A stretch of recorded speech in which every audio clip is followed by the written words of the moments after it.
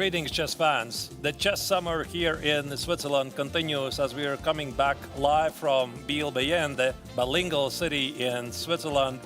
The 58th International Biel Chess Festival is at its full swing, and we have officially reached the final stage of the main event, the GMT Masters and Challengers. The entire festival is being played on Biel Congress Center, which is pretty much the heart of the city, hosting many open tournaments as well. So once again, your hosts for the event, as usual, I'm Grandmaster Arturs Neiksans, together with Angelika Volkova. So let's tune in for some exciting action.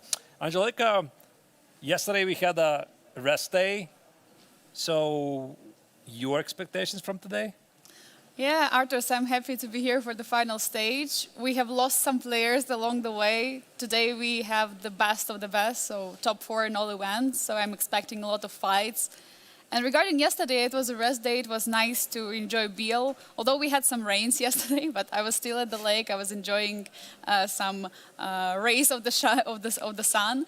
And also the players, we've met a lot of players yesterday. They're focusing on today's round. I even saw that yesterday evening they were blitzing in the lobby of the hotel, so they were preparing for the game. So really excited about the first round of the final stage. And one of them is later going to join us. I hope he's going to come here for a very quick comment together with us. While we are starting, let's check the current standings of both GMT Masters and Challengers. After the Blitz tournament, which was held 2 days ago, we have 2 leaders in the Masters tournament. Salek Salem had a very strong finish, and even though Vladimir Fedoseev won the Blitz event, now these 2 players are tied at 23 points each. Our event, a strong grandmaster from India, is within the striking distance because once again, every single victory in the classical tournament is awarded 4 points and only 1.5 is for the draw. In the meantime, Volda Murzin had a thrilling finish in the Blitz tournament, defeating Radoslav Wojtaszek for the place in the top 4, but he can still make waves here. Meanwhile, in the challengers, we see that Nicholas Theodorou from Greece is still leading the event with 26.5 points, 2.5 points in front of Aram Hakoban from Armenia, who, by the way, had a very good Blitz tournament, but towards the end he lost some points. Meanwhile, Rinat Jumabayev has 15.5 points, so I suggest that the fight is going to be between these two, the Aram Hakoban against Nicholas Theodorou for the first place in the challengers. But here are the pairings of today. In the Masters, we see the reigning rapid champion Volodar Murzin with white pieces against Salek Salem. And Aravind Tambaran, the young superstar from India, is going to face Vladimir Fedoseev. So we'll see a lot of fights in the Masters. And in the challenges, we have Nicholas Theodorou, the current leader, will face David Navarra, and Rinat Jumabayev will play against Aram Hakoban. It's going to be an exciting day, Arturs. Absolutely. And I think also we're going to have a little more time to focus on some details, some specifics of the opening phases, because this time we're going to have a bit less games to follow. That means maybe better ways to explain certain things to you. And here we can see, once again, the amazing view of the Biel Congress Center. The event is played on the grand stage. And in this hall, as you can see, there's the open tournaments, there's the Masters Open Tournament, Amateur Open Tournament, there's kids tournaments. So literally everything for every single chess fan. So the action is about to start in... I think it should be starting actually right now. Yeah, it should be starting. I see some players are still not at the board, although they are arriving. We see Rinat Jumabayev has just arrived with white pieces going to face Aram Hakoban. It's going to be a fine match to see. But looking, I mean, we've previously looked at the standings. I mean, these players are far behind each other. So we see Rinat Jumabayev has 15.5 points and Aram is far front. So if Rinat wants to get to the top in the leaderboard, he has to start scoring points. The same is for David Navarra. Yeah, and also every single player is going to be playing total 3 more classical games. So 4 players. This is once again a round-robin tournament between each of them. So for Aravind, it's also the same situation. He is trailing a bit behind, so he really needs the victory here. And I suppose this is also going to be one of the central games today. Yeah, definitely it is. I mean, today we're going to have less games than we used to have, but I don't think that the action will be less because we have this top players who stayed.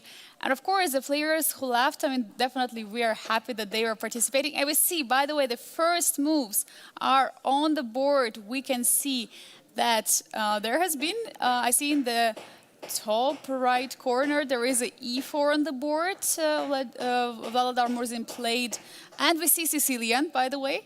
And in the top left corner, we see knight f3, d5. So we'll most likely, I mean, not so clear which opening we're going to see, but David has not yet made a move. That's a bit surprising. Okay, maybe he was just contemplating his choices.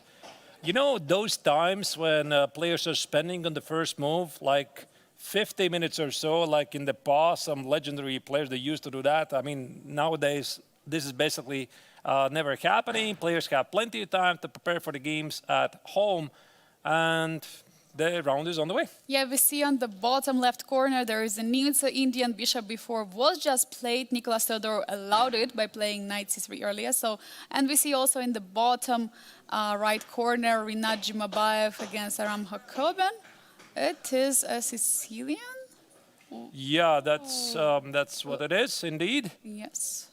And Angelica, maybe we can pick one game and delve in a bit closer so that we can explain the specifics of the chosen moves. Maybe actually, you know, I'm seeing a move of Rinat Jumabayev against Aram Hakobian. There's a rather unusual opening. Ooh, I love it. I love it. Let's dive in there because this looks like something special. I'm not an expert in Sicilian, but even I didn't see so many positions of this. So, Right. what is this opening? Yeah, bishop e7. I mean, this absolutely does not look like a mainstream opening to me. There must be some idea. So here, Aram is toying a bit with the move order. But actually, I just noticed another thing as well. By the way, Angelica, h3 was played. Okay, so here the players are playing cat and mouse. It's a pretty odd Sicilian-Rossalima position where white has committed to knight on c3, the pawn on h3. So maybe let's go back a bit and try to understand what's going on. Yeah, of course. Let's go move by move. Okay, so knight f3, 6. This is the Sicilian Paulsen, which can turn into the Khan or Taimanov, knight c3. The knight c3 move, there are some nuances. I think that white is toying with the idea to play d4. I mean, obviously, the main opening is to play d4 and switch to the open Sicilian. But for example, let's say if black plays a6, like I tried to play the Sicilian Khan, I reserve the opportunity to play the g3 setup. g3, bishop g2, short castle, and then maybe play d3 and d4. And even in these positions, when you play d3, that's the close Sicilian. Black perhaps has committed himself to a6, which is, you know, not really that precise. Yeah, so he went in this position for knight c6, allowing bishop b5 opportunity from white. So he didn't stop that bishop b5 idea. Yeah. Six. Knight c6. Now, okay, h3. Why not bishop b5 here? Yeah, I mean, bishop b5 is one of the main ideas here. And black, I think, typically plays knight e4. Let me just put it on the board. Knight e4 takes, c takes on d4, and the bishop on b5 is feeling a bit awkward. So that's why he didn't do it.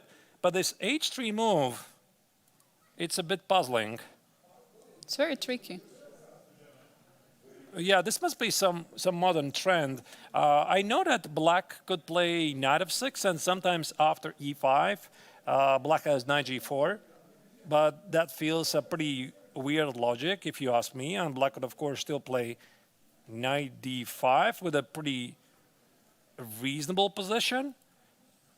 Yeah, but this bishop e7, bishop b5, I have never seen this before. Me neither. I'm surprised to see it on the board because this inclusion of this h3 prophylactical move. I also remember Rinat was playing this h3 or h6 move in the other opening. So, and I believe, wasn't Rinat here on the stream talking to you about this h3 idea? I actually, Angelique, I got the impression that he didn't really want to reveal all the details. Yeah? So he's like, I asked him, so what is the secret behind H3? And Renat like, there's nuances, etc. So I got it. I mean, your secrets. Yeah, definitely. They don't want to reveal all the preparation because the tournament is still ongoing. And yeah, we see one more time this H3 move has been played also by Fedoseev in the Master tournaments. The H3 or H6 move, it was played a lot of times. So Arturs, you're saying you have never had this position? No, like I have never seen it before. I mean, naturally, I have seen my fair share of Sicilian Rossolimo. I have seen close Sicilians, and this H3, it somehow rings a bell. There's some modern ideas. So I think this is also a pretty important thing to understand for the viewers is, I might be wrong, but I do firmly believe it, that the most important discoveries in open theory, they're pretty much done. And now what people are doing, they're researching some slightly better versions, right? So they're looking for this particular setup, but let's say a slightly better piece placement or slightly better pawn, yeah? And that's why sometimes you see like it's a weird move, H3 here, A6 there, etc. But ultimately, like the picture of the position doesn't really change. And also it's very difficult for black to find the right way to respond. I've just researched a bit and I found out that this position have been only on the board in 2 games, and one of them was by Abhimanyu Puranik, who was also playing in the Biel tournament a lot of times, one of the great Indian grandmaster. He was playing with white against his opponent, and here his opponent played knight d4. So it looks very logical. Yeah, knight d4 does make sense, and this is pretty much a common theme in many positions when either white or black with reverse color commits to the move knight c3 or knight c6 if we reverse the position. And then again, the big idea is after knight x on d4, c takes on d4, the knight is hit. You have to retreat, and also there's the big idea of knight x on b5. But that being said, so this is the actual position here. That being said, I'm pretty sure that black has some choices here, right? Yeah. You could play queen c7, you could play queen b6, you could play d6, maybe even knight f6 is working. So that's why here, I think also Jacobi wants to spend a bit more time. Definitely, he does. And of course, I was just checking this H3 move. I was just interested. It was played only in 57 games. And okay, what I just said, the current position was just in the 2 games played. So this is some deep preparation from Rinat. And this is really exciting. And about this matchup, I would want to recall that they played in the rapid draw. And it was Italian for knight, so it was not such an exciting opening as we see now on the board. In the classical, it was a draw. There was some big mistake from Aram. He could have gotten an advantage, but they traded the pieces and it went into a draw. But in the blitz, it was 1.5 to a half point for Aram. And when Rinat was playing white, he went for Catalan. So we see deviations from the opening. And interestingly enough, in all the previous classical games, Aram was playing white pieces. So this is literally the first time Jumabayev was having white pieces against Aram in this game. All right, so queen b6 is played, but we're still going to definitely come back to this game. So let's once again check the overview of the other games, because there's 4 games in total going on, and now we have a bit more time to analyze the opening choices in detail. So what do we have?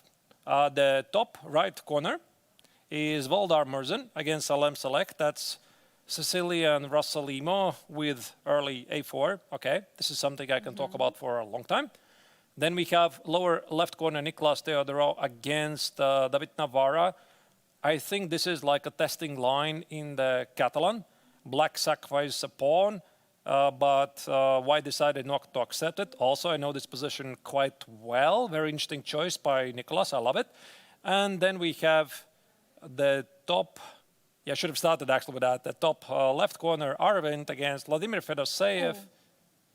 This is, I don't know what this is. G6, I mean, we see fianchetto on the board. It's some sort of a Queen's Gambit declined with avoiding knight f6, a pretty rare setup, if I may say so. Absolutely. I mean, I'm surprised. I'm very surprised. I suggest that we go into the game immediately to try to break it down, what is going on. Yeah, absolutely. I mean, Fedoseev is a very creative player who doesn't really have any problems to try out lesser played openings. He's a very good defender, often fights a lot of great practical choices. So for Arvind here, yeah, he's going to have to figure out what is this. I mean, it looks like some sort of a Grunfeld from the first sight. That's what I'm seeing here, except typically for the Grunfeld, we would have the pawn on e7 and the knight on f6, and the bishop on g7 suggests that black could pursue the typical Grunfeld idea to play c5, sometimes even temporarily sacrificing the pawn to have some dynamics. But is this the case here? That remains to be seen, I suppose. Yeah, I'm absolutely surprised. I was just briefly checking what was played before between these openings, and I see that always Vladimir was trying to play something like Janovsky whip. He was trying in the Queen's Gambit, declined. Yeah, so he was trying to deviate, but mostly he was repeating himself. But now this is absolutely big surprise now, I believe, for both of us and also for Aravind. G6, but I would like to see at which moment G6 was played. Was it all right? Move 3? Even earlier, yeah, knight f3, d5, so e3. he started. Yeah, the Keimer variation. I think it actually bears a different name, but since Vincent Keimer, a frequent guest of Biel Chess Festival, plays it at the highest level, I think everybody already calls it the Keimer variation. So G6 is not the main continuation here. I think that this G6 is more popular after G3. Then after G3, G6, black wants to play bishop G7 and E5. And this pretty much forces white to play D4.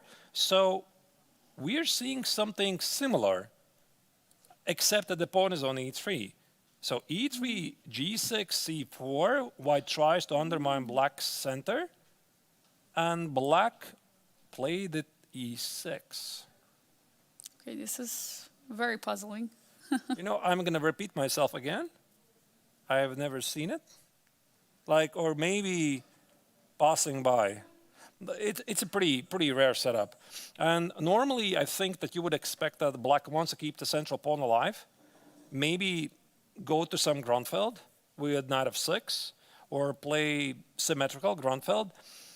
But I think that these positions are somehow more favorable for white, as far as I understand, because black is committed to c6, and this means that he lacks some opportunities, execute some typical Grunfeld ideas like d takes on c4 and c5 in one go. So that's why, I mean, this position, at least from my understanding, I was always very happy for white. Like, white enjoys some space advantage, black doesn't have c5, and there's no knight c6 ideas, so at least I always prefer this for white. But yeah, this is pretty odd.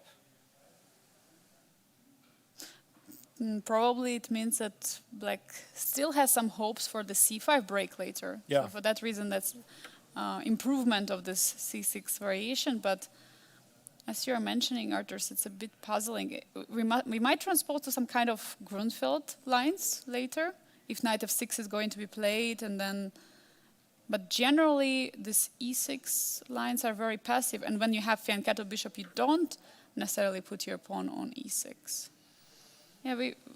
Yeah, like now I've seen this before, except I just haven't seen with this delayed move, knight f6. That's why it slightly puzzled me. I think knight f6 Angelica is necessary, otherwise you lose the control of the e4 square. Like, let's say if here Fedosey would try to be very tricky, for example, he would play knight e7, then you need to watch out for the c4, like maybe not immediately, but in the coming moves. And perhaps in these lines, white might find a way to exploit those weak and dark squares. And that's why, of course, this knight f6 is like a very good reminder for white that black keeps his presence on the board and quite doesn't discard the opportunity to play c5. So we kind of transpose now to the Grunfeld with the interesting e6 option, which usually is not played. Usually it's castle or c5, trying to open up the position. Yeah, he also could play b6, bishop b7, and knight e7. Now, this is something I recall, but it's definitely not super popular line. What I can say from this game is that the both players want to fight. That's the only thing I see here, because we see the chess game being played not between two computers, but between two players. Because now we got completely... okay, it's of course it's explored position, but it was not novelty or something, but it's something what both players didn't expect. Right, and here we have a photographer Oh. camera. He's trying to make some very nice close-up photos. By the way, the viewers, we have access to a lot of amazing pictures of the players, playing venue. You can find them on the official website of Biel Chess Festival. I believe it leads to Flickr, Yes. right? So all of these pictures are available for downloads, etc. So make sure you check it out. Yes, and also all social medias. We have very nice content there, many videos, and you can see more there. And recaps by Arturs every day. Yeah, every day. And there's going to be another today. Anyway, Bishop E2 is played. And I mean, again, here, I think that we're simply going to move on to the next game. The opportunities here are limitless. So I think it's for us a bit pointless to look at all of them. And let's see what else we haven't missed. Yeah, this game of Niklas Theodorou against David Navarra, it's a very, very interesting choice. So I would like to explain this more in detail. That's the lower left corner. That's the Catalan. It's a testing line, but there's some modern trends, and I will explain what white is trying to achieve. How do I know this? I was considering to play this myself with the white color. When? Pretty recently. Ah, I haven't yet played it. Oh, maybe I spilled the secret. I don't know. Oh no. Oh no. Oh no. What's done is done. And what else do we have? We have the Rasulima of Volodar Mirza top right against Salem Saleh with an early A4. I mean, this was obviously a big discussion since forever. But of course, especially that was the 2018 World Championship match. Magnus Carlsen against Fabi Caruana. They were playing Rasulima pretty often. And I mean, ever since, it's a very big topic. So let's go to the game of Nicolas Theodorou against David Navarra to figure out all the details in this Catalan, where there is no more Catalan bishop on the board, as I can see it. So it was traded. Yeah, it's a very, very fun line. And this is typically played by players who are looking for risk-free pressure for the entire game. I mean, the last move Rudy won. This is a bit puzzling. Also, I'm not sure the move A3 is usually included here. But let me now roll back a bit and try to explain a bit what's going on here. So, oh, it actually started with knight C3. Oh. Ah, so it started. Okay. We were discussing it. It started like a Nimzo, and then. I thought it's Catalan, but it turned out from the Nimzo, but it's the same position. Yeah, this is the same position. A3. All right, I see. Okay, so it's a very interesting move order. You know, I would like to show you how this line is often played in the Catalan. So, let's say white will play knight f3, at d5, let's say g3, bishop e7, bishop g2, show castle, show castle. So that's the classical Catalan, and black plays d6 on c4. So there's a couple of major choices, but there's the testing line knight e5. Knight e5, knight c6, bishop c6, takes, knight c6, queen e8, knight e7, queen e7, and white can grab the pawn on c4. Black has either e5 or c5, let's say c5, queen c4, takes, and the latest word here is that black pretty much easily achieves equality, and white has nothing. But, I mean, this line keeps resurfacing from time to time. So that's why white has played some interesting other choices. For example, white has tried to play knight c3 first. Because after d-takes on c4, white plays knight e5, knight c6, takes, knight c6, queen e8, knight e7, queen e7, same idea, queen a4, c5, d-takes, queen c5. Yeah, maybe here, again, you're wondering, why not take the pawn? Queen c4, c-takes, queen d4, because you would transpose to the same position. So that's why white has tried to play d-takes on c5, bishop e3, I think it was queen c7, and there was this idea long castle. And this has got some popularity in the last years. White tries to trade off the queens and then dominate weak and dark squares to the queen side. And I think it goes even something like knight e5, and could white accept the pawn or not, but very often it leads to something like this. And white is pretty happy, like white plays f3 e4, tries to trade the queens on d6, the pawn on c4, the pawn on a7 is a weakness in the long run. I know you're wondering why I'm telling you all of this. Because it recalls the current position. Exactly. Yeah, that's why I thought this is the Catalan, except it started with knight c3 and g3. Bishop g2, very modern way to play. a3, like it's a mix of the Nimzo and the Catalan. Of course, black can accept the pawn on c4, but this would lead to different positions. So bishop e7, and now there you go. So that's the position I'm not sure I understand, because the pawn is supposed to be on a2. Not on a3. So Navarra also probably knows some of the nuances here pretty well. So you see, we're transposing to the same idea, except white didn't go for the long castle, and maybe the weakness of b3 somehow matters. He played this rook d1, and maybe the same ideas, they somehow once again appear. For example, maybe black plays knight e5. You could perhaps play bishop d4, and white is aiming for something like this, where in the long run he has the pressure. Yeah, I mean, very interesting line, Arturs, what you showed, and probably that's why this bishop b4 move was important for David, to provoke this a3 and use later this b3 or b2 pawn weakness, and also not allow white to castle, long castle, because I think if long castle would happen, it would create many weaknesses on the queen side. To be honest, I don't know. Like, I think that the a3 square very often is reserved for the queen. So with the pawn on a2, I think white often plays queen a3.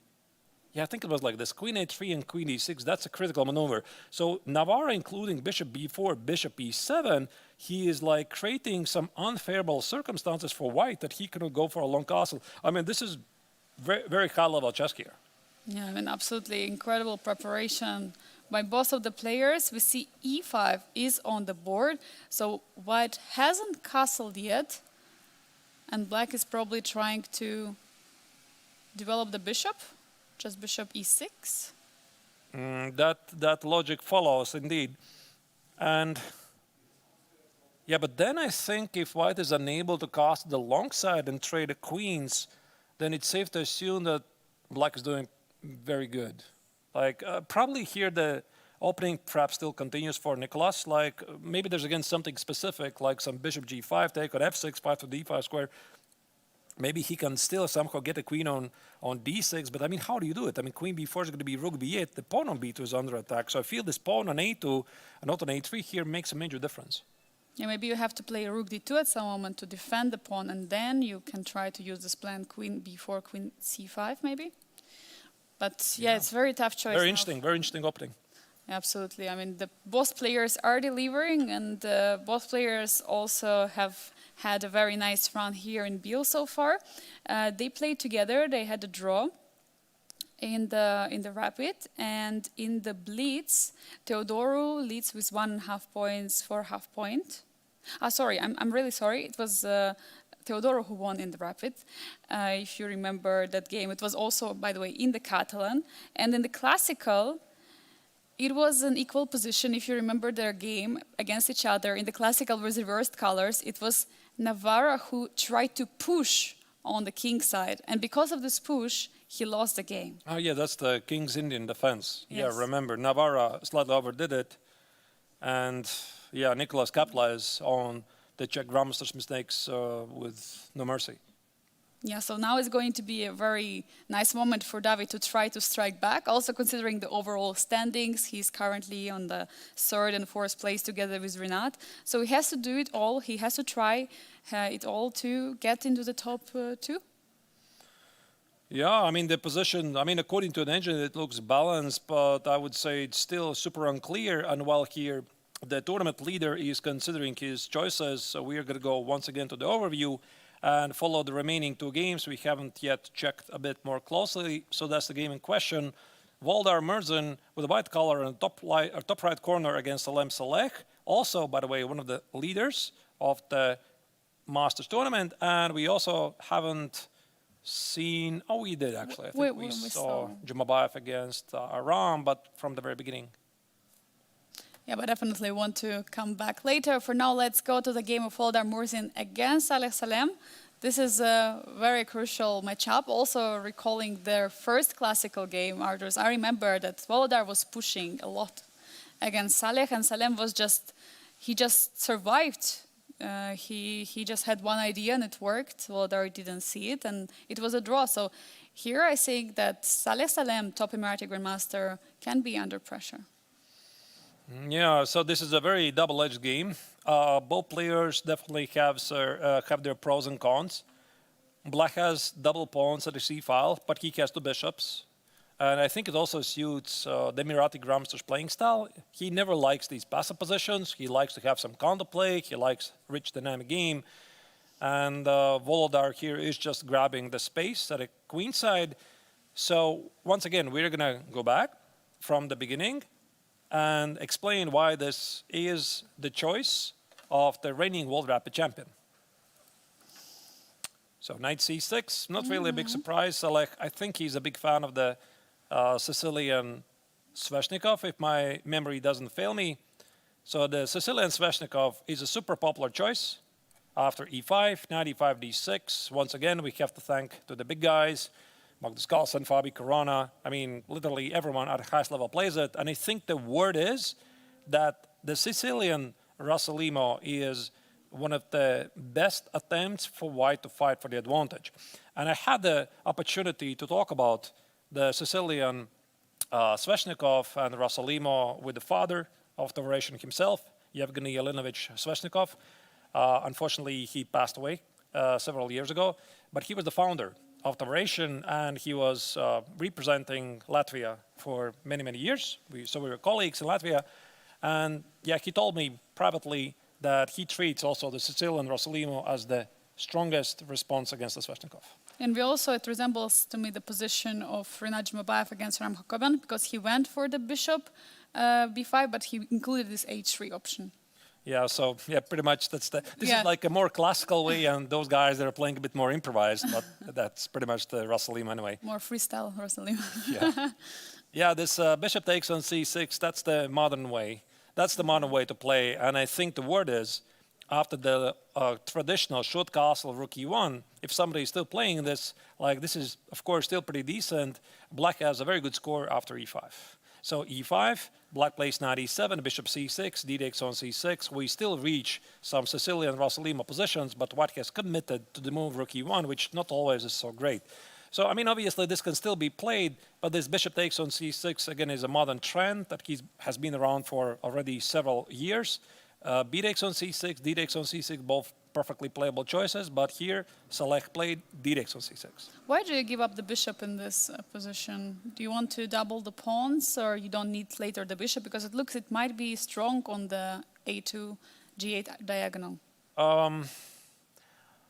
Again, I think it's a very good question. I'll try to understand it correctly and answer it correctly. White wants to play normally in the spirit of the Re Lopez. So white wants to play short castle, bishop g7. White wants to play c3, d4. But again, it's very concrete. It doesn't work. If you play c3, black plays knight f6, and very quickly grabs the center. You're not in time to play d4. So let's maybe not go too much into that. And rook e1 already meets this move e5. So you're like not really having a lot of great moves after that.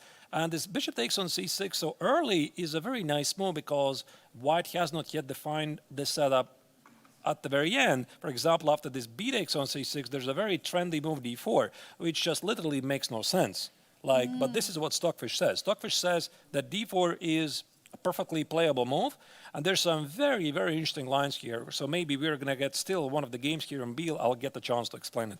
Definitely. So in style of this e4, e5 open is probably one of the main ideas that at some moment black can transpose with this e5 move to those positions, and it probably won't be so good because white is always trying to go for d4, and we see d3 is on the board. a4, yeah.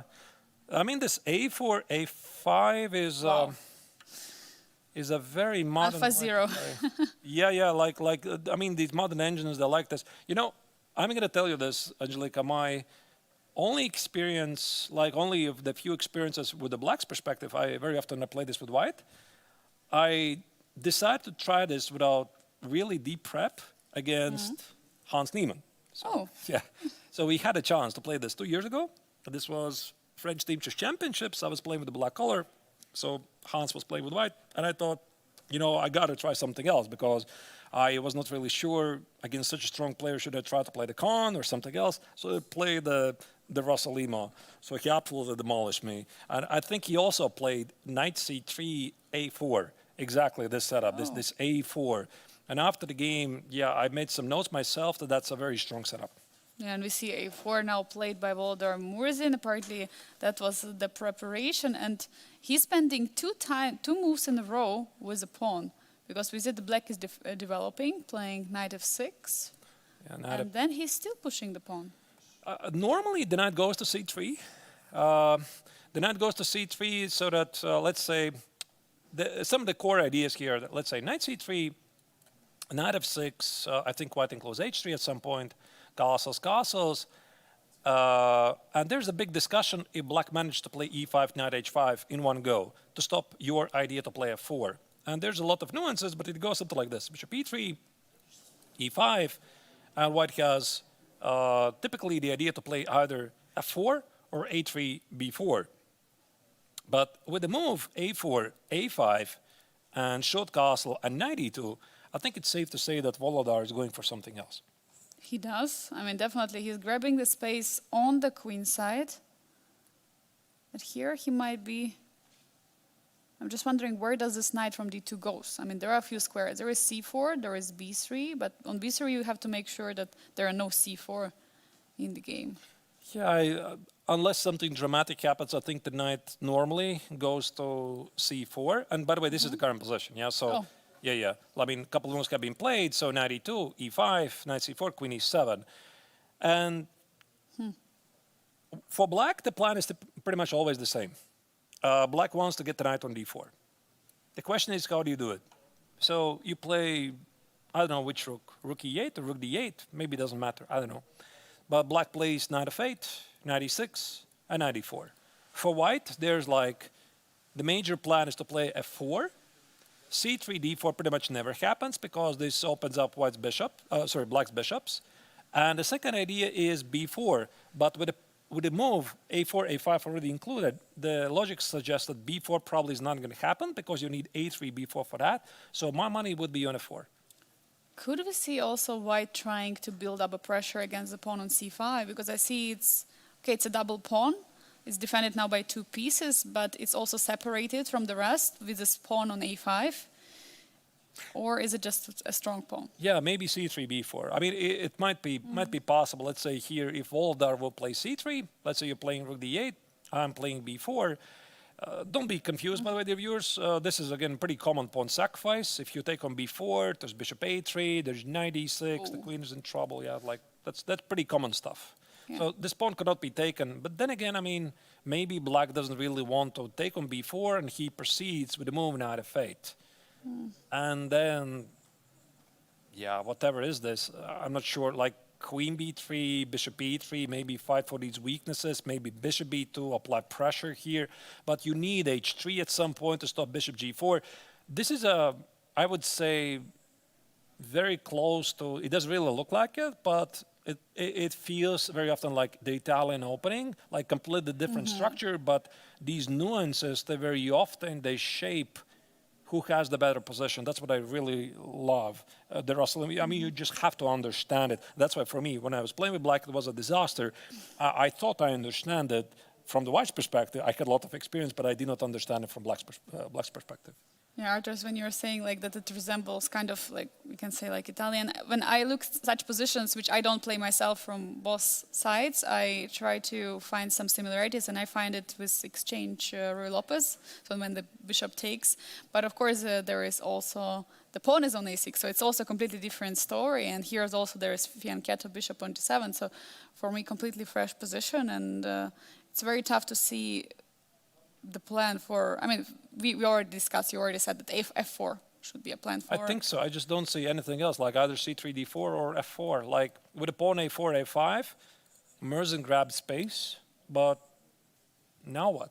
Do you think also this advantage, which we see now, evaluation bar shows that there is a clear advantage, or is it just slightly better? I think it's clear advantage for white. Do you think it's because of the space on the queen side, or is there something else? Because there is bishop advantage for black, but there is this bad problems with the pawn structure. Yeah, engines like these positions, but from my limited experience from the black's perspective, I have played it a lot from white, but from my limited experience from black's perspective, I can tell you that white can easily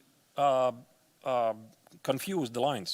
Like it feels very similar. And I had once this game against one of the leading Spanish grandmasters, Santos Latasa, who was also a big expert in these lines. And I remember Stockfish was even in some lines recommending queen d2, like queen d2, queen c3, to put a queen on c3, apply the pressure here, and if you play it out like in the normal way, your advantage just disappears. Yeah, so it's not really so simple here. Speaking about white's ideas here, I'm thinking that bishop g5 also would make sense. You provoke f6, assuming black has to do it. Then you put the bishop on d2, you think about b4, and after f4, maybe the bishop on g7 is feeling weird. Yeah, that's true. And now there are more pawns on the dark squares. And talking about these two playing out against each other in Biel and before Biel, so Volodar Murzin has had two classical games with Salem before Biel Chess Festival, and both finished in a draws. And in the Blitz, they played altogether 3 times in Blitz World Championships, and it was Murzin who was scoring against Saleh Salem with 2.5 to half a point. And they had Sicilian defense, this Nejmedinov-Rosalimo attack. So something similar we see also here. And then in the rapid they had a draw, and we were already discussing this result. In the classical there was also a draw where Murzin was pushing, and Saleh was in the big trouble. I mean, he was losing, and he managed to escape. So a big fight to expect. Yeah, another principal game. What? Bishop d2? So not bishop g5. That's a surprise. So I think that the logic follows: if you play bishop, if you want to put the bishop on d2, you want to provoke f6, you want to make sure that bishop on g7 stands worse. Maybe Volodar was not sure that after bishop g5 there's going to be queen e6. And that's why he was not sure. No, but the queen on e6 is weird. And you can still do something, provoke black to play h6. Maybe bishop f6? No, bishop f6, bishop h6. Yeah, but then you can retreat. Like even in this position, bishop f6, you just go back, and clearly the bishop is worse. Like it just stands worse in this position. There's no knight square, there's no f pawn. Sometimes, let's say black carries out this typical idea. Let me just show it to you on the board. Some random moves. Let's say knight f8. Look at that. Oops, that's a big problem, yeah? Yeah. Because of the bishop on f6, you cannot defend the pawn on e5. I'm very surprised, actually, that he played this bishop d2. I would have thought that this is like an automatic intermezzo move. You provoke a weakness, and then you go back. But apparently he didn't like something.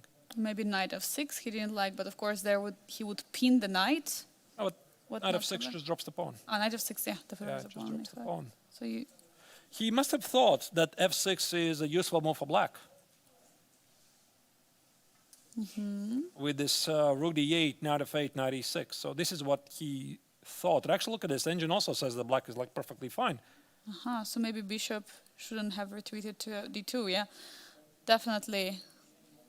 It looks like there might be an improvement, so defending the pawn. I can show you the top engine line. Okay. So top engine, it says bishop g5, f6, and bishop e3. Let's say I'm playing rook d8. Knight f d2. I mean, that makes sense, right? I want to play 4. And also you, at some moment, you have ideas to bring the knight to b3, targeting the pawn on c5. That's a very good point. Yeah, so maybe even after the knight goes astray somewhere, there might be knight b3. I think normally the knight on b3 feels weird, but I really like to always quote this famous quote of Vishy Anand, which actually is not his quote anyway, that I don't care if it's weird, if it works, it works. So, yeah, but wait, that's surprising. We see knight b8 was played, the last move. Knight b8? Yeah. Oh. Okay. Okay, so we have interesting chess here. Black tries to remaneuver the knight somewhere. Well, but why not rook d8? Rook d8, knight f8, yeah. Yeah, and I think that's the classical idea. Why not this? Maybe the idea of bishop d2 is to play queen b1 and play b4. So he does want to play b4, but why did he not include f6? That's what I don't understand. Why he felt that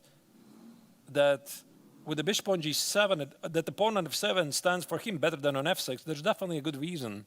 But anyway, maybe this doesn't really matter because knight b8 is played, which is normally you don't show to the kids. Like, don't show them this game. Like, they're not going to understand nothing. But black wants to play knight a6 and stop b4. Yeah, don't try it out at home for sure if you're a beginner. So, I mean, probably we should explain, right, Arturs? I mean, of course, you don't play the moves, you don't move the knight forward, then you move it just back. You do it because you need it on the other square, of course. So now what Saleh is trying to do, he's trying to remaneuver it to the knight to the a6 square because he finds it more useful there to defend the pawn on c5 and also target the b4 square, stop all the b4 ideas, and at the same time bishop is getting opened from c8. But you could have done also the other maneuvers we were discussing, the rook d8, knight f8, and knight e6. But maybe I'm wrong. You know, Angelique, I'm thinking maybe I'm wrong because that could be my lack of understanding of the position. Because this idea of if I put back, this idea of rook d8, knight f8, knight e6, that's with the knight on c3. Oh. And then the knight goes on d4, and then after the trade, the knight is under attack. And maybe with the knight on c4, there's just different properties. Yeah, that's why, I mean, there's so many nuances here. I don't think that Saleh did it randomly. And it's entirely possible that he doesn't even know this particular position, but it looks very familiar to something similar where white has the pawn on a5, and perhaps he knows that the common way to play it out is with the knight on a6. Probably. But for sure, after the move bishop d2, there have been no moves played in this position. There were 3 games only before move bishop d2. And by the way, the moves were rook e1, b3, and queen e1. For some reason, bishop g5 was not played. And bishop d2, no one played. So after bishop d2, it's completely fresh position for everyone, basically. And knight b8 is even a fresher position, yeah. Yeah, because I was wondering if knight b8 brings us to the new position, but it was already bishop d2. Yeah, but very interesting. And also Saleh went for it very fast, so I would suggest he's still somewhere in his prep, or at least he remembers such ideas in this position. But yeah, very, very nice opening. We're checking this very fresh opening, so let's go check the other fresh games we have here. We have 3 of them, so there's the 2 games in the Masters and Challengers. So, Arvind against Fedoseev, top left corner. This is the weird Grunfeld. So we have, what do we have actually? It's all kind of weirdness. Look at that. I think all the games are like having something interesting. We have a pretty weird Grunfeld, top left. We have a pretty weird Russell-Imo, top right. We have a bit strange Catalan Nimzo on the lower left. And we have a rather strange Russell-Imo once again. Not yet Russell-Imo now. I think it's some close Sicilian H3, whatever, on the lower right corner. So the players are really doing their best just to get out of the opening prep. I mean, we're getting an exceptional show today. I'm so satisfied with opening choices, but I'm now wondering in the top left of this Arvind against Fedoseev, what is going on there? Because I see there are 2 pawns in the center for white, and it looks like white is doing completely great, no? I mean, it looks terrible for black. The first feeling I'm having, Angelique, is just looks things gone completely wrong because white has the center, and contrary to the typical plans for the Grunfeld, black is quite slow to play c5. I'll just take it. The knight is under attack, and then I can just protect it. Like the pawn on e6 stops black from playing bishop g4. It doesn't feel good for Fedoseev. It does not. It also resembles to me some semi-Tarrasch without exchange on c3, where black is taking on d5 with the knight and then you push it. But there you at least have some kind of a target on d4. Okay, that's what Fedoseev is trying to do. He's trying to create a target on d4, but it's all defended. This is trouble. This is big trouble for Fedoseev. I mean, the first move I'm seeing, I can already play e5.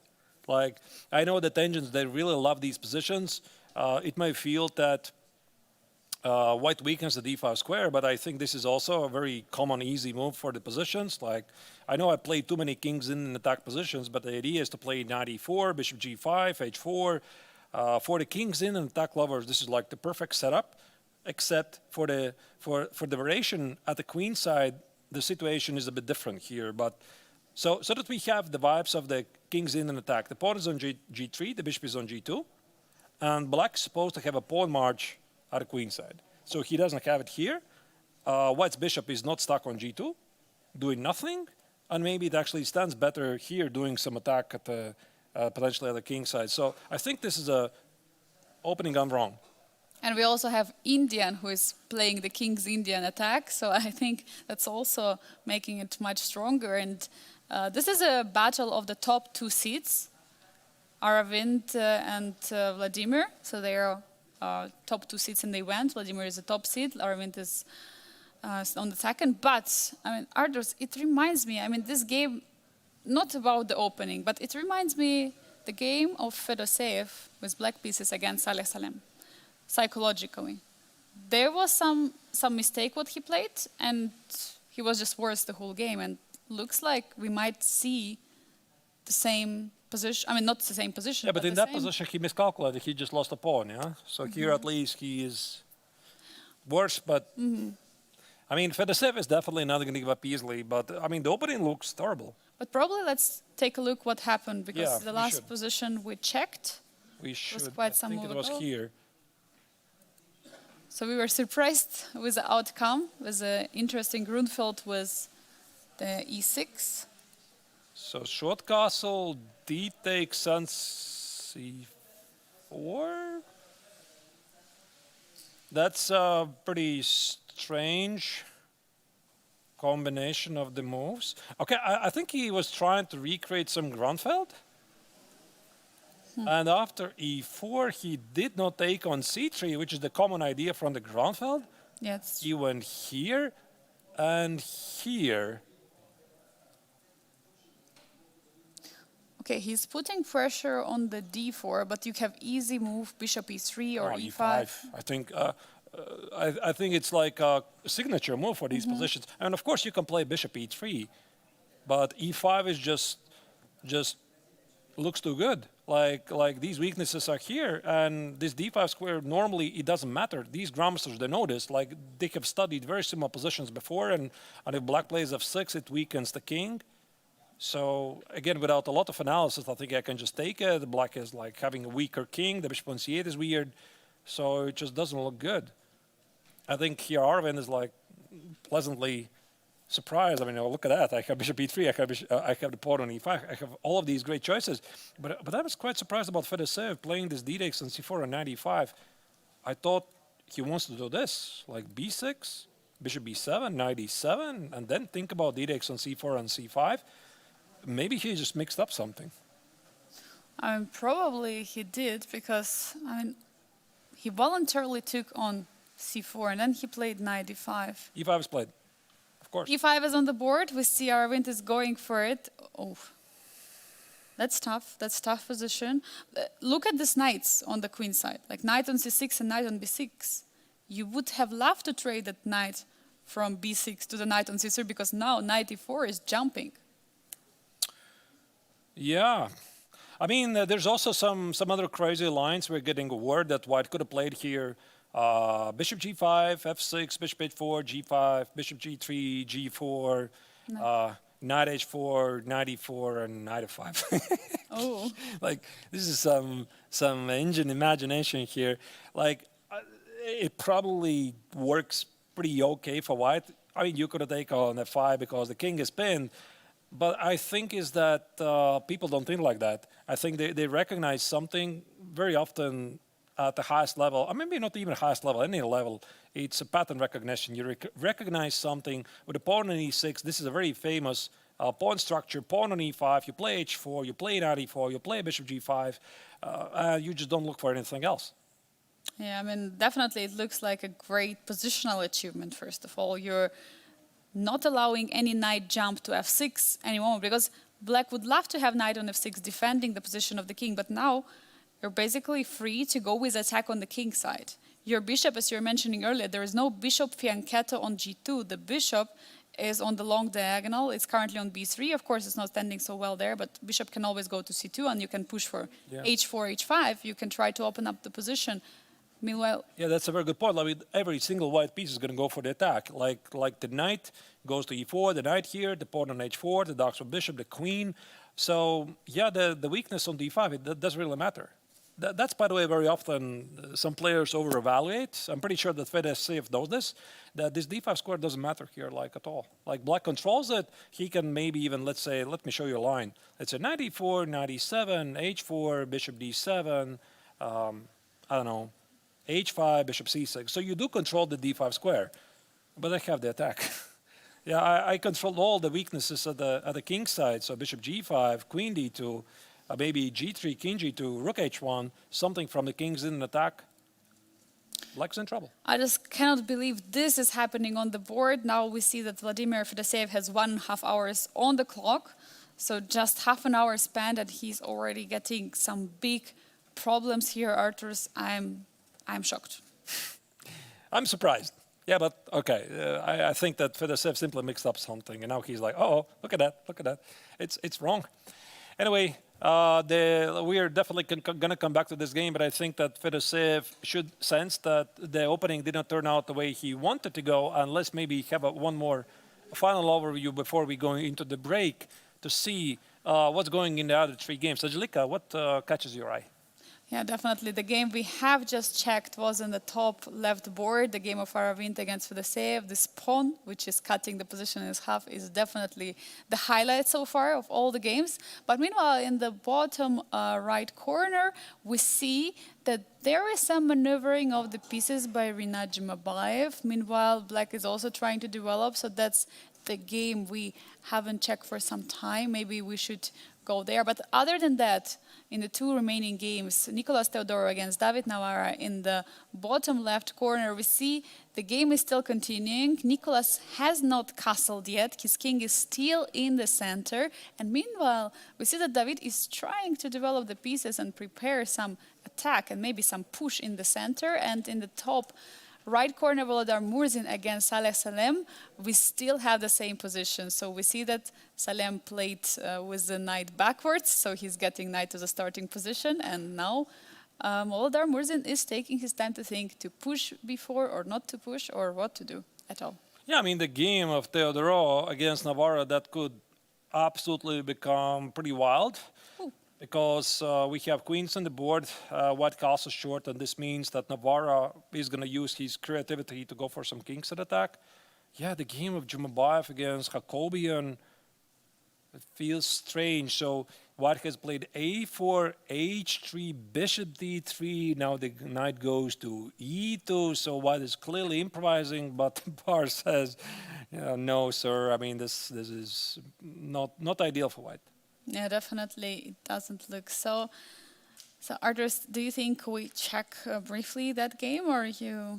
Yeah, maybe let's have a look at this game just to see what were the last couple of moves. So this is the current position. Here, by the way, the evaluation bar slightly adjusted. As you can see, knight e2 was played. I think this is part of the rerouting pieces like c3, bishop c2, d4. This is one of the anti-Najdorf ideas. I'm a bit surprised to see it in the Rasalimo. The knight goes to g3 and then white tries to play d4. But I think that we are definitely going to come back here more in detail after the break. So the viewers, hope you're enjoying the coverage of the 58th International Biel Chess Festival. This is the very first day of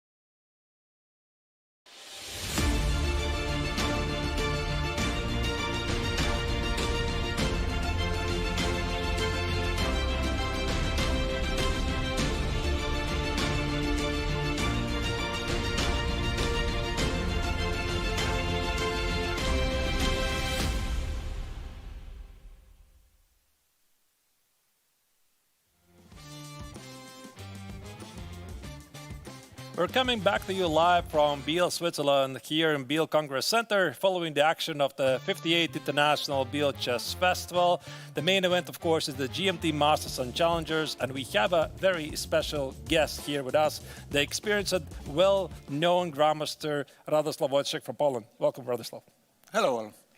Yeah, so we are obviously following your progress in the GMT, and you were this close to make it to the top 4.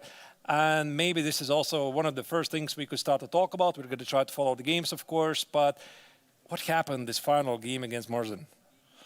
Well, okay, I mean, we have to maybe go back to classical as well, because I think classical I was really out of shape, actually. We started with rapid. There I think I've played really well. I think I scored +1 or something like that. So it was a good start for me. And but then in classical somehow it went. It went somehow downhill. I mean, I drew 4 and I lost to 1 game to Vladimir Fedoseev, which was also unnecessary in a sense that, I mean, it was very close to a draw. And then in Blitz, it also started somehow fine for me, because I think I was like +1 after 7 rounds, and then I lost 3 at the end. And again, I lost to Vladimir, some crazy game, which was like super interesting. But I mean, on seconds, I missed some win here and there. And then, of course, I mean, the last game against Volodar was painful, especially in the sense that there was, like, if I wouldn't do nothing, there was like zero. There was like zero idea for him to make any progress. No, so it was like, I think it was a big achievement to lose that game, even in Blitz. But you know, somehow in Blitz, many things might happen. In a sense, like you think that you should always move forward. No, that you should somehow play active chess. And also, okay, I mean, I felt that I'm close to winning, and of course I knew that like a draw would be enough, but also I didn't see any reason to make this draw if I felt that I was winning, so I could secure this top 4. But even though, okay, I mean, it wouldn't be way closer in a sense that I wouldn't fight for more. Right, so you're thinking already ahead. Yeah? Okay, it's not like I was thinking way ahead, but on the other hand, I mean, securing this spot but playing for nothing later on was kinda also not very attractive to me. And and then, okay, it went really really bad in a sense that, I mean, I missed 1 thing, 2nd thing, 3rd thing, and usually in Blitz it goes very fast. So obviously I was like, well, I'm still quite upset, but I think Blitz was not the main problem. As I said, I think classical was way more upsetting than Blitz, because in Blitz I think I played many interesting games, especially this game against Vladimir. Was very, very interesting. I'm going to annotate this one, in fact. But in classical, I should do better. Especially that I had like 3 whites, and from these 3 whites, I made 2 short draws at the start of the classical part, and that was a big mistake from my part. So before we jump into the games, because I could really use your expertise, you're a well-known opening theoretician, because I some of the positions I don't understand. Maybe let's immediately jump in, and then I'm gonna ask the question a bit later. So I think you had a chance. You had a chance to follow the games. I've seen briefly some of them. Yeah. So I've seen the game between Aravin and Fedoseev. This was something which really, I mean, surprised me in a few moments. So maybe we can start with this one. Yeah. Like what I'm seeing now on the board is like, I think that white is just massively better. Yeah, it looks like it. So once again, maybe let's go full screen Arvind against Fedoseev. That's the weird line played by Fedoseev with a black color. So once again, we're going to start from the opening phase. So let's go to Ready with knight f3, e3, g6. Okay, this is a bit non-standard, right? Yes, I think G6 is a non-standard that usually, I mean, it's possible, but usually they go knight f6 or c5, b3, knight f6, bishop b2, g6, something like this. Yeah. And here, I mean, the point is that after c4 you want to answer with d4 usually. So that's why you don't start with g6 because it allows c4. I mean, it's one of the reasons. So after c4, there is no d4. e6 is interesting. I mean, Vladimir, of course, he's very creative and he likes to play some off-beat lines. And what he did is perfectly fine. I believe it's just a normal position. What I didn't understand is, I mean, DC is also maybe fine, although I would rather play for some maybe b6, bishop b7, but exactly here I didn't understand DC, bishop c4 and knight d5 move. Like knight d5 is very weird because it gives time for e4. So I thought maybe c5 instead of knight d5 was more in the spirit of the Greenfeld because now it looks like sort of a Greenfeld structure. So that's why I would rather think about c5 instead of knight d5. Knight d5 is again again very off-beat idea, but then after e4 I don't really know what to recommend, because if you go knight c3 bc like in the Greenfeld, then this e6 move is kind of stupid, and after c5 like many moves like bishop a3 looks very interesting. Bishop g5 is also something which some h4 h5 is usual nowadays. So yeah, so maybe Vladimir just thought that knight d5 and knight b6 is his idea, but then like after bishop b3, knight c6, this is what happened, I think, in the game. Yeah, I mean, and after e5, and I mean, he gave away a lot of space, no? And okay, like h6, I don't really, I mean, obviously he has this nice d5 and f5, these squares, but I think it's not enough to think about something, because like now as white, I would think about h4, or you can just play normal moves like bishop e3, queen d2, rook a d1. I mean, some knight e4 jumps to c5 sometimes. I mean, this is like, I think this is just much better, but it's also very easy to play. I think he went h4, yeah. Yeah, h4 is played, and it also looks like some kings in an attack to me, except it's much better than kings in an attack. Yes. No, I mean, and also you have like so many ideas with like bishop f4, queen d2 is very interesting, and then if you defend this h6 with king h7, then you have to watch out for some h5 or even bishop c2 and h5, yeah? And yeah. It's really hard to Actually, that's recommend very something. Yeah? Huh? That's very straightforward. Yes. And okay, you can think about, I don't know, I mean, knight e7 would be like natural, like bishop f4, knight f5, maybe this, f5 maybe. Okay, knight d5 is also there, but where are you going next after, let's say? You want to target the pawn, yeah? I mean, at least. So I could play g3 and like this. Yeah, g3. But even this looks really good, like takes. Yes, of course, and yeah. This is, no, but like the problem for black is that I mean, like white has a very decent choice of moves, so yeah. But all right, yeah, that's I completely with you there, Radek. Like this looks pretty great for Arvind. Shall we check the next one? Sure. So this is the first game.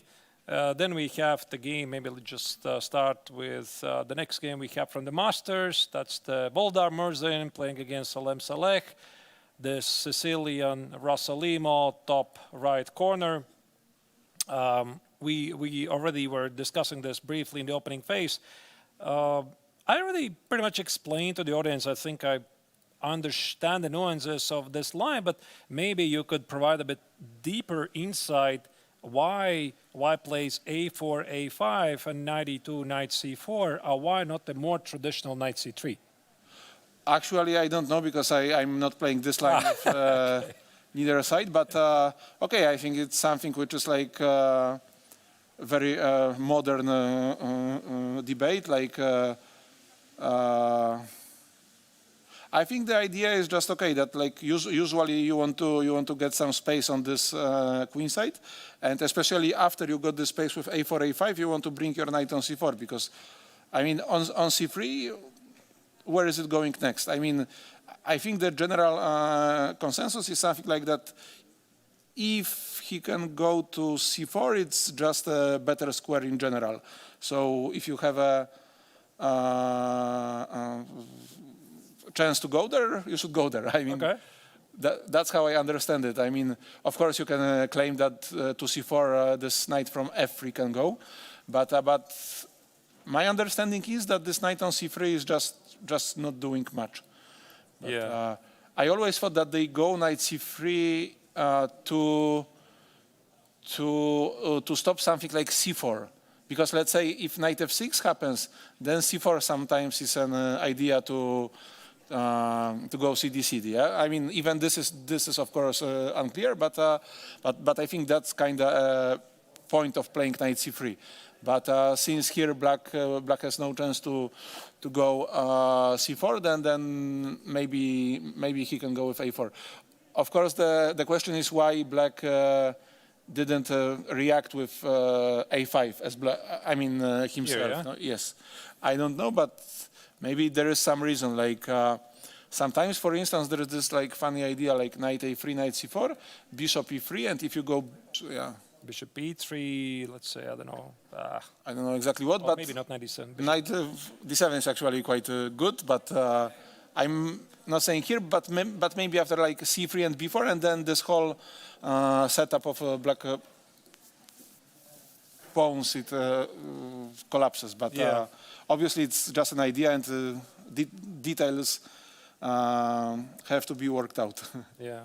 But Yeah, and this is the current position. okay, like my understanding is also that if I mean black's point is that even if you give whites this a4, a5 setup, which is of course very attractive, I think this is what Magnus was doing at some point. Like he gave, because of course like giving a4, a5 and knight d2, knight c4, it's also like, it's like saying that okay, that I lost the battle on the queen side, but I will be faster on the king side.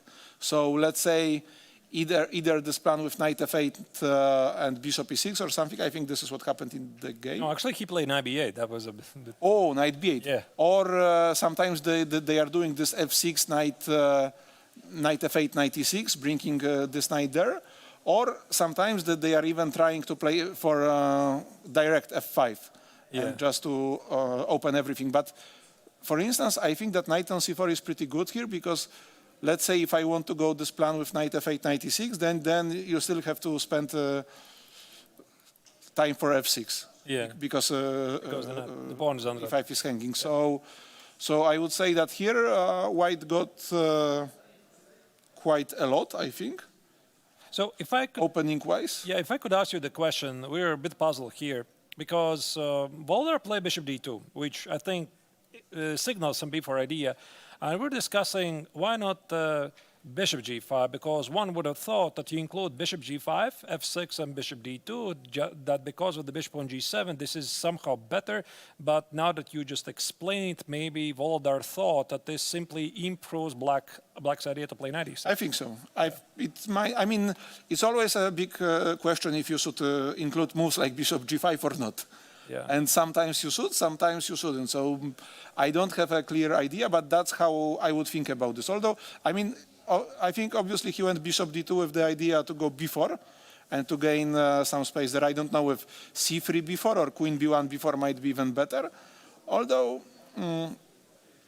yeah, I mean, it looks very, very like very promising. But since here I think, okay, we have this bar and bishop d2 is given a red sign, so Yeah, engine doesn't like it. there is something better. And I think the engine line was I would think, I don't know, this with f4.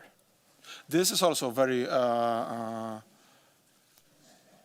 something I should definitely, I would definitely think of.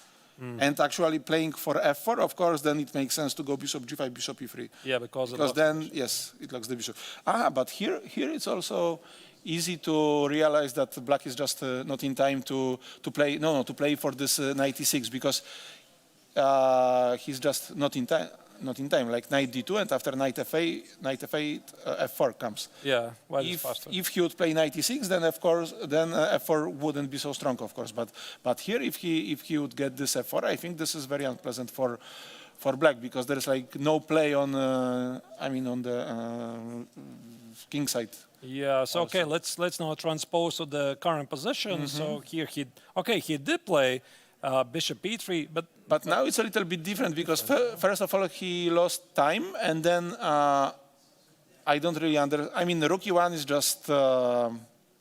is just a move. No, it's like showing that I don't have anything better than just wait, because I think f4 he was a little bit he was worried about he must have been worried about f5.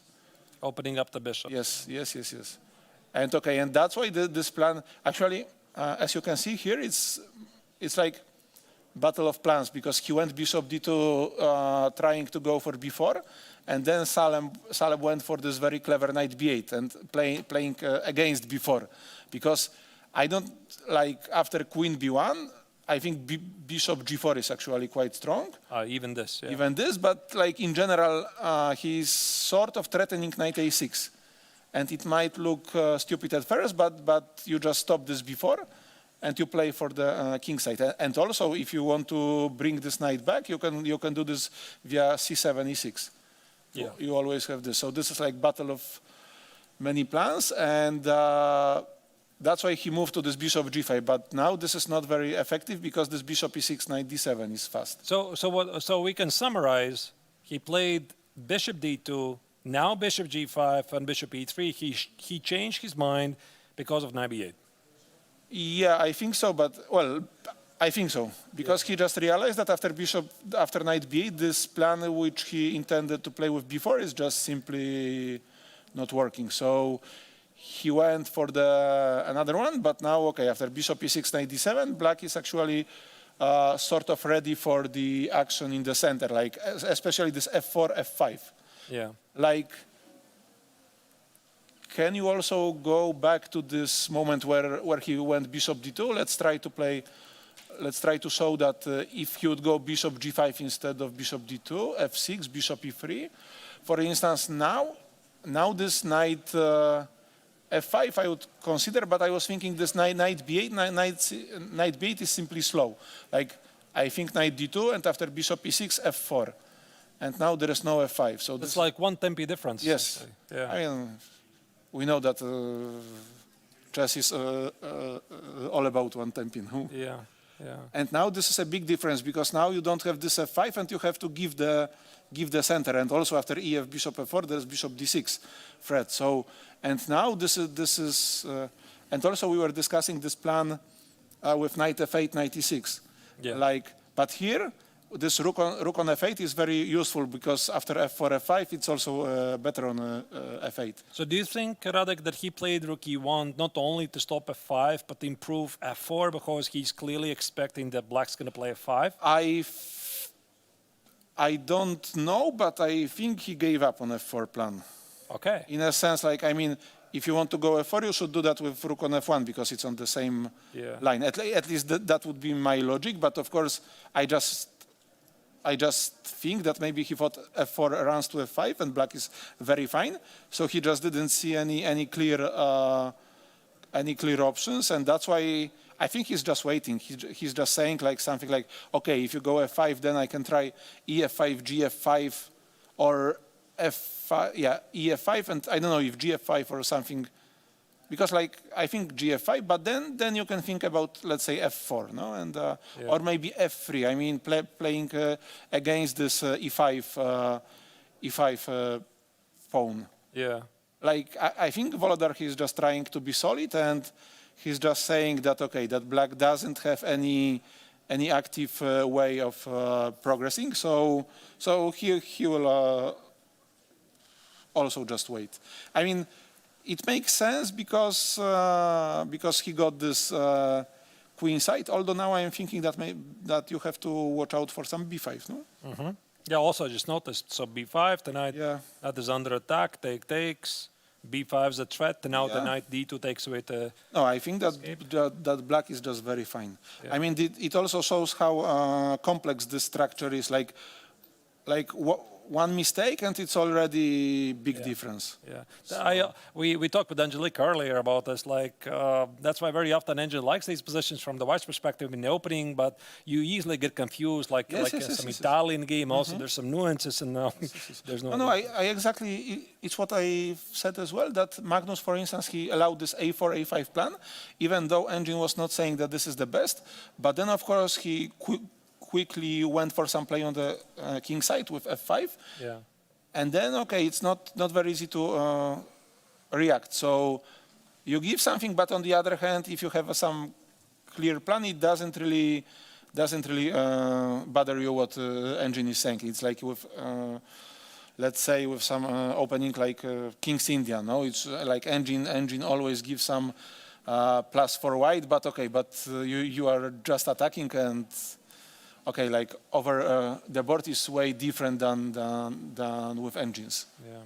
All right, so the game, of course, still continues. It appears that black is fine if he does play b5. I think b5 is a very straightforward idea, and definitely Saleh is thinking about it. We are going to now check the games of the challengers section. So we are going to start perhaps with a game of Nicholas Theodorou. Now, this is something definitely, Radek, you know, because you are a big d4 player. True, this is more to my and you know my things. The first thing I noticed, I think it was around, let me show you, around here. I thought that's the Catalan. And no, but actually it's the Nimzo that turned out to be Catalan. To be Catalan with it's a pawn like on this a3. G3 Nimzo, right? Yeah, yes. G3 Nimzo. So maybe, so once again, to replay the starting moves. So this was the opening. So the G3, pretty popular stuff. A3, now it's some Nimzo, now it's some Catalan. This is just transposed to bishop b4 Catalan, because there is also this line with knight c3 in bishop b4, bishop e7, bishop b4, knight c3 line exists. Yeah. So this is the same, and after d5, just after knight f3, dc, like usually. And after knight e5, we actually transpose to bishop e7 Catalan, but with a3 plate. Yeah. Like a3 is for free. Is it good or is it bad? I think it shouldn't be bad, but I don't know how much of a difference this is. I know that David is playing this line as black, this bishop e7. Yeah. So, yeah, I like exactly this line. This is the main line. Actually, I think this. It might help white because after queen a4, like the officially good line is something like knight d5 and a5, like and then you go bishop a6. But sometimes black jumps to b4, so here is not possible. So, but okay, I mean it's very, very, very deep, and I might be easily mistaken. So. But what I try to compare this line, I mean, I have limited experience, so not as great as yours, definitely. But I know that there's this idea with a pawn on a2 to go for a long castle on queen a3. Yes, and here it's okay. I mean, a3. I don't know how helpful it is. It's probably not helpful at all. No? Yeah, I don't know. It doesn't look like it's a lot. So maybe. Yes, actually, this rook. I mean, this is the officially known line without a3, but. I don't think it makes a lot of difference. I was never a big fan of this line with white, because somehow, like, I understand that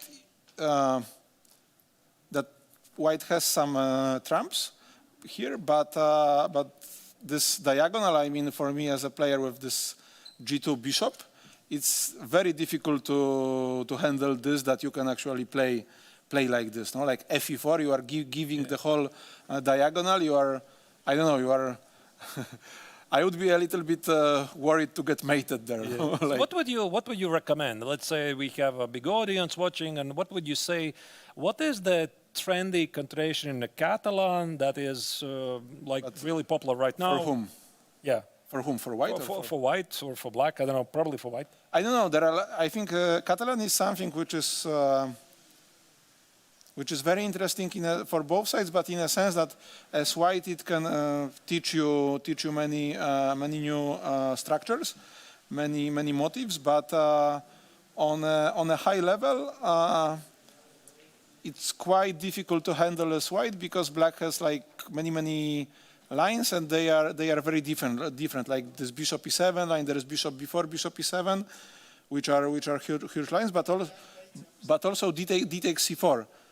This is something which they are doing, and I think black players, they are trying kinda to, I mean, depends whom you face, but there are some players, especially these who are more aggressive, they are trying to find something interesting against Catalan. They just don't want to go for this like solid lines like bishop e7 or bishop before bishop e7. They are just trying to go dc and then, I don't know, c6, b5. So maybe I put it on the board, yeah, so that people know what we're talking about. Knight of 3, d5, g3. So you're talking about early direction. Yeah, like of course there are like many normal lines like which were played 100 years ago with bishop, especially bishop e7. But sometimes nowadays they are trying to go for dc and try to have this extra pawn. What is more accurate? Is it knight c6, a6? Okay, there are like differences because knight a6 allows queen a4. And, then then I'm winning at least the c4 back. And after a6, on the other hand, like the difference is that after short castle knight c6, you already played a6, and if you go knight c6 short castle without a6, then you have rook b8 instead of a6. Yeah. And rook b8 supposed to be, and this is kind of logical, it's supposed to be more helpful than a6 because it threatens b5, no? And b5 with rook on a8, sometimes it's not possible because of knight e5, and this rook on a8 is hanging. So that's why rook b8 is supposed to be more helpful than this. Yeah, for instance, knight d2, I think b5 you can go and protect the c4 pawn already. I tried to recall one of the sharp lines. Okay, maybe it doesn't really matter. I wanted this to like super sharp line. I wanted to ask what's the reputation of I the think line? this knight d2, e5, bishop c6, bc, e5, some knight g4, knight c4, h5 or something like this. Yeah. Reputation is like super interesting, and if you like with engine, it's, I mean, okay, if you leave an engine running, it will always show you 0, 0, 0. Depends how long it will run. But here it starts from some higher evaluation. So this line, but I mean, as black is super interesting because if you manage to surprise white, good luck as white finding best moves. Yeah. And I think recently there was I saw some game. I don't remember exactly where, but I like black's player managed to play a new move, and of course he won easily. So yeah, I mean, like, I think practically speaking, as black, this is super interesting. Yeah. So d takes on c4, you would say it's pretty trendy. Yeah. Yeah. I mean, again, it all depends who is playing and against whom, I would say. But okay. All right. Okay, that's fair. Yeah, so let's go to the current position here. That's what we have here on the board. So we see that Nicholas has according to the engine, slightly better position, but I definitely also share your feelings about the position. The king feels a bit exposed with the queens on the board. I also would be feeling quite scared. No, I mean, obviously, I understand that white can be better. I mean, but you really have to be precise here. For instance, now after knight takes c4, I don't know. I wouldn't be surprised if the move would be something like knight d5. But and bar goes down. So. Yeah, engine is always laughing at us. Of course, knight g3. Knight g3. Might be. Yeah. I don't know if is it good. Yeah, might be some. Yeah, it looks good. Rook c5, queen e7. There's no like intermezzo with queen d7 or something like this. So So this is good. So. Yeah, queen d7. Queen d7 is clever. Queen d7 is very clever because, of course, if queens are off the board, then it's way easier to handle. this diagonal, and you are still having some pressure, because in the end game, of course, different trumps are important. Like here, it's this d7 rook, which is like super active, and this might be very unpleasant for black already. Hold, because okay, this is of course one side that you can believe that you can hold some endgame with bishops, but of course it changes like dynamic of the game. That's why maybe this fe4 was very strong, and it might mean that on the other hand black did something wrong, like maybe not. Maybe bishop e7 is wrong. Maybe bishop e6. Stop. Maybe bishop e6, but okay. I mean, you can say that bishop e6 somehow. I mean, you really want to go for this diagonal. You can say that maybe you should, I don't know, start with e4 here, or maybe after bishop. Now I'm thinking that maybe you can go bishop b7, short castle, and some move here, like let's say h6, for instance, first, because I want to stop bishop g5, because I think bishop g5 is kinda an idea, but yeah, but also here you can say that, let's say rook d2, rook fd1 is idea for white, and black probably still wants to play e4 at some point. Yeah, but I mean, maybe you can always react with this fe and queen d7. If it's working, then I can understand why Nicolas was not really worried about this diagonal. Okay, so it appears he has some pressure, and the queen threat is on the board. I don't think that Navarra can escape it. I mean, queen b8 is at least bishop b4. You can try rook ac8 or something like this, but it doesn't change the verdict. The queens are gone. Yes. Queens are gone, and also a7 is hanging. So I don't know. You have to. I was thinking some queen e5, but it runs to bishop d4, I believe. So queen e5, try to be aggressive, yeah? Yeah, but this runs to bishop d4 or bishop. And bishop is hanging, yeah. So there is no way to avoid this endgame, and this endgame is just better for white. I mean, how much better is, of course, is a question. All right, so we're going to see, and we have one more game to check. That's the other game in the challenger section. That's Rinat Jumabayev against Aram Jacobian. Well, Radek, I gotta confess, that's the game I was puzzled the most. And I think most of the games, they're very exciting, offbeat, so to speak. Here we can see also on the screen the Kazakhstani grandmasters thinking really hard about the position. By the way, d5 marks as a mistake. So we're gonna definitely look into this. Why d5 is a mistake? I mean, I'm seeing the kings on e8, and there might be some issues with the open file, but I'm very curious about your thought process in the opening phase. I know you're a bigger d4 player, but can you please explain me this? So, why do you play h3 here? Okay, I mean, because engine say so, and you want to and you want to surprise the opponent. Actually, it's funny because I had I've spoken with some grandmaster from Poland, and he showed me this line, like instead of knight c3, there is this line d4, cd, knight d4, a6. No. You mean here, yeah? Yeah. This is the like instead of knight c6, knight c3. Like if you go d4, there it's I mean it's this well-known line a6. No. Yeah. a6, and there are like many like normal moves which you understand. That's my Khan. That's my beloved Khan. Yes, yeah. I mean, like c4, a3 moves which you knew for here ages. h3. And here, no, like engine. I think the first line of engine is h3. The second line is a3. Yeah. And something like, and there are like many moves which you would never guess which are. Yeah, but a3 actually. This I remember. The reasoning of a3 is that this is what Tari told me, that after c4, knight f6, knight c3, black supposedly equalizes according to him after bishop b4. Yeah. So. Yes, but also the reason, I think the reason of a3 is sometimes where if black plays b5, sometimes you go b4 and c4 very fast. Yeah.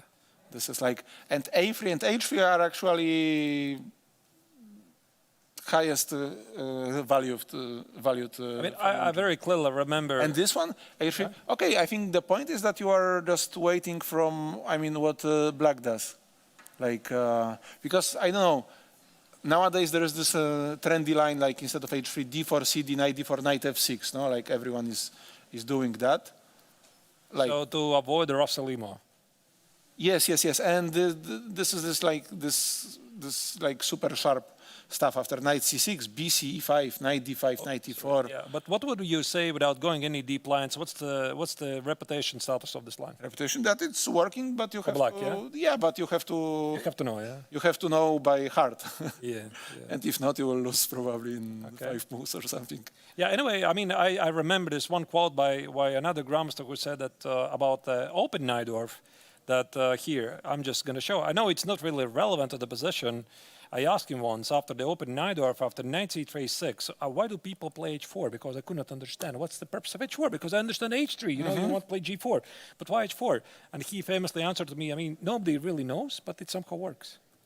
Yeah, no, I mean, okay, basically, I think nowadays there is this way of finding new moves that you are just sitting with engine and looking which moves are kind of legal and make half sense and were not yet played or less played, and that's how you are finding this h4. Like for instance, back in the days in the Najdorf, Bartel had this very interesting move, knight b3. Oh, yeah. But this actually makes some sense because knight b3, there is what he wanted is like, because of course after a6, Najdorf is also about playing e5. So after some move, e5 might come. But if you are playing here e5, then bishop g5, it's like you are getting some extra options. Can I review a small story about this? Yeah. Like I read an article of Bartel in 2016 Olympiad. This was either in New Chess or this one of the Russian those informants.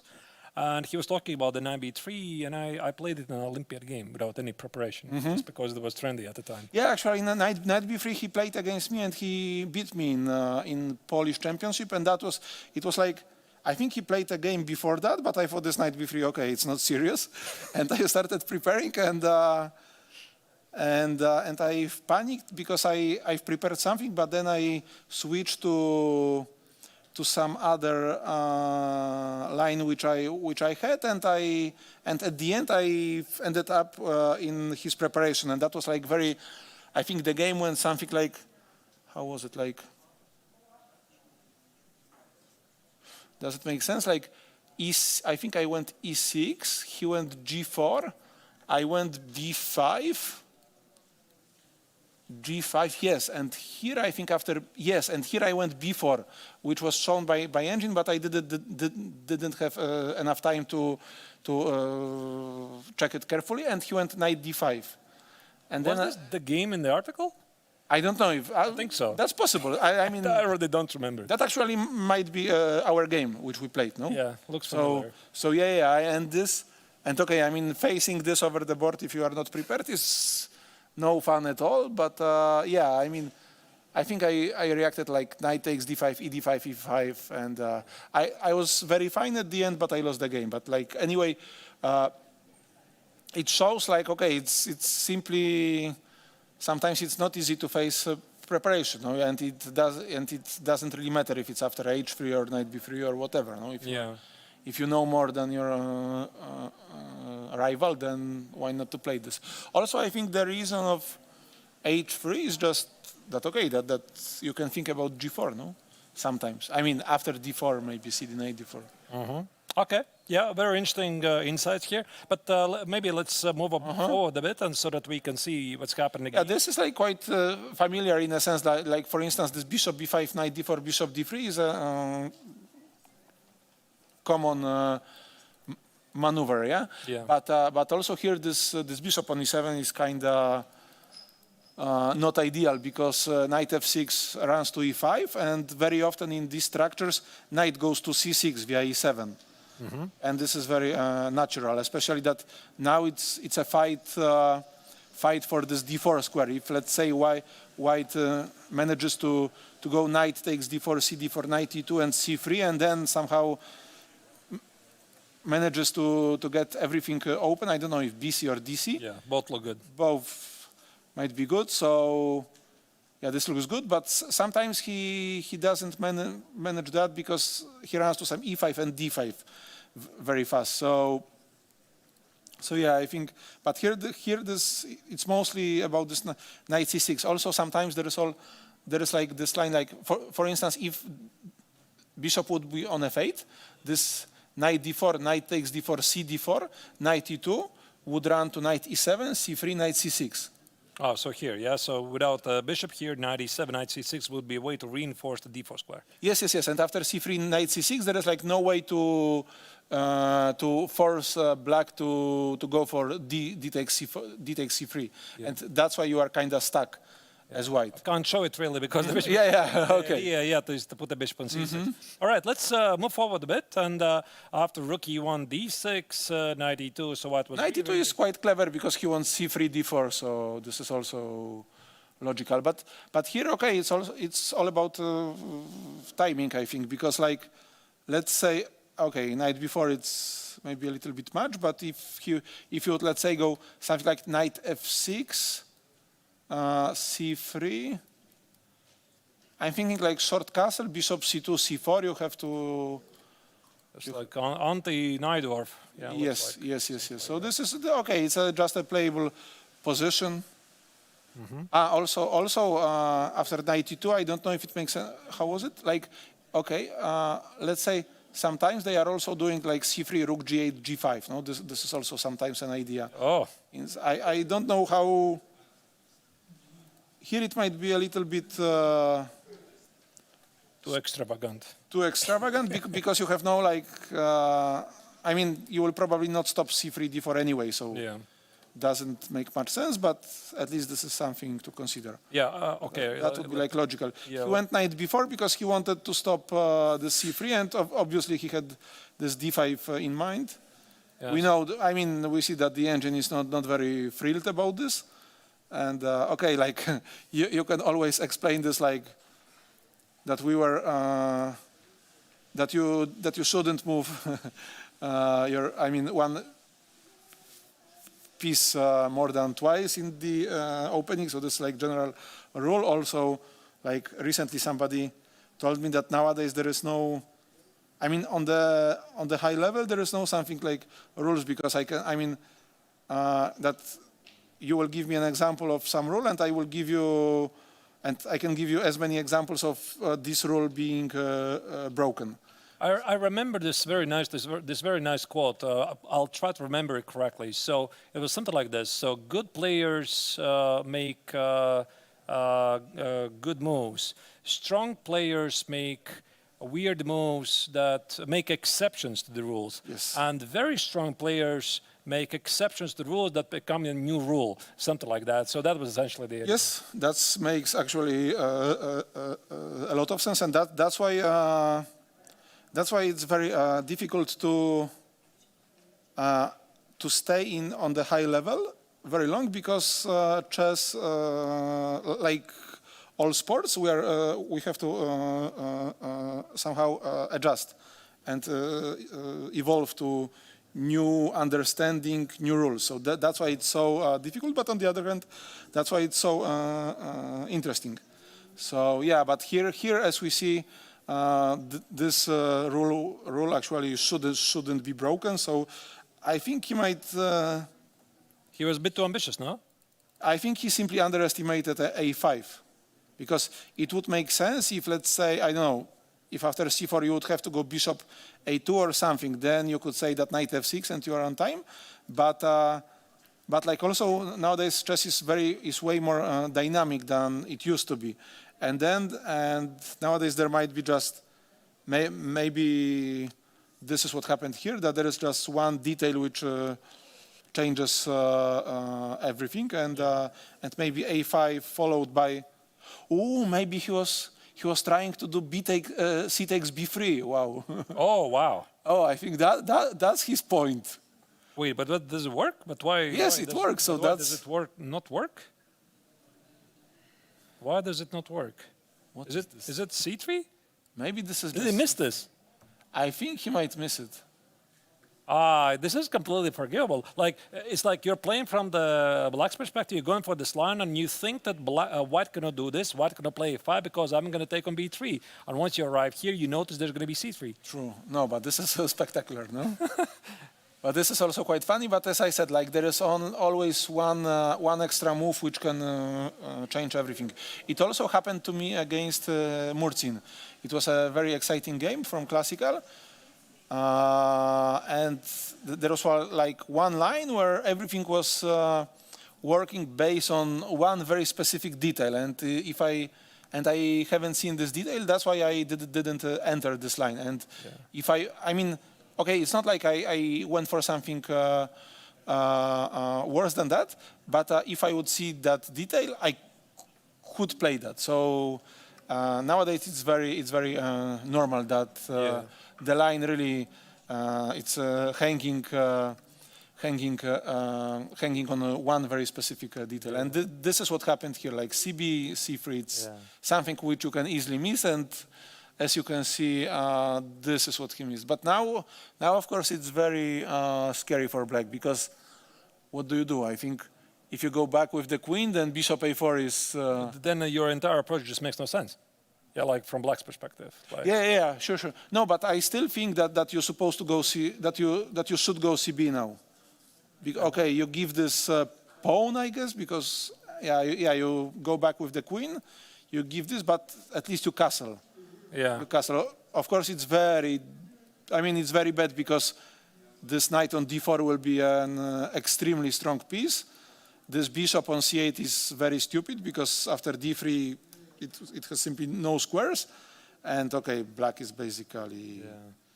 This really reminds me. I mean, I saw this reaction from Freestyle Chess in Vegas, where Hikaru Nakamura showed Magnus Carlsen this queen trap. Did you see it? There was this crazy variation. No, I haven't seen it. And Magnus is really surprised. I mean, he was surprised. He was like, "Oh my god!" I think it's like also this really looks like something that you can easily miss from afar because you just discard the line, and here, oh my god, there's c3. Yeah. Actually, here we haven't spoken, but here we started with 960. I had to say that before this event, I played only one game online. And of course, it's a funny story because I thought that I'm winning on the king side, and then he castled. So, I mean, queen side. So, but I must say that I really enjoyed this 960 here. I don't know if I will have the same feeling later on, but here it was enjoyable. All right. By the way, I mean, this game naturally continues, but while you're still here, maybe you can tell a bit yourself what you're doing lately. So are you still an active player, or you are like many professionals at some point, they switch to coaching, or are you seconding somebody still? Of course, you were second of Vichy for many years, so maybe you can give us some insights. Okay, it's hard to say in a sense, like, I mean, as you see, I've played here, so and I really enjoyed this rapid and blitz section. Classical, honestly, not so much. My results recently were being rough. I mean, I think one of the reasons being that my son was born like 1 year and 9 months ago, so it's one of the reasons that I'm not working as hard as before, and it's obviously kind of normal that results drop. But I still feel that I would like to give a little bit more as a player. Like I don't know how good my results can be, but I feel like that it can be better than it is now. So I'm hoping to improve on that, and let's see. I mean. I actually have a busy schedule playing now because I will play this round robin in Polanica Zdrój, I mean, it used to be very, very strong with Karpov and the others. Now they are trying to make it back. This year it will be still strong with, for instance, Aravind will play there as well. So after that, I will play Grand Swiss, which is obviously tough, World Cup, and so on. So we will see how it goes this year, and then I will think what next. Because okay, I mean, there are like many different like things in this story. Like, okay, I mean, nowadays for me it's also not very enjoyable to go away from home, from my son, and like this. I'm also enjoying being a father. So this is something which is kind of important for me, and that's why it also influences my playing plans. So, but on the other hand, I was always active as a second coach, and as you said, I was working with Vichy. Like this match, I was helping Gukesh. Okay, also I'm very close with Grzegorz Gajewski. Like we are like friends for like more than 25 years or something like this. So, and we are like, first of all, he was helping me. Then he was helping Vichy. We were working for Vichy. Now he's a main coach of Guki. So I was also helping Guki and so on. So it's like there are like many combinations in this in our relation. So we will see how it will be in the future. But I have to say that I'm also enjoying helping others. But I like to see the purpose in this. So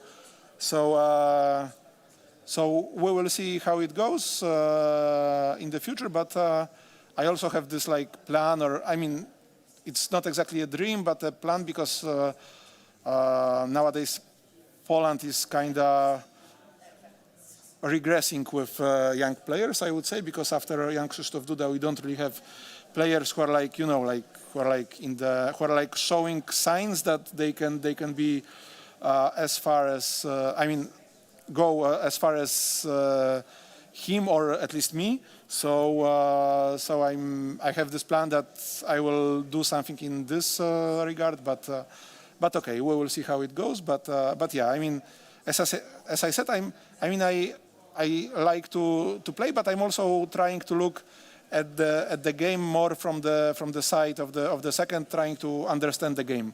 Yeah. Like, because okay, I mean, playing is a little bit different than seconding, but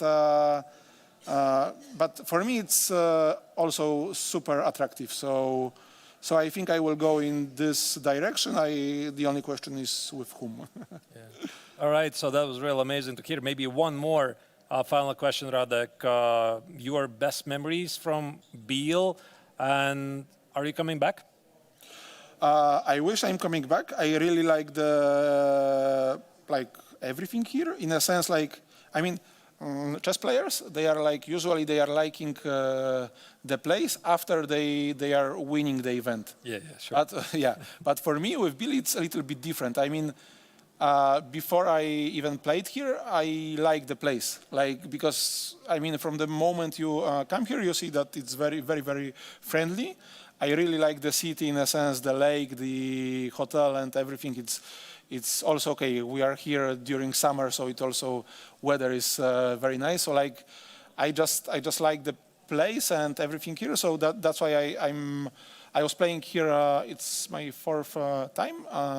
Last time was 2020, but after that I thought that I will play here before this year, but somehow it didn't work out, because, for instance, once it clashed with World Cup. Yeah. I think that was 2021, and I remember this, that I've played tie breaks, and I had this agreement that if I lose this round, then I will play Biel. But since I won this round, I didn't play, and I met Gelfand in World Cup, and he had the same agreement. No? And he lost this tiebreak, and that's why he played Biel, and I didn't. So you see that it could go either way. And then my son was born, so okay, it was also like didn't work out. But I was actually quite happy that I was here, especially that, as I said, I mean, I didn't really my results were not so great, but here I somehow regained this joy of playing at least Rapid and Blitz. So I'm really happy, at least about that. And yeah, but we will see how it goes. And also you asked about my memory. For sure, that was 2020, the year which I won. But also it was quite special because it was during, I mean, you know, in the middle of COVID. So it was like I came here with my wife and like, you know, like almost everything was closed. So we were like kind of staying in the hotel and so on. But also it was even not easy to travel here, and we decided to go by car, which was quite an adventure because okay, I mean from Warsaw. It's quite a distance, eh? I mean we had to make a stop in some small city in Germany, which was also very funny because we went to some restaurant and we were actually spotted by some local German players, and so yeah, that was quite funny. So yeah, I mean this 2020 was very nice, but also previous editions which I played, I really liked. Also, I think I was twice second, but I was losing to MVL, who was like.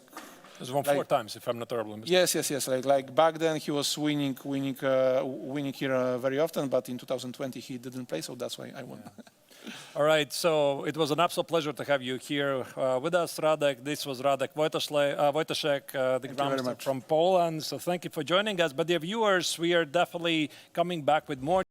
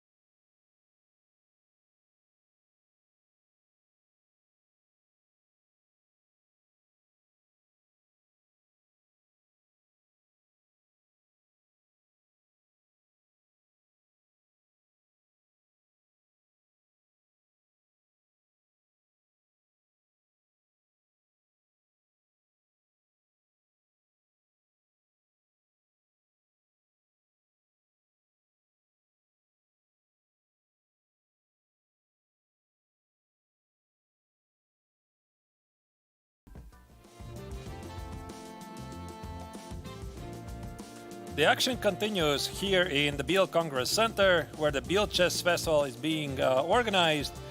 We are your hosts as usual. I'm Grandmaster Neiksans. Angelika Volkova once again is back. We just had Radoslav Wojtaszek, one of the players who didn't make it to the final four before the break. He talked about his experiences, what's been doing lately.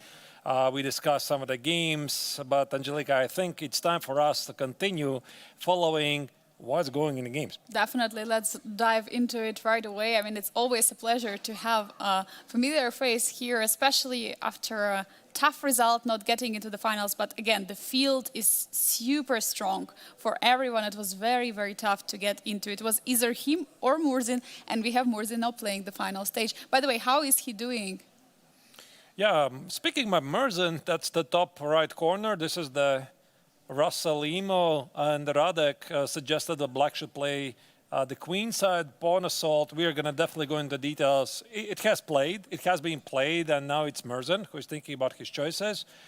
The game that surprised me the most, and also Wojtaszek was also a bit surprised, that was Fedosev's choices against Arvind. As you can see on the on the upper left corner, Black is clearly in trouble because his king is pretty exposed, and also the valuation bar says Black is in trouble. It definitely says so. I mean, looking at the position, it's completely dominating for White. I'm also surprised with all the choices Fedoseev made. Maybe it's not just a good day today. Maybe he didn't have enough rest from yesterday. But the rest of the two games of the challengers, we see Nicolas Theodorou against David Navarra in the bottom left corner. Looks like an action is slowing down with the pieces being traded. And it looks like White has an extra pawn. Yeah, White has an extra pawn, and Black somehow should be holding this, but it's pretty clear to say that White is the one who is calling the shots, and he can play this position basically risk-free. And of course, the absolutely mind-boggling middle game of Rinat Jumabayev against Aram Hakobian. For Hakobian, this was a shocker, because I think he missed this amazing resource that we discussed before the break with Radoslav Wojtaszek, that he was anticipating a queen sack, and apparently he had missed the move. I mean, absolutely devastating for the Armenian Grandmaster, looking at the pawns on the queen side and the black pawn, which is not being covered. I mean, there is always will be opportunity to take it for White. I mean, this looks, I mean, from the position which I saw when I left to this position, I mean, this is huge for Rinat Jumabayev. Arturs, which game should we go into and check? Yeah, so of course, I mean, Jumabayev against Hakobian and Arvind against Fedoseev, those are the two most exciting games. So we could start with Arvind, see what were his last moves against Fedoseev, and then gradually see where the pace of the game takes us. By the way, this is the current position, move number 15. The evaluation bar says Black is in a big, big trouble.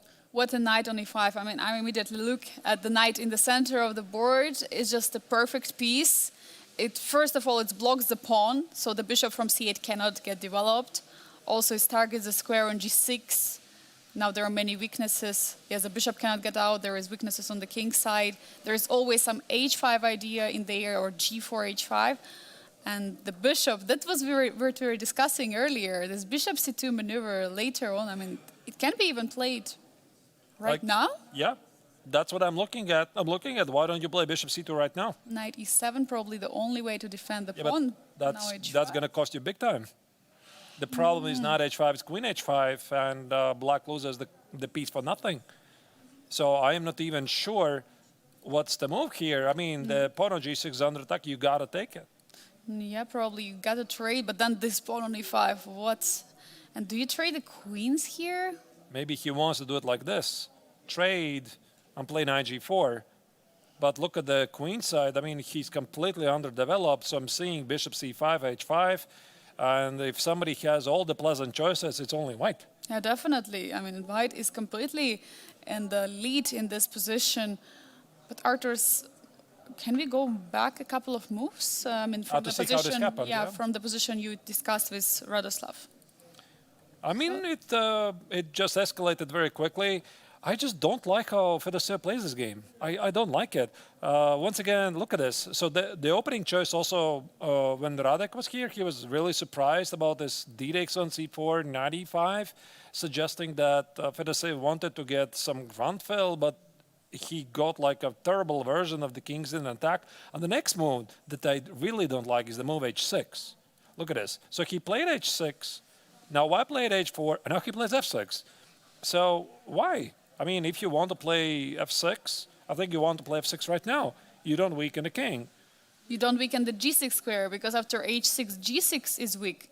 And if you say, okay, I play H6 in order to stop Bishop G5, but F6 right now is stopping Bishop G5. It's very strange. Yeah, it's really strange. Yeah, really strange indeed. I think that I was looking at this position briefly, like F6, maybe, I don't know, Queen F6, and I felt, okay, black is worse, but at least the king is safer. But here you can see it's essentially the same position, and H4, H6, it favors definitely white because the pawn on G6 is a weakness. So, Such a weakness. yeah, these are the last moves.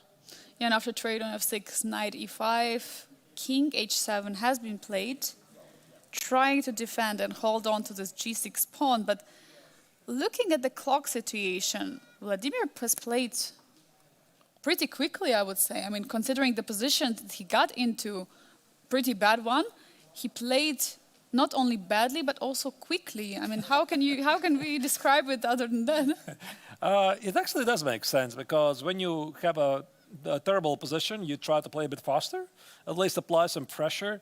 This is what some people do, and I think it's a pretty bad combination. You have a bad position, you have no time. Yeah, and where's exactly your hope? And I think that, again, for Fedoshev, this is no news. He knows he misplayed it, and maybe, like, there's some factors that contribute him playing poorly. There's, like, a million reasons. What could it be? Like, he could have had a bad sleep or something is distracting him. You never know. There's like million reasons why this could be happening. But either way, that's the position he has here, and that's the position he has to play. So I think that here Arvind is very tempted to play Bishop C2, but also, of course, something else like Knight X1 C6, but Knight C6 feels less. No, I would just play Bishop C2, to be honest here. He's just choosing. What about Queen C2? The idea is not to trade the queens, to keep the queens on the board, and then after trade on E5, you have H5. I see that computer doesn't really like it, but just a suggestion. Yeah. What could be an alternative? I mean, I don't mind Queen C2. The problem with Queen C2 is the Bishop on B3 is stuck. Mm-hmm. So maybe I would improve a bit your idea, if I may. Maybe Queen B1. Oh. Yeah, That's so to better. keep the Bishop C2. Yeah, it's like the same idea, but I keep the pressure here and target the pawn on G6. And as you can see also the engine is like my suggestion. And maybe there's something very concrete. Maybe actually after Knight E5, D-X on E5, the problem is you no longer control the H5 square. So this was one of the core ideas, like Bishop C2, Knight E5, D-X on E5. You're going to play Knight H5 because the queen hits the H5 square, and this is a pin. And also H4, H5 becomes a very, very serious threat. To be honest, after Bishop C2, I think it's just borderline losing for black. But, you know, looking at this position, an opportunity for black to trade the queens, I recall the game of Aravind against Saleh Salem, where he did trade the queens when he was attacking. And that costed him a whole point. I mean, to be honest, 4 points, because Saleh got 4 points in the classical portion. Do you think here he's considering that this queen trade, like basically hunting him after the game against Salem, that he shouldn't go for the queen trade? But I think every single position is a bit different. But in that position, of course, it's a very valid point that you're bringing up there. The queen trade just made no sense, to be honest. Like, I don't know what happened there. Like, it felt like there were two different games, move 30, up to move 30, and then everything after that.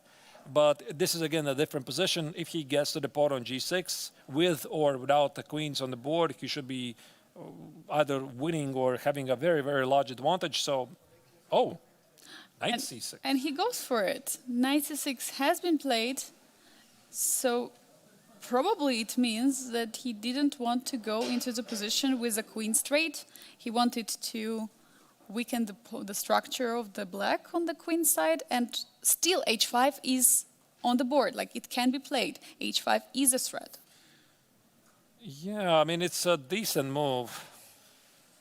I would have thought that the muted bishop c2 looks better, but he does keep taking chances.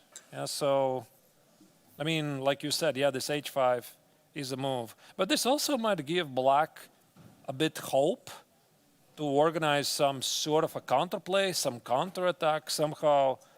For example, after h5, maybe I just ignore the pawn on g6, because that's the rule. I mean, when you are in trouble, you always complicate matters, and when you are doing better, you clarify things. So for Fedosseev, if I'm sitting here with black, I'm thinking, how do I make things for white more difficult? So I'm thinking some c5, e5. Yeah, so for example, I could play maybe e5, open up the g4 square, and after d takes on e5, play knight g4, hit the bishop on e3, hit a pawn on e5. Let's say you do play h4. Oh, I blundered mate on h4. Okay. Oh. h4. Okay. Okay. Let's include the queen trade. Takes. Now I play h5. Maybe even this position, you know, you do win a couple of pawns here. F takes, bishop e5. Maybe even this is not so clear. Yeah, bishop pair. Look at this. Yeah, but I'm generally surprised. I mean, this choice not to play bishop c2. What did he not like it here? So, I mean, h5 is incoming. You gotta take.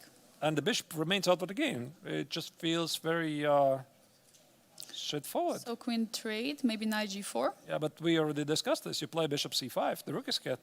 So what did he not like it here? A rook f5 cannot be played. Rook f4, no. No. Like maybe he felt this is not enough.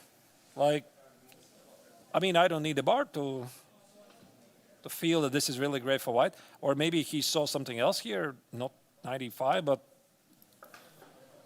how else do you defend the pawn on g6? I mean, knight a7 looks extremely passive. There is just h5 and it's game over. Yeah. And no counterplay, most importantly. I think also what Fedosseev wants, he wants not, I mean, he knows he's worse, but he's trying to have some position where he has a counterplay. So why would he enter a position where he is much worse, let's say down a pawn, and he's just suffering? So good players always, they look for positions where you have something. Yeah, you have bishops, you have counterattack or something. Yeah, not passive. There's no counterplay here. So that's why I'm looking at the position at the game. Here I feel black could still somehow complicate stuff. Definitely, because knight on e5 was blocking all these ideas, and black's knight on c6 was blocking c5 ideas. Now there might be a break in the center. I mean, like e5 or c5, both moves look very legit. Like both moves looks really great. Just opening up the position for the bishops, especially for bishop to get out, because this bishop on c8 is a very, very tough piece, like to have bishop on c8. So for that reason, like e5 move is definitely something you consider, or c5. You sacrifice a pawn, but it's just temporarily, because at some moment you're going to take it back. But yeah, I'm also surprised with the Arvin choice. Yeah. There was this beautiful knight which was attacking from e5, and he traded on c6. I mean, Engine says it's okay. Yeah, so ultimately, maybe it's not bad. I mean, maybe there's queen d3, queen g6, and there's going to be direct attack. So if you do play but then you can't play queen d3, there's going to be bishop f5. Oh. Now it's not working, yeah. Yeah. Really surprising. All right. Yeah, we were going to see. I thought the bishop c2 looked a bit stronger, but clearly here the Indian grandmaster has different ideas. So the game naturally continues. Maybe let's check the other games and try to estimate what is going on there. Oh, I see in the bottom right corner, there is the castle has just been played finally by Aram. And yeah, I mean, the position looks still great, looking also at the evaluation bar for white, such a great position. Other than that, we have the Volodymyr Murzin against Saleh Salem in the top right corner. We see that he's remaneuvering the bishop now. As I can see, the last move was played, and there is the A file open, so it means there is a big fight for this A file. And your knight is on b3. Ooh, and the knight is on You called B3. it. You said you want to put the knight on b3. And Voldar listened Yeah. to you. He listens to the broadcast. No, of course not. But yeah, in the final game, Nicolas Teodoro against David Navarro, we see in the bottom left corner, Nicolas is trying. He's trying to create a passer probably on the queen side, but there will be a problem in this with the central pawn for him, definitely, because the pawn structure on the king side is not the best. So yeah, which game should we go into, Arturs? Yeah, let's take them one after another, of course. So we're going to start with the game Volodar Murzin against Alexa Lim. That's the other game in the master section. This is the Sicilian Rasalimo. Also, by the way, I asked some very interesting insights for Radoslav, his opinion about it. Even though he's more like a d4 player, like it was pretty amazing to hear. Like I asked him the question about h3. This was the opening. Of the Not here. it was Rinat Jumabayev. I mixed up with Rinat Jumabayev. Yeah, this h3. We're going to go to that game as well. Here we were discussing this earlier. Bishop g5, bishop b3 maneuver. He agreed. Yeah, it was a very strong idea. So this is the current position here. And what do we see? We see that white is going for the f4 push, most likely. And black appears to have a very solid position. And I'm wondering if black at some moment has an opportunity to push for b5, or black just wants to keep the pawns on the queen side just like this, because it looks very solid. Pawn on b6 defends the pawn on c5, but I see that b5 push at some moment can happen, and after b5 then probably also c4, but is it something what black is thinking about, or is it just a dream which never can happen? No, I think it's a very realistic idea. The knight on c4 is annoying, and you want to push it away. But, I mean, white is first to move. So the logic follows is that black wants to open up the position, and white wants to play f4 to use the two knights. But this knight on b3, I know you suggested this, Angelica. I don't like it there. Yeah, it's a bit weird. Maybe with a pawn on b5, it applies some pressure here. But this is also what Radek said when he was here doing the commentary before the break. Like we would go back to the opening phase, and I asked him this choice about the knight e2, knight c4, and he said essentially the knight on d2 is c4. The logic follows is that it stands a bit better. Like, it controls more squares, and if you put the knight on c3, then the knight has nowhere really to go. So that's why I'm also looking at this knight on b3, and I'm just not really understanding. I mean, where does it go with the pawn on b6? Yeah, for now, knight is a bad piece. I think it was brought earlier to b3 when the pawn was still on a5, so it was a different pawn structure. But for now, Arturs, you are completely right. I mean, knight on b3 is not the piece you want to have. So probably what Voldar is thinking right now, what is the square that knight can be put on? Because if you play something like knight b to d2, then first of all, you're taking away a backward square from the knight from c4. Yeah. So then after b5... That's logical, yeah. Yeah, you have to go back to a3, which is not a good. And meanwhile, black can probably double on the a file, and who knows then. And for that reason, the knight is kind of stuck on b3. There are no squares that knight can go to. There is no knight c1 because rook is hanging on a1. There is no knight d2 because it takes away the square, and kind of waiting for the knight on c4. Looks like a waiting knight on d2. Yeah. And yeah, I mean, b5 might be a problem, like you correctly said. And knight b to d2 doesn't really solve the problem of the other knight. I would say that the opening did not really go Volodar's way. Like, it doesn't feel he achieved a lot. And this is also what Wojciech said, that these positions are very tricky. It really depends if you feel the position or not, and you could easily go astray. So white has got to organize and counterplay. And maybe he's thinking about his f4 push right now.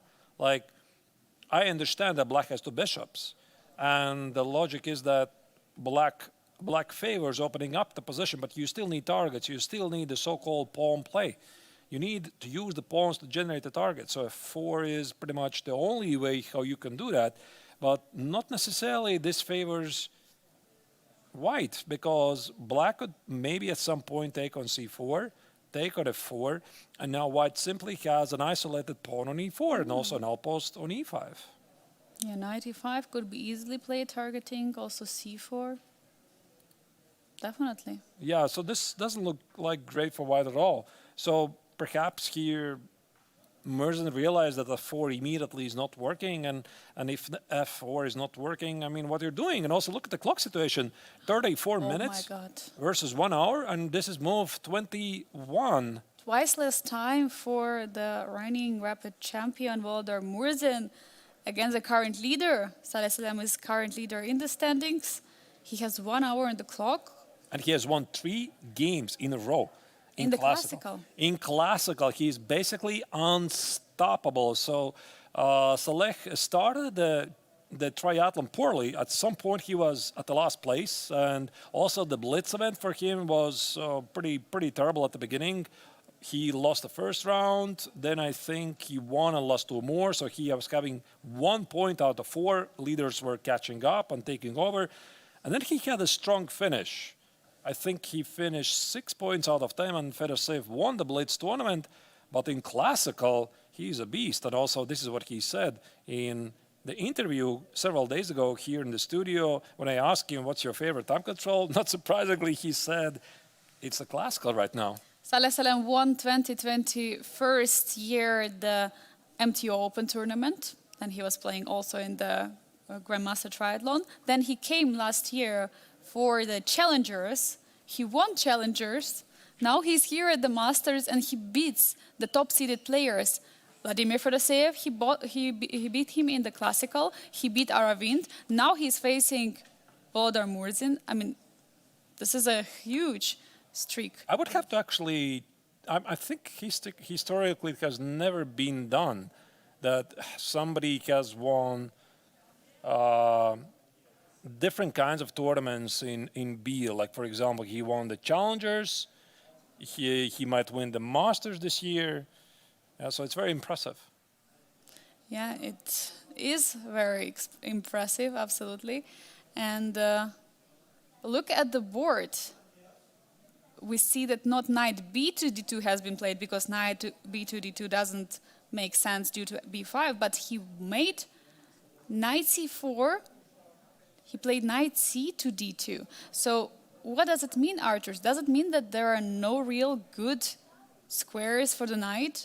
I mean, he just retreated from a good square, but probably he expected that b5 is a problem, and I think that Murzin needs the pawn play desperately. So this knight e2 is a prep-pressure move for f4 and stopping bishop c4 idea.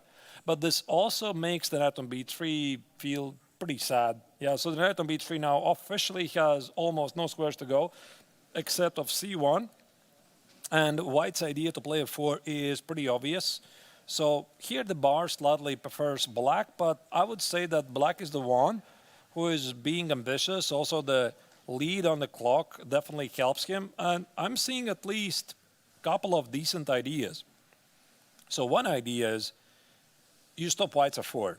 So what do? You play bishop d6. If white plays f4, you take an f4, and then you fight for the control of the e5 square. I was thinking something like, oh, sorry, I dropped the rook. How did that happen?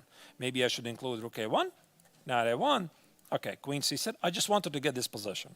So I have a beautiful knight on e5, beautiful bishop on e6. The white knight on a1 or b3 doesn't matter. It's bad. King g7 to protect the pawn on f6, and I'm just always having no risk position. So this is one idea I'm seeing. The second idea I'm thinking about is the idea to reroute the knight to d4. But this has to be like calculated together with white's idea to play f4.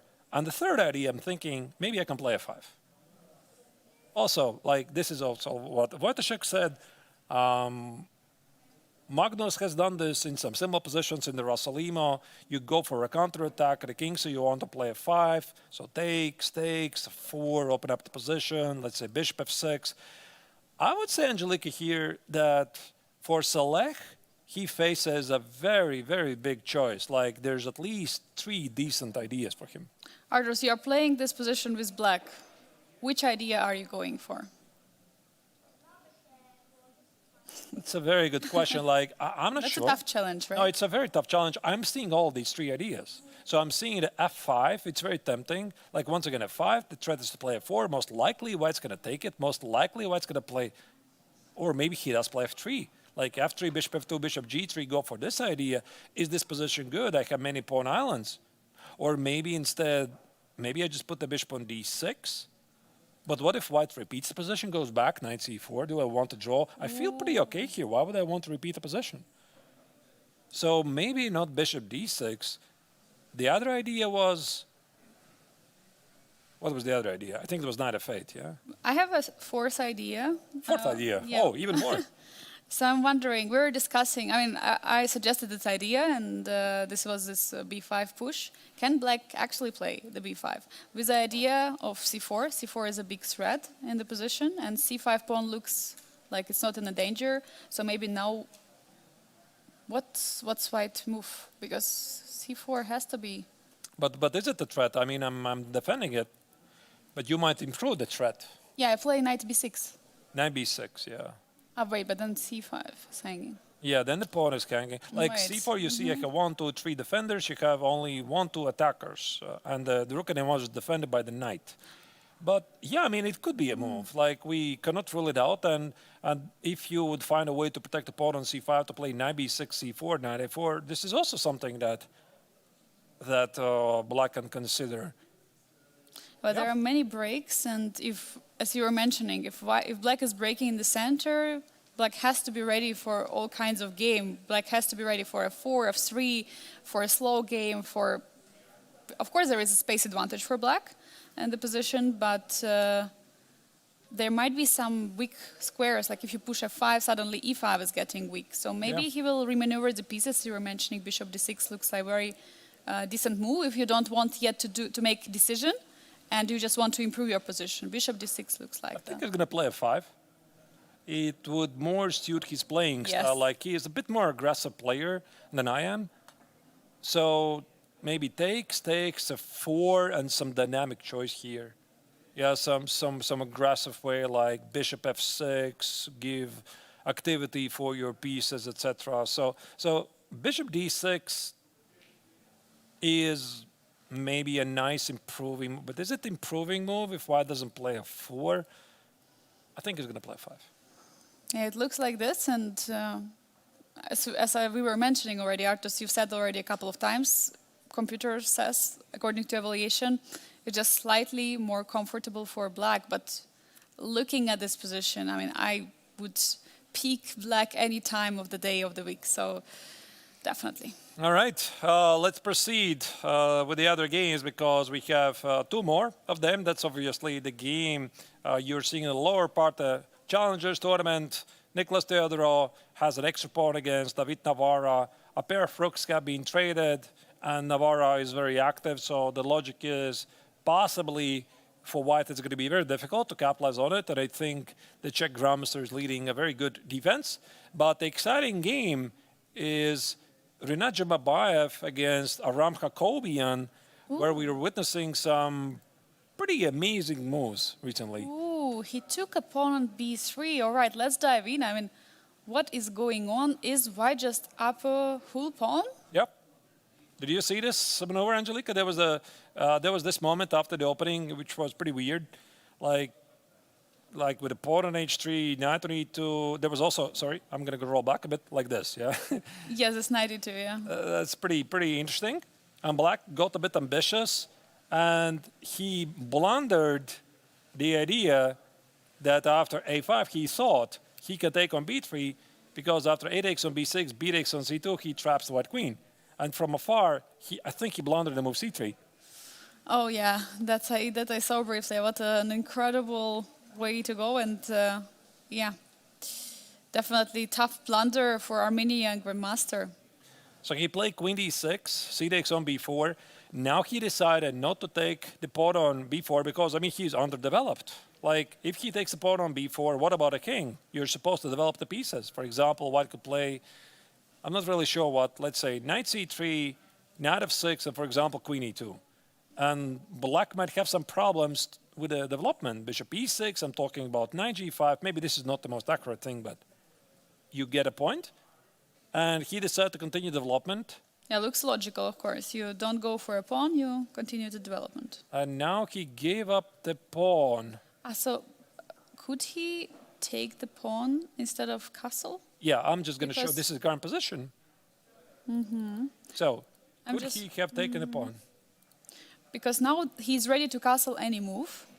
That would be my thinking process. So now that knight is on f6, castle is happening, and he doesn't have time for this knight maneuver, knight c3, or in queen e2. Or knight d4, I don't know what you want to play here. I think he did not like something. So, if black castles short, I think he was pretty happy.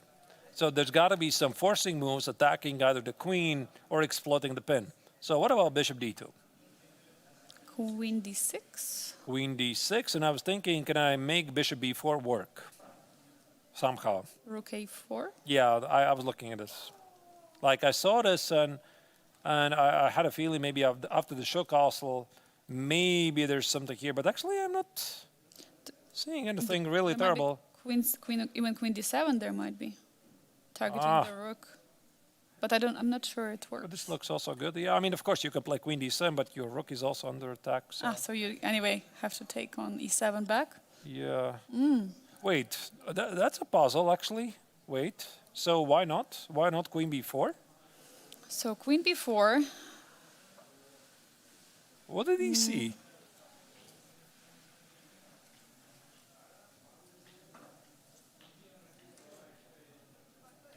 Maybe he was afraid that he won't be able to return with a queen or something like knight.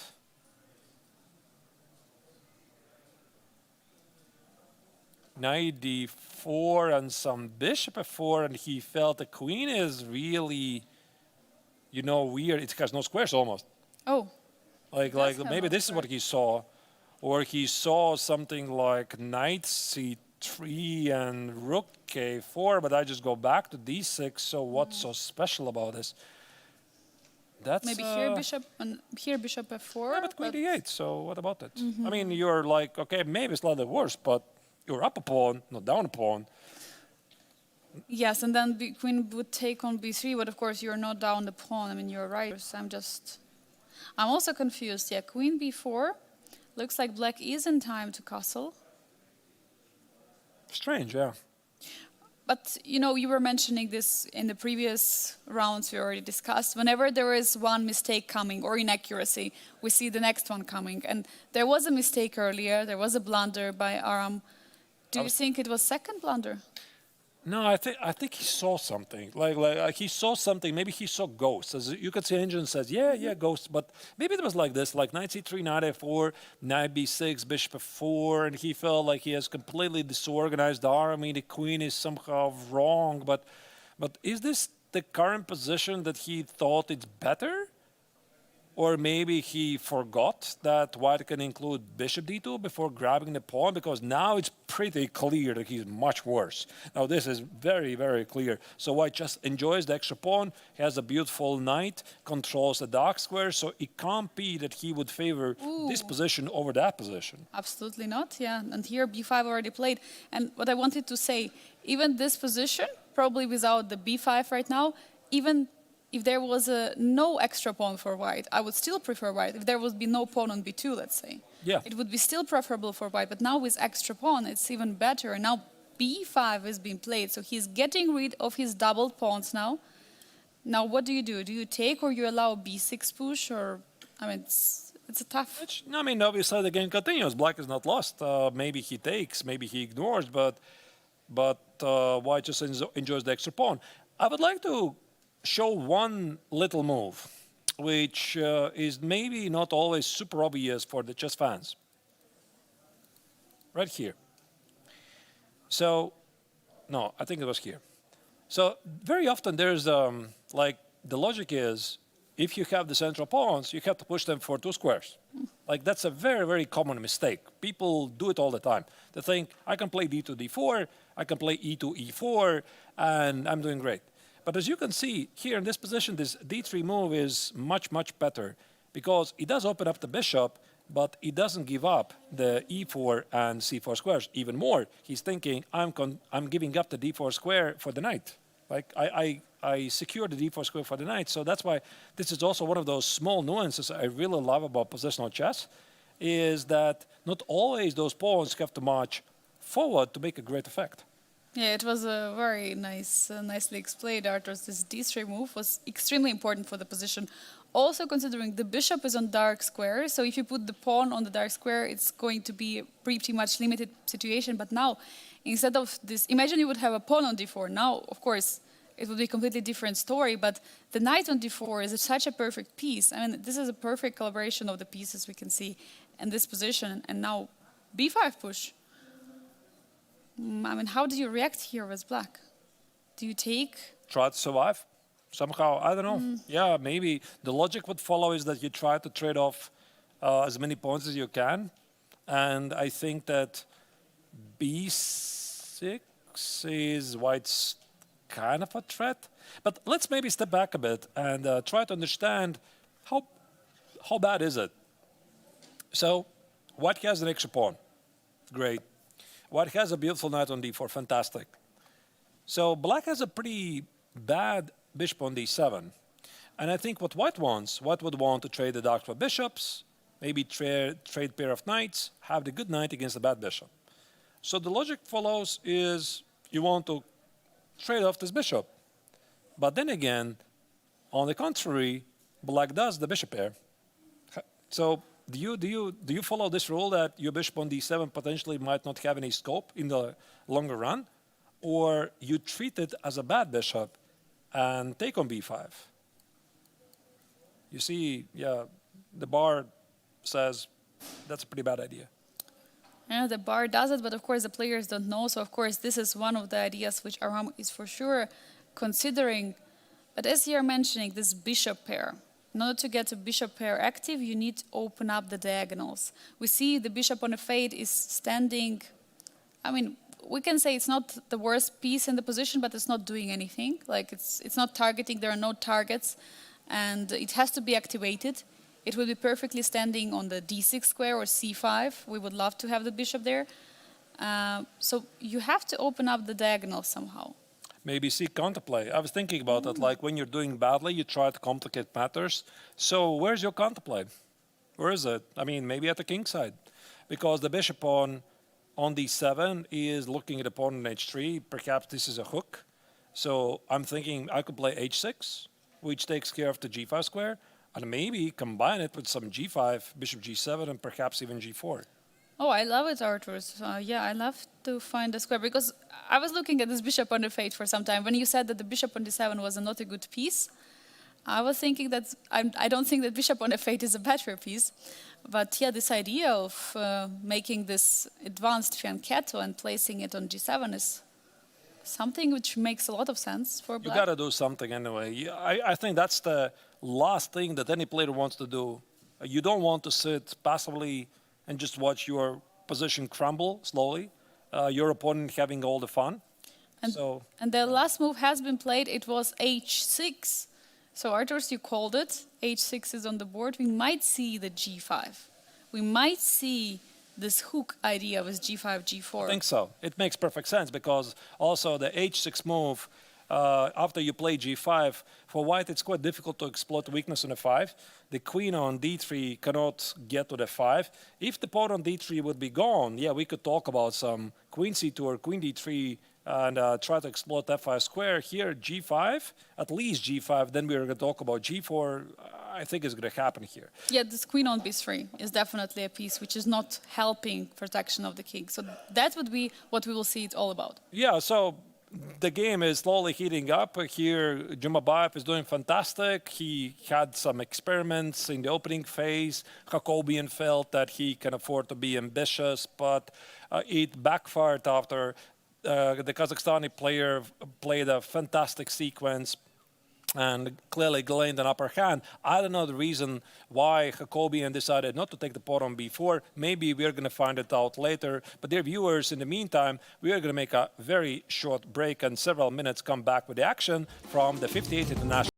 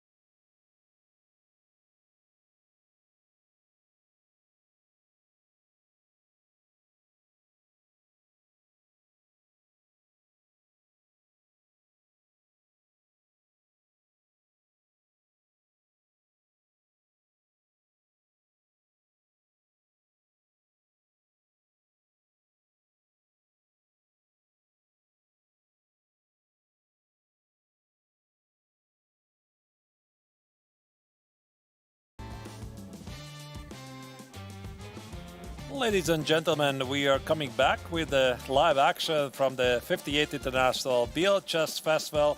As you can see here in the Biel Congress Center, we're following the action from the main event of the festival, the GMT Masters and Challengers round-robin tournaments, where the players are battling it out, essentially a triathlon, rapid classical and blitz. Today, this is the day of the final stage. Classical chess once again is being played.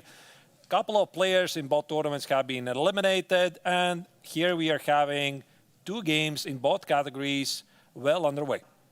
Yeah, we have obviously the best of the best remaining in the Grandmaster Triathlon. Absolutely exciting matchups for today. As we can see in the top left corner, Aravind Chidambaram against Vladimir Fedoseev. Vladimir with some odd opening choices. He got pretty bad position and still looks like this. Even though the queen trade has happened, there is obviously a big advantage for white, which computer also confirms. And the other game, which was also very exciting, we checked it just before going into the break on the bottom right corner, Rinat Jumabayev against Aram Hakobian. We see that there is an extra pawn for white, and white is pushing forwards after mistake of Aram Hakobian also in the opening. And the rest two games, I mean, definitely the Nicolas Theodore against David Navarro in the bottom left corner. There is an extra pawn, there is extra material for white. White is still trying to push, but we see the endgame, the rook endgame with opposite colored bishop. It looks like it's going to be a peaceful outcome, but anything can happen. And this game of Volodar Murzin against Saleh Salem, where nothing is clear for now, it's in the top right corner. Looks like the rook trade has been happened, and the queen trade is on the way. Arturs, I mean, what game shall we take a look next, or maybe just quickly your thoughts about what is going on? Yeah, I think we can make our predictions where the games are heading. So my money would be that Nicolas Theodore against David Navarro is heading for a peaceful outcome, and sooner than later, because Navarro has figured out pretty active defense. I mean, I see the relation bar somehow gives the position slight plus for white, but objectively, I think at this level, it's going to be very difficult for the Greek drums to try to capitalize on it. Murzin against Saleh Salem, that's the game we just saw. I think that with all the heavy pieces disappearing, it's safe to assume it also might be heading to something peaceful. Might be too early to tell. And the other two games, I think they look more in favor for white naturally, right? So Arvind definitely has the edge.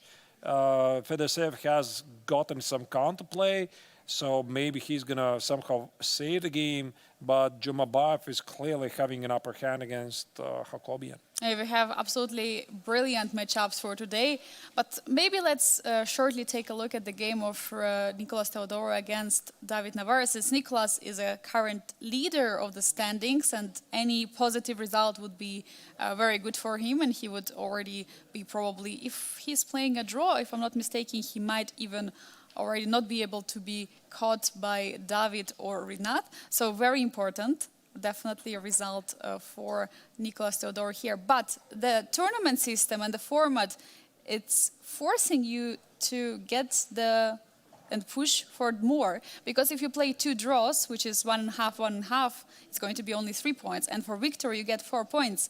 So for that reason, he still might try, but definitely looking at the position, feels like David Navarro has figured it all out, but maybe for our viewers, what has he figured out? Yeah, I mean, Navarro has a very active defense, but speaking about what you mentioned, Angelica, that he's fighting with Navarro, I would actually say he's even fighting against Aram, because they're like the two players who are significantly in the lead of the rankings, so that's why Nicolas is...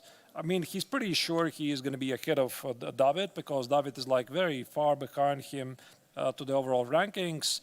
I think it was 11 points. Yes. Yeah, so that's basically impossible distance to regain. And Hakobian is within the striking distance, so that's why for him it's also very important to try to score try to win as many games as possible, because he already treats that it's going to be a race with Hakobian. So that's why also for him, he's got to feel good, right? That he sees that Jacobian is struggling against his opponent, and that's maybe is also having some effect on his decision making against Navarra. And he's like, okay, listen, just quiet did not work. Let me still try something here. But to be honest, if Black's going to put the rook on the second rank, somewhere rook c2, rook b2, and make a window for the king, I just don't see how do you make a progress here. Yeah, definitely, because the biggest problem there is this pawn on e2, and I think that's what David Navarra is going to try to use. He's going to try to target that pawn on the e2 square, which is going to be very difficult to defend, because imagine if you had a pawn on the f file, then maybe it would be a bit easier, I don't know, but still would be probably just equal. But with a pawn on e2, it's just extra weakness, it's extra isolated pawn, which you can always attack. Yeah, I mean, there's one thing that White can never do. I mean, if White wants to be ambitious, he cannot trade the rooks. If the rook's being traded, it's going to be a pretty easy setup. h5, g6, the king is going to go to the queen side, hold on this pawn. The bishop is going to take care of the king's pawns. It's just a draw. Here, again, I'm not really sure how White is planning to change something. Maybe here Navarra is just being a bit careful. After rook c2, what did I blunder? Rook d1. Okay, that's fine. Okay. So there's a back rank issue. So ideally, he would want to put the rook on the second rank and target the pawn on e2 and play rook b2, but because of the back rank issues, he cannot do that. So some accuracy is still required. So let's say if he plays probably h5 or h6. Okay, let's be accurate. Let's play h6. White plays b5. Probably tries to advance the pawn. Rook c2. Hit the pawn on e2. I don't think you have the time for b6. I mean, what do you do? And after you play king f2, there is bishop c4? Yeah, king f2 is going to be bishop c4 indeed. Maybe you give up the pawn. b6.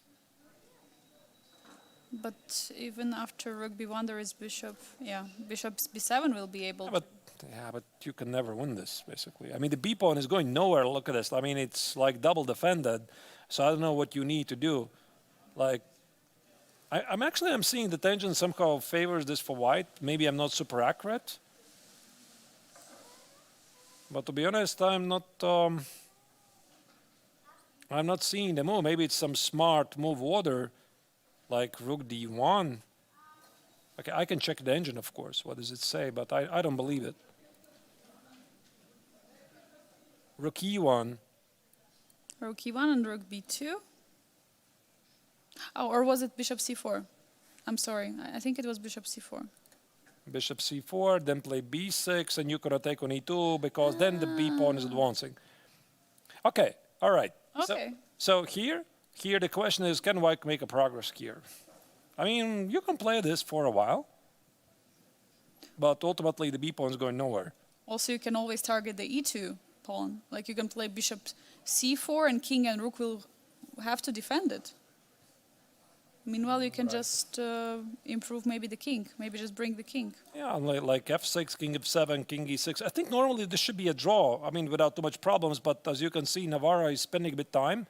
He's thinking about the nuances, and according to the engine, it's still on. I just checked. Bishop c4 apparently is the accurate move. I mean, of course, it makes sense. Why do you allow the b pawn to go forward? You just block it. You want to put the bishop here, target the pawn on e2, then play rook c2. And if White trades the rooks, this, unfortunately, it's just not going to work. Again, White puts the pawn on b6, but let me just once again put a position for you. Let's say b6, king f8. Here, g6, just some position. Yeah, here now it's becoming pretty obvious. So I'm going to put the king on b7, the bishop on e6, and that's a fortress. Yeah, it definitely is. You cannot attack the pawns. You cannot get the passer in this position. Yeah, definitely we might head up there. Obviously, if you still have some ambitions in this position, you have to keep the rooks on the board as White.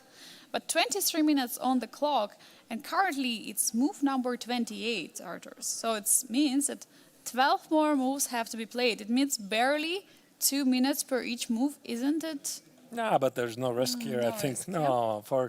for David, the position is pretty simple. I think if you're playing with Black, you're thinking what's the cleanest way to to prove that this position is drawn, and he's like tempted to put the rook on the second rank. But you see, if you play bishop c4, the bishop is blocking it, and he could be somewhere here after bishop c4. But I don't see how white even is making this Maybe happen. rook c1 here. Rook c1, bishop, we just talked about it. Yeah, rook c1, Oh, bishop rook c1, h6. yeah. Rook c3. Rook c3 Okay. is on the board. And just an update, David Navarro was thinking more time than he has currently on the clock. He spent now 25 minutes on this final move with rook c3. Yeah, but but there was a lot to think about, apparently. wait, but why? Once again, if I play rook d1 now, why do you do that? Why do you allow the bishop trade? Because you see, the bishop cannot go, there's going to be rook d8 checkmate. Why would you enter this endgame? Because, I'm sorry, yeah, so as you can see, after rook d1, the bishop cannot leave anywhere, you cannot protect it.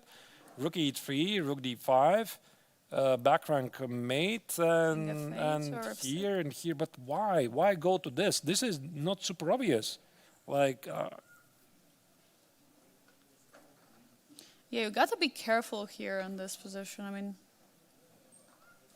I mean, this might be tricky because you play rook b8, You push forward. you push forward the pawn on b6, and at some point you march with a king. I mean, I'm sure we are gonna talk about it if this indeed happens. We could talk about like what's the best practices for other players, but this no longer is like super obvious. This rook c3 is, in my opinion, totally uncalled for. So unless I'm like blundering some very easy move here, I might be, you know, but where is it? Can we say now that white's chances just went up slightly? Absolutely. Like, I mean, are you seeing something? Because I'm not seeing how do you defend against rook d5 or rook d8. Am I missing something? There's no rook c5. You can't defend the bishop. You can't walk away with the bishop, right? Yes. You that's gotta correct. take. You gotta take. I mean, you could start with some h6 or king if it doesn't really change anything. So takes. You couldn't take the pawn on e2. There's a back rank mate. So the logic suggests you want to bring the king closer, or maybe make some.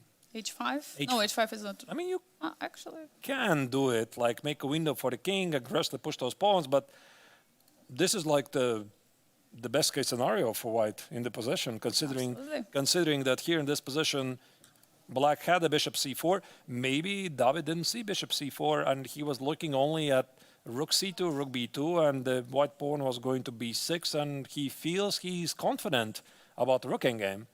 Oh my God. I'm not having the same confidence, but he's then again a stronger player.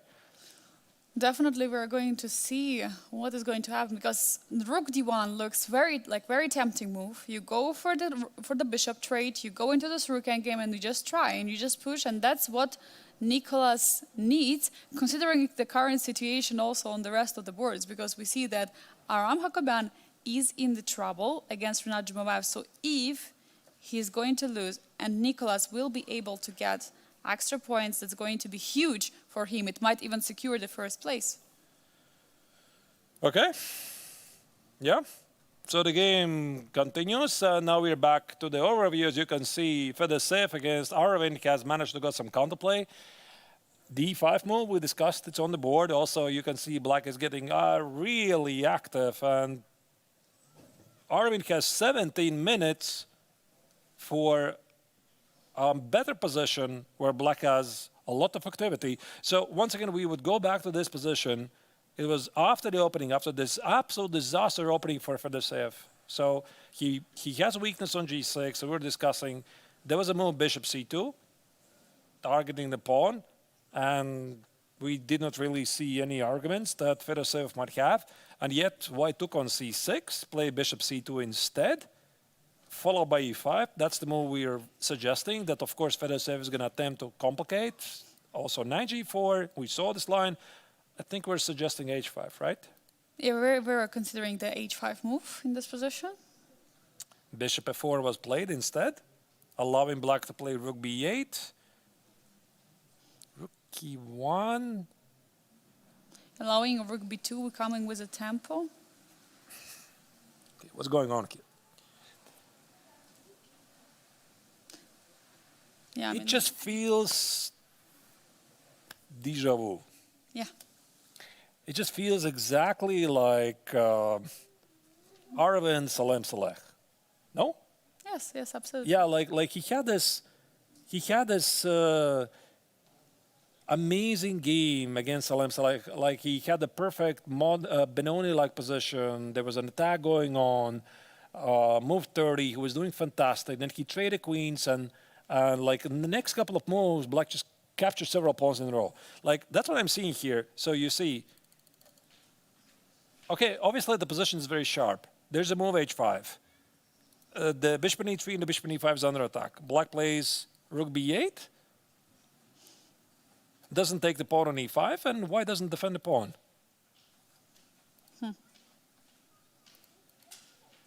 Maybe the pawn doesn't matter. And the last move, which has just been played, it marks as a mistake. He goes for the h5 in this position.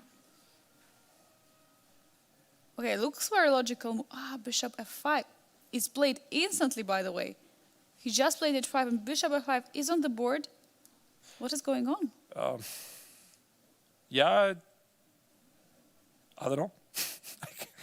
Arvind, to be honest, is a bit unrecognizable here. Like, I mean, this is the position after move 23. And this was the position after move, 8 moves ago, this was the position. Clear domination, control on the king side, bishop c2 is incoming. 8 moves later, we have this. Black has a lot of dynamics. For a second, I thought that maybe knight could be trapped on g4, but the pawn on e5 is hanging. So take on g6, and if the trade happens of the bishops, after f3, knight is just capturing the pawn on e5. I'll also look at the body language of Fedoseev. I think he also looks more motivated than before because, I remember his facial expression and the body language after the opening. He just misplayed it completely. And now it feels like his position is alive. He can take on g6 probably with a king to activate the king here. The rook on b2 is active. The knight on g4 is active.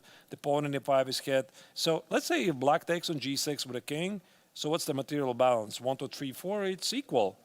It's just equal. And the pawn on e5 is hit. You got to take on f5. What else to do? Your bishop is under attack on c2 right now. Do you play knight e4 or bishop f5? I suppose you take and somehow try to activate your pieces. But, even with the naked eye, you got to tell that black is like really, really active here. The bishop at e4 is under attack. I'm a bit surprised how here the engine says that white is even somehow better because black is like Black is well-positioned. Black is targeting the pawn on f2, on e5. There are 2 pawns under attack. Bishop on f4 as well. Maybe there is something with this knight on. So what if we play bishop g3 here? Knight cannot take on e5 because there will be f4. Is it? You mean the pin, yeah? But I'm not so sure you could do that. Like f4 is going to be bishop d4 check. Watch out. So the rook is pinned, but maybe white cannot exploit it. I would just prefer black, to be honest. Like I feel like I'm having no risk here. Of course, these are weak pawns, but I'm seeing tactical possibilities. Also, a very important factor is that Arvind is down on the time. Like at this position, Fedoseev is thinking white has 40 minutes, and this is move 24. Oh. Yeah, it's not much time left. So it means we have 16 minutes. 16 minutes for almost 15 moves, which means it's barely one move for 1 minute. It's very tough. It's very tough to make. Yeah. Okay. That's what's happening here. Yeah, big change. Big change. After the opening, we would have thought that Fedoseev is going to be in big trouble. Yeah, maybe he's just tired. I don't know. Anyway, Fedoseev is fighting back. This is something he has done many times before, and it feels of the same character against Arvind's game against Alex Salem. We already know how the game finished. Basically, it was a downhill game for the Indian Grandmaster. He played the perfect game until move 30, and after that, he just collapsed.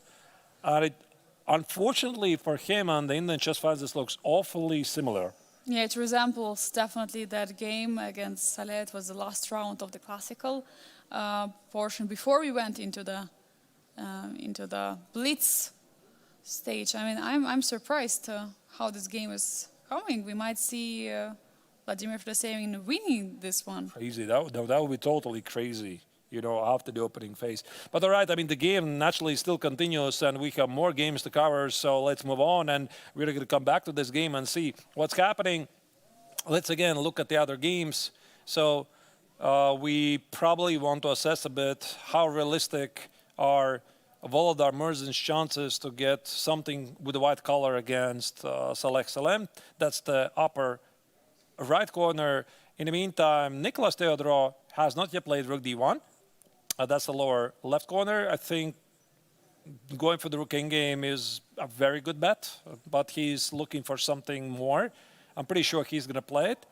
And then we have some changes, some big changes in Jumabayev's game against Aram Hakobian, where evaluation bar has shifted pretty dramatically. Wow, look at this. There is still an extra pawn. Oh, there is no more extra pawn, by the way, for white. Maybe let's start with this game first. Let's go there. What happened? Let's start with this game because I wanted to go to Murzin's game, which seems to be pretty balanced, but this is a bit more important, perhaps. This is unbalanced. Queen b6 is on the board. Oh. Apparently brilliant move. Double exclamation move. Very nice timing. Yeah, very perfect timing. So why exactly is this a brilliant move? Is there any piece which is hanging now? So maybe there is rook b8? no, you cannot take it. If you take it, there's going to be rook e8 and b7. I think so. No, b7 is going to be bishop d6, but bishop f4. Look at that. Ah, and then there is no bishop c6, no bishop d6. The pawn is just marching forward. It's pretty amazing that these bishops cannot stop the b pawn. Crazy. But wait, but materially, white is having an extra piece. I just noticed it. I thought it's material balance, but actually there was some. Oh, we forgot, yeah. Let's go back a bit. We have to understand what's going on. I just love how evaluation bar says, it's all chill, it's all good. It's just equal. Yeah, sometimes you have to count the amount of pieces on board. Yeah. I just counted the pawns and yeah. I mean, yeah. Okay. So normally you don't expect that one of the sides is going to be down a piece, right? Yes. So takes, rook e1 was a mistake. Oh, look at that. Look at that, Angelica. Knight e4. Knight e4. Now, this is something I'm pretty sure Jumabayev missed. So the idea, the bishop is hit, white took it.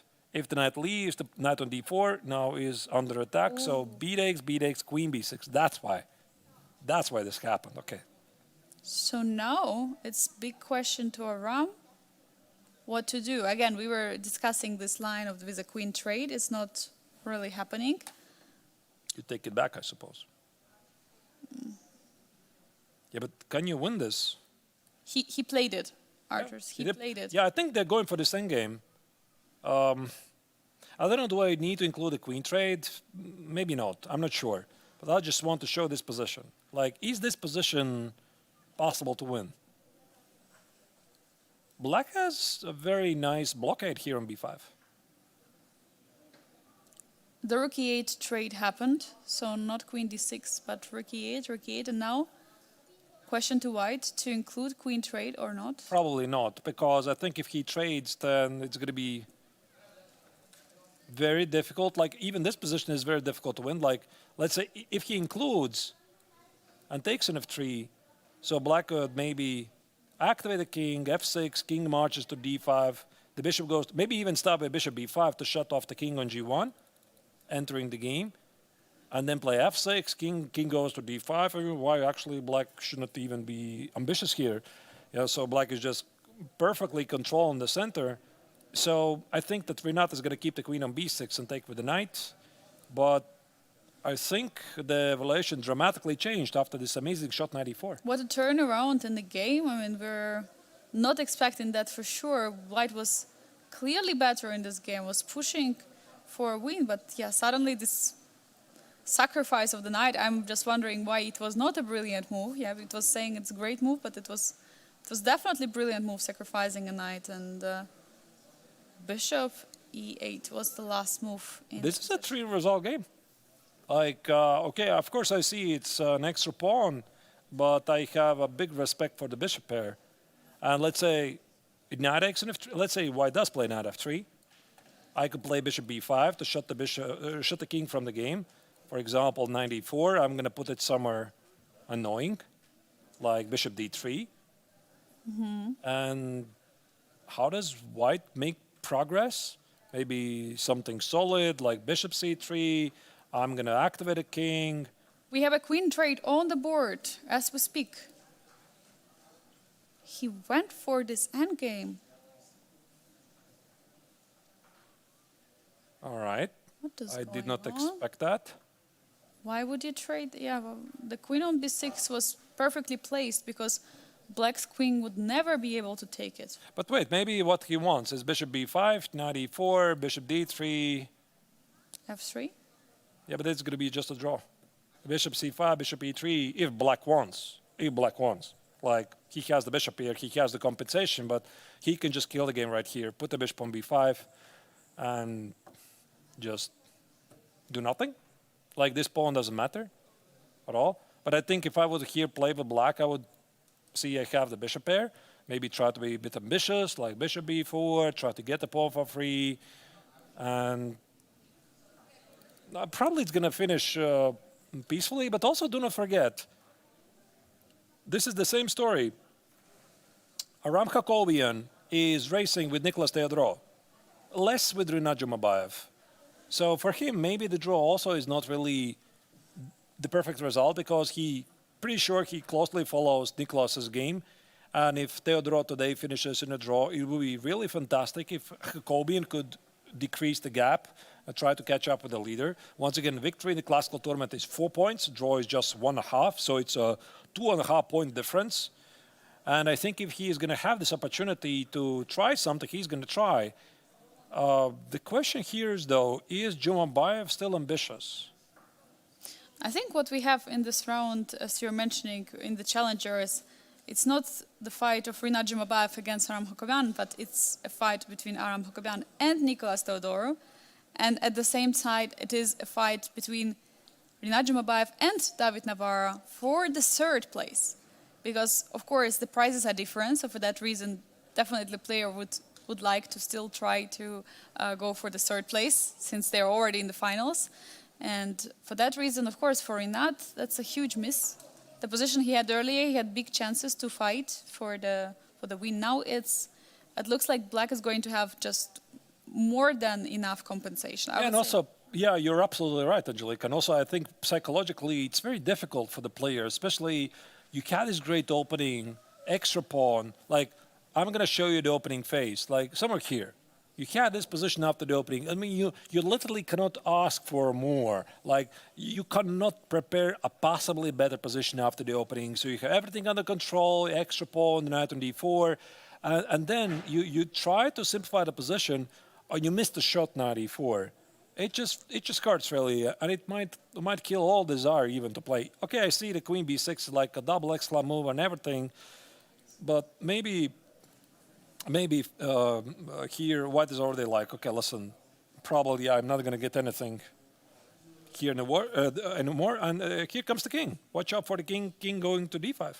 King wrong might happen very soon. Meanwhile, it's almost 19 minutes for Rinat Jumabayev for 11 more moves. It's move number 29 in this position. So he has got to understand how he's going to continue, because you were mentioning Arturs earlier. You can easily mess up this with white if you get if you get black's king too active.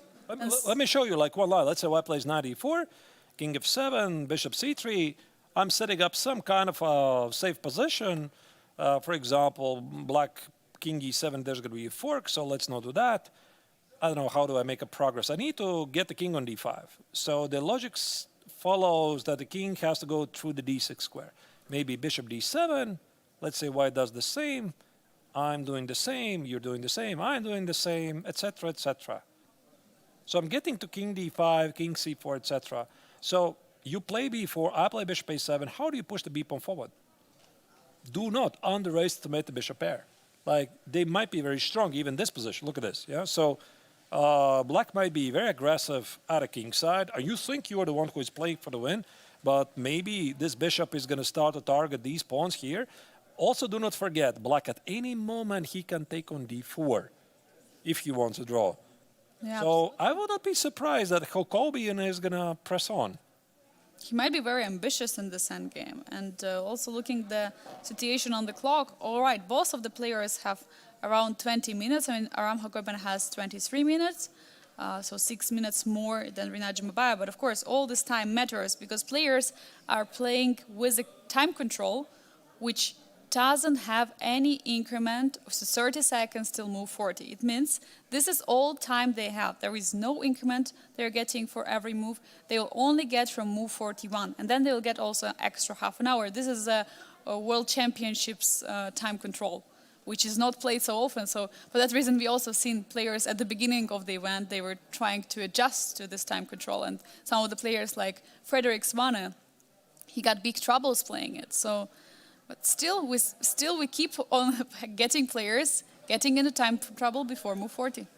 Yeah, that we are. Yeah, although I think that this game is not going to be in time scramble because the position is pretty simple to play out, like 16 minutes and then move 29, 11 moves to make. So like position is pretty simple. So in complex positions, maybe that's why I would be more concerned for Aravind, right? He's playing this complex position against Fedosev. So once again, we're going to go now to overview so that we give you an update what is going on. So for example, if I'm playing Aravind, and that's the position on the left part, as you can see. Now we don't have it in 2 rows, just 1. The boards are better, thanks to Bic, our amazing producer. Now, look at this. Is this position simple to you? Compared to those games, no. I would say here you are required for Aravind to be much more accurate because black is very active. When we look at the position of Nicholas Theodorou against David Navarra, that's on the second board to the right, then it's like a pretty simple position. This rook endgame, no real time scramble. Even with 5 minutes, you could easily reach the next time control and not blunder. And we also haven't checked Merzon against Salem game for a while. Yeah, Merzon against Salem. There was the rook trade and there was a queen trade offer. So I suggest we go to that game and see what happened. Because if I understand correctly, it is Saleh who declined a queen trade and who wants to be more ambitious. So that happened, I think, couple of moves ago, quite a few moves ago, actually. So we last checked it, I think it was somewhere here. Yeah, rook trade happened and...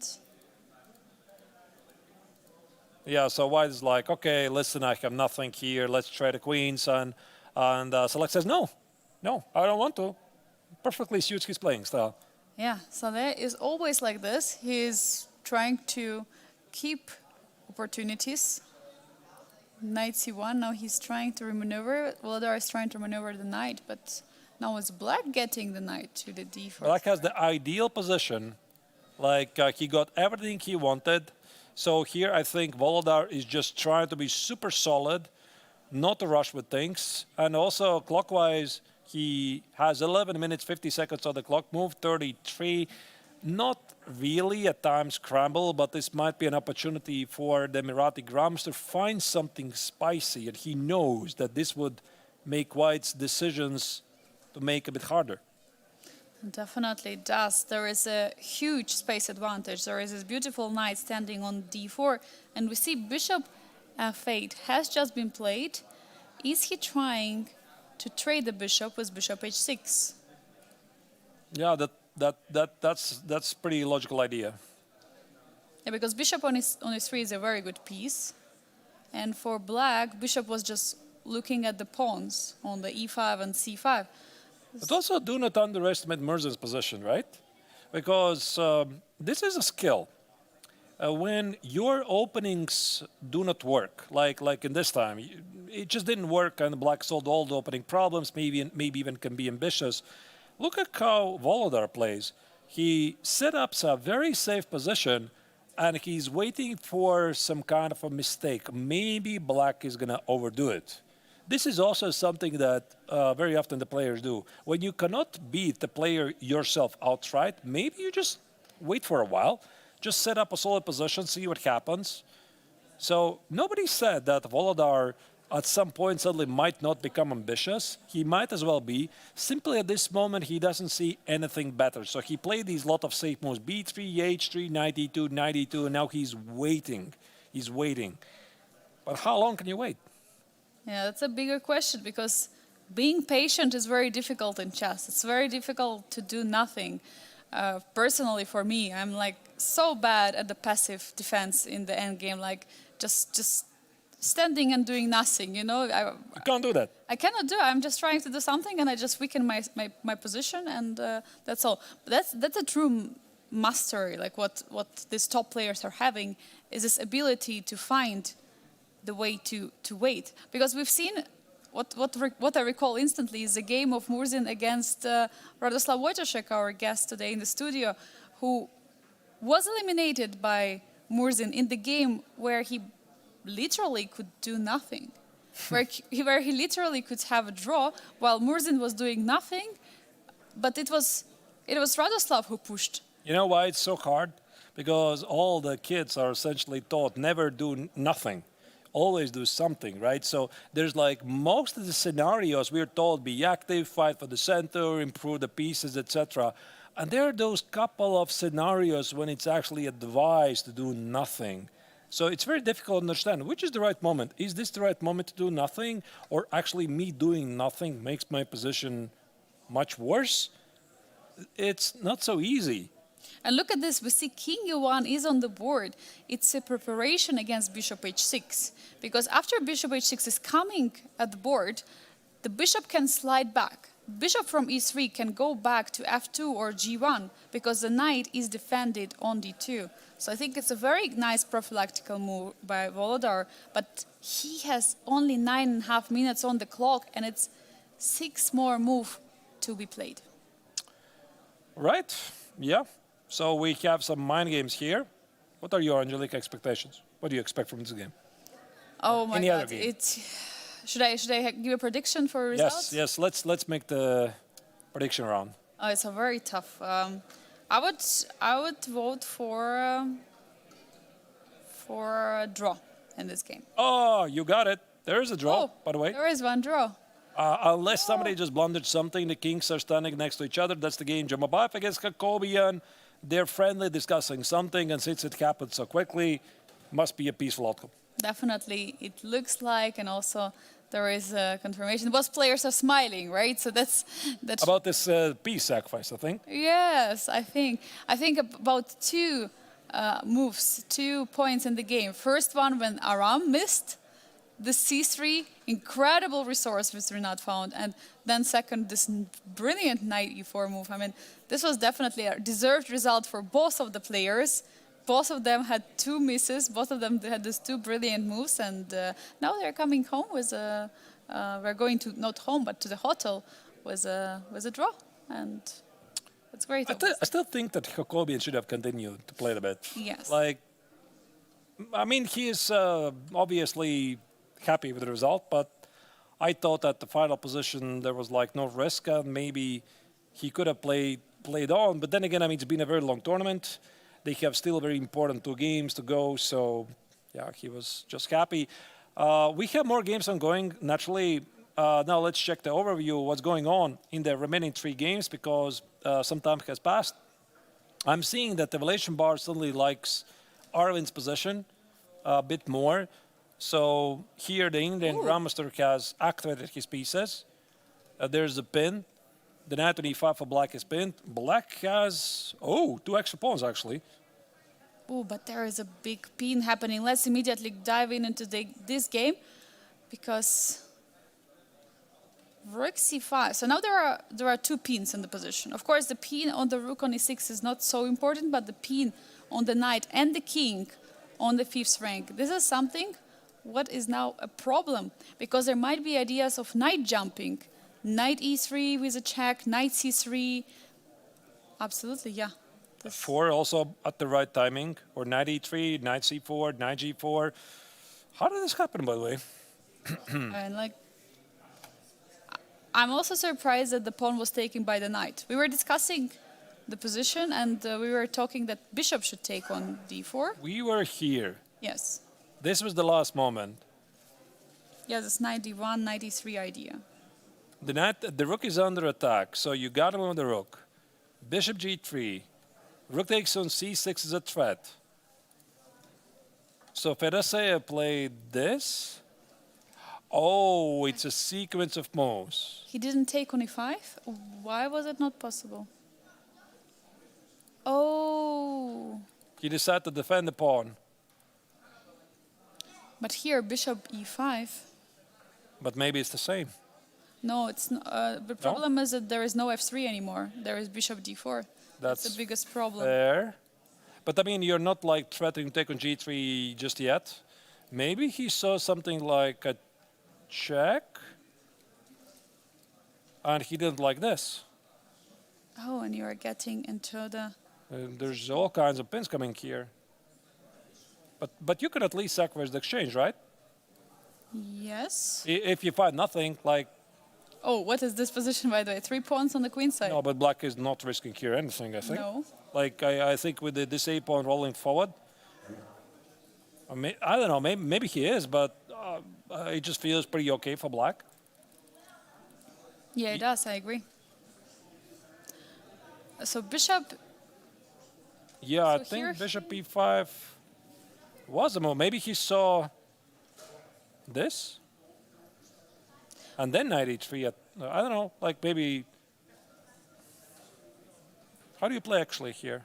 But once again, there is no... Oh, Oh, sorry. Yeah, I think I fast forwarded. Sorry. Yeah, rook a4 is played. Rook a4 is played. I was just trying to figure out what's going on. Why not? Where was this once again? so bishop takes, rook c5. Yeah, in this position now. Yeah, but even walking away from the pin makes sense. Rook c6, defend, like takes here. There is no rook c7, very important, because king is Yeah. defending the... No, this just looks equalish. Like everything, like white wins back to pawns. Ah, so that's why Vladimir went for rook e6. Now I understand. He wanted to be ambitious. He is defending the pawn. And what he says is that he has this extra 2 pawns advantage. So he has a material advantage, and he's trying to hold on to it, because if he's defending this position, then he's going to win the game due to the extra pawns. But now big question, there is initiative ongoing now from white. Now rook is on c5. Suddenly this ping is getting very dangerous.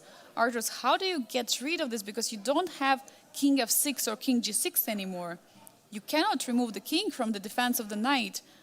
What about the check? You can't play king f6. You're gonna drop the exchange. Knight Like- g4. Yeah, knight g4. Your rook takes on g4, and just take with e5. So yeah, these And pawns this is a different story now. much different. Yeah, this bishop is pretty bad. It should have been somewhere here. Sorry, not there, but on Yes. b6. So I guess you play king g6, but now this pin looks pretty deadly. What about some knight g4? Oh, I'm missing knight f3. Okay, Oh, you have to be tactically sharp. but then if there is... This is what engine says. I just checked it. Knight c2. Protect the rook. Ah, of course. Now there Hit is the no knight knight. c3. And if king goes back, then there is bishop h4. No, then I just take with e5. Oh, of course, obviously. Yeah, and King has to go back to f5. it just feels so fishy. Like, Is there a 4? f4, maybe there's king g4. No, but I mean, black's position feels so risky because, like, this is such a deadly pin. One pin and second pin, and black could play rook c4. There's going to be a fork on e3, and white could make some quiet move. Is there actually king h2 just defending the bishop with a threat of f4? Can I just defend my bishop? King h1 maybe. But my point was that after f4 there is king g4, so I defend the bishop. But f4 you're gonna there's no knight g4. Maybe you're right actually. But okay, computer revelation went a bit down. But No, it's good. Like Fedoseev, I think he missed f3 and rook a4. Okay, yeah. Yeah, this game has been up and down, really. Yeah, like this is a crazy game. and now again, the evaluation bar really loves White's position. But by the way, look at the clock situation. It's moved 29. I was about to call it like move 29 for Aravind. It's 6.5 minutes. He has to make 11 more moves. You gotta make it like with 2 minutes. Like you have to make, with half a minute for each move. But he's spending down now at this move. He spent almost 4 minutes right now. He has to make a decision this moment. Yeah, you need to make the decision here pretty quickly. Knight e3 looks logical. Maybe there's some other great moves here. Could be some other moves. Yeah, like you could just even play king f1, walk away from knight f3, walk away from some bishop d4, because black gonna play rook c4. There's gonna be a fork. This is a really nice move. Knight e3 is again super logical move. But if you do this, if you play knight e3, king g6, you already need to see the next move. Yeah. And if knight c2 is, I mean, I checked the engine, right? So if you don't see knight c2, then maybe you don't go here. But king f1 might be like a pretty decent alternative. Yeah, king f1, because right now there is a threat. Knight, no, actually it's not a threat. I want to say knight f3 is a threat, but there is still a pin. No, it is a threat. I mean, king f1, knight e3, knight g4. Let's say I go here, and you do something like, I don't know, a5. I will give you a check. King f6 is the same idea, the fork, and after king g6, it's knight g4. So I do think it's a threat, unless black has some way to escape with some rook g4, rook f6, and your king f1 actually is not where it's supposed to be. So maybe king h1. No, king h2. Okay, I like that. 5 minutes for Aravind. He has just made a move. He played king h2. Just as soon as I said it, engine marked it as a mistake. No, but I think it's a good move. Yeah, he goes for what? Yeah, there is no knight f3. I'm again hallucinating with something. So this was the idea which I was suggesting in the other position, to defend the bishop on g3 and to threaten the f4 push. So now f4 is a big threat in the position because there is no king g4 targeting the bishop. Probably this was his idea, just to defend the bishop on g3. But only 5 minutes for 10 moves. Super logical. Which, of course, brings the question, king f6 drops the knight again, king g6, again you take it. How on earth do you defend against a 4? Do you sacrifice the exchange? But that, again, feels fishy. So let's say I play a5. f4. f4. Or knight e3, yeah. f4 looks reasonable. And if you take it, I might give you some nasty intermezzo checks. Engine, again, doesn't like it. How is it? King g5, takes. And we have h5 on the board. h5. h5. So the idea is after f4, there is h4. Yeah. Let's put it on the board. So f4, there's going to be h4. If you take it, I take it. You cannot take with rook with a check because there's a bishop. And if you take it, I eliminate the pawn, and knight and e5 is safe. And is there bishop d3 now? Then you just go here somewhere. Meanwhile, we have a result on the board of Waldar Murzin against Saleh Salem. They agreed on a draw. Apparently, there was a move repetition.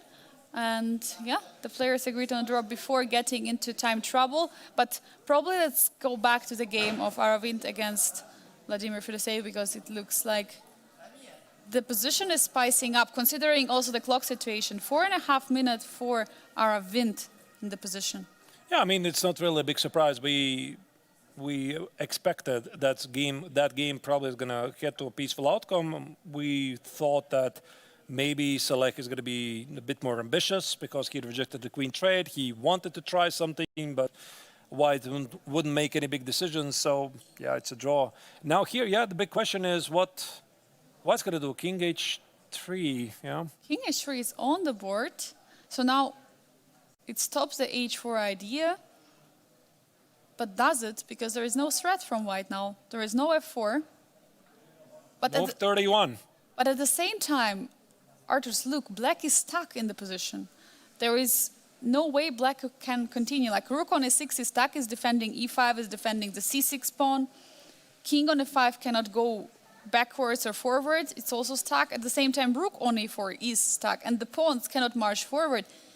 Can white try to find a way to use this position? Because it feels like it might be a Zugzwang at some moment for black. Yeah, you're right. Assuming that white has a way to make a progress. Like, yeah, I mean, if f4 is a threat. Is f4 a threat? Because, again, I can sacrifice exchange. And if f4 is not a threat, maybe I just play something like a5, and you still need to find a way to punish. Maybe after a5, you obviously need to include the knight. The knight is going to be the key piece.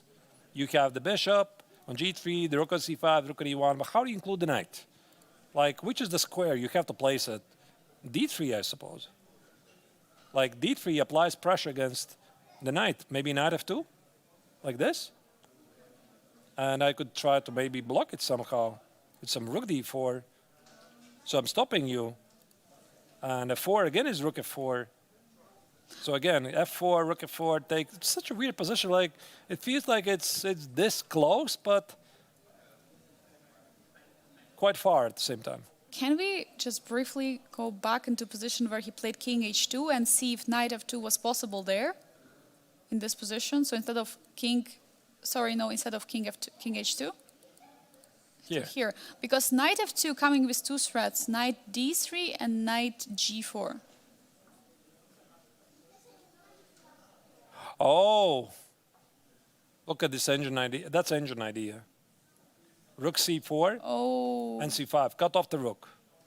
That's why you need the knight on d1. That's why you need it here. Otherwise, now we understand. Now we understand Arvin's thought process. I mean, I didn't understand. I just copied engines. I know. Like, no, I mean, with the knight on d1, that's the very critical idea. So black cannot play rook c4. As soon as the knight is gone, that becomes a defensive idea. So this is also something you have to formulate yourself. But Arvind is a bit in time trouble here. This is also not a position that you could easily play. Like, maybe the pin is not going to go anywhere, but I don't know. And bishop f6 has just been played, insisting that if f4 is on the board, there will be h4. Originally, white wanted to take on h4 with the king, but now the bishop is on f6, so h4 is a threat. I just want to sacrifice the exchange. Oh, you want to play h4? This, yeah? Yeah. I thought that I just want to sacrifice the exchange. Like this. You could give me a check or something, takes, and it's still the debate, how does white exploit the pin? Like, it's a terrible pin, sure. Maybe now play knight f2, knight g3. I would say that most likely Arvind is going to do it. Arvind went for knight c3. He's coming, but now, is there rook c4 in the position? Rook c4 is knight e5. Rook e5. Oh. Okay, you cannot do it. I like the Arvind speed up a little bit. Now he has almost 4 minutes. It's a good move. Yeah, I mean, the knight, it goes to the e4 square. Let's maybe check very quickly the other game, because this is definitely going to be the game we want to follow for the time scramble. Let's also have a look on the game of Nicolas Theodorou against David Navarra, where there's this rook endgame. We left it some while ago, and he did not play rook b8. Okay. So what white is trying to defend the pawn from the side. It's a very interesting decision, Arturs, because what I would normally consider first is bringing the rook on the b file. Yeah, I mean, this choice was made here. So we got to this rook endgame, king f2 here. He made this choice right here. So he played b5. I would have thought he wants to try this. Yeah. Play rook b8, b5, b6, and see what happens. I mean, maybe this is a draw. Like, let's say, okay, let's maybe talk about this position. Like I promised, we're gonna do it earlier in the broadcast. So what does what do both players want? White wants to put a pawn on b6. Maybe let me again just make a couple of moves, random moves, yeah. So White wants to play b6, not b7, not b7. Why not b7? Because then you can never walk with a king, help the pawn, because Black's going to give you a lot of checks, and always land back the rook on b3, and the rook on b8 is stuck. So that's why, according to theory, you always want to put the pawn on b6. That's like the best practice, and then march with the king. While this happens, Black tries to eat all of your pawns and then promote his own pawns to the queen side. So that logic is, let me again go back here. Let's say here, rook b5, for example, you can aggressively already advance these pawns so that after White plays rook b8, king e7, White plays b5, b6, you are really far with your kingside pawns. And when your king is going to march to help this pawn, you're going to collect either this pawn or this pawn. You're much faster rolling to the queen yourself. So that's the understanding I have about this endgame. And maybe this is why Nicholas decided not to go here. Yeah, probably he calculated. Yeah, but this doesn't feel that strong. I still would have tried rook b8, to be honest.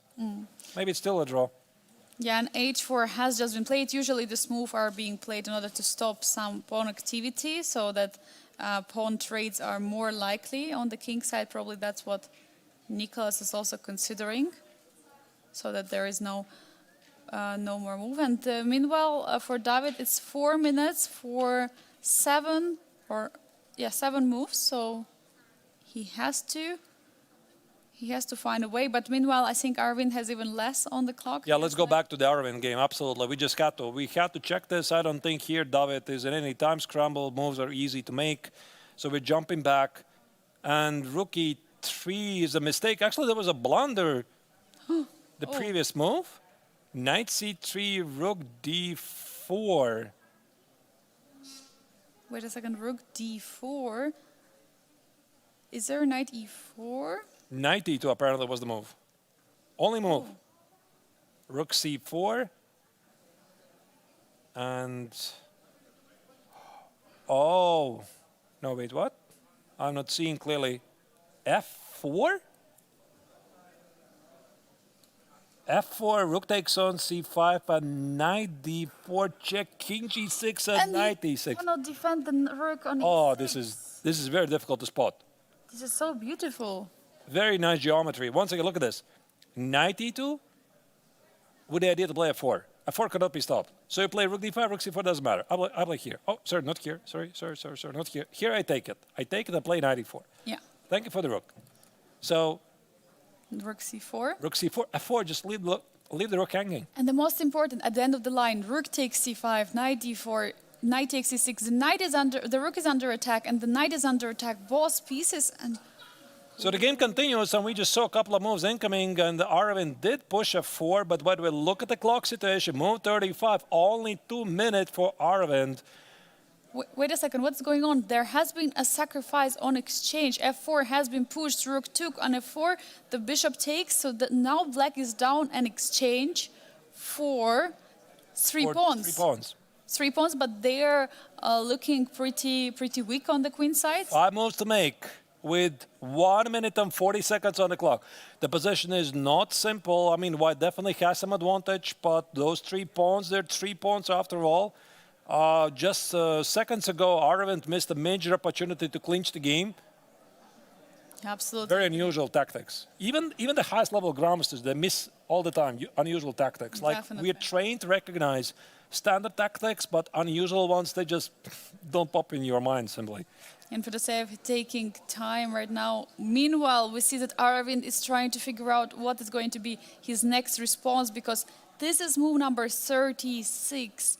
So this is Black's move. It means that we'll still have to see 3 more moves for Arvind to be played. 4. But he already played move 36. Yeah, 37, sorry, 38, yes, 39, yes, 40. yes, 40. yes, 40. Four. Four moves with 1 minute and 34 seconds. This is also an opportunity for Fedoseev try to make things as complex as possible, or maybe just survive. Like if he manages to trade a pair of rooks, then maybe these pawns start to roll forward. Also notice White has only one pawn left. So if Fedoseev goes defensive and he managed to trade off this pawn, then this extra exchange, maybe it doesn't even matter. Absolutely, it will not matter. But I think it's very tough right now for Aravind with only 1.5 minutes on the clock.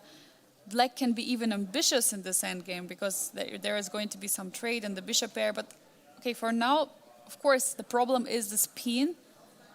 It's a bit uncomfortable. He's reaching for the move. He's reaching for the move. Which one is it? If I'm playing with black, I want to get rid of the pin. Some rook move, maybe rook d7, walk away from the pin, but don't blunder the knight on e5. The position is so tricky. Once again, you play rook d7, there's going to be a check, and knight e4 is incoming. So I want to get rid of this. But how? I mean, there's a couple of moves. There's knight e3, there's knight g4, there's knight g6, there's rook d7. Oh, there is a problem because rook f2 is a threat. King g5, knight e4. That's a big threat in the position. Maybe knight g4. Knight g4 defending the bishop on f6 and rook is on e7 also defended. But then pawn on h5 suddenly is hanging after trade. So you have to be careful. Well, he's thinking, I'm going to put it on the board, maybe. So let me try this. This is not yet played. I'm just having some fun here. Oh, I blundered something. What did I blunder? Is there a mate? Oh, look at this. Oh my God.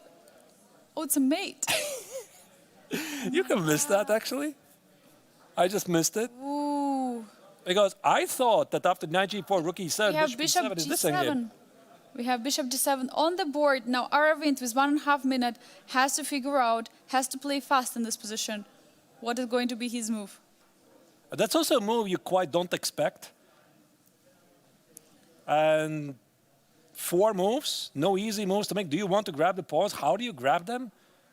You want to capitalize on the pin? Rook a5 makes sense. Yeah, you want to eliminate the a pawn. Might be too slow. 1 minute and 9 seconds for Aravind has left. 3 more moves to make for him, for Vladimir. It's Watch out, 4 rook moves. d7 here. Rook d7, rook d3, there might be counterplay. Like this king on h3 could be very unfortunately placed. Look at Rook this. d7 Rook is d7 on the played. board. Will we see rook f2 and knight e4, some checks? 3 moves with 1 minute to make. Very sharp position suddenly. This is not super easy, and I think also for Aravind, it's not only about making the moves, it's about keeping the advantage, which might already not be there. Let's zoom in probably on the players. Let's see Arvind's expressions. And he goes g3 check. That's a safe move. Yeah, stopping rook d3 just in case. King f5 immediately responded by Fedoseev. No need to think. Still, the pin is on the board. The knight is pinned to the king. 40 seconds for Aravind. Very big Has to decision play here. fast. You want to eliminate the pawn, but it's seemingly going nowhere. Maybe make some active move like knight d4 or something. 30 seconds. Knight e4 is on the board. Makes sense. Ooh. He went for it. Knight e4 happens. There is no more rook d3 tricks. And now it's just balanced. Just like that, it's balanced. So this pin remains, but black seems to be quite safe. White can take the pawn on a7, but these pawns still remain. It's 3 pawns for the exchange, let's not forget. Yeah, but pawn on a7 is hanging. Definitely it's going to be easy to pick up. But you have to be careful with all of the ideas black has. Black can get active very easily. Rook d3 is the move you have to watch out. Rook d4, targeting the knight as well. I mean, Yeah, rook d4, I would definitely consider this. And I think also Fedoseev, what he wants to do, he wants to play this so-called series of moves. And this is move 39, so White needs just to make 1 move with 28 seconds on the clock. So pretty sure that Arvind's going to make it. Maybe Fedoseev already is thinking about the next time control. Okay, I'm not going to flag my opponent because, again, there's no increment here.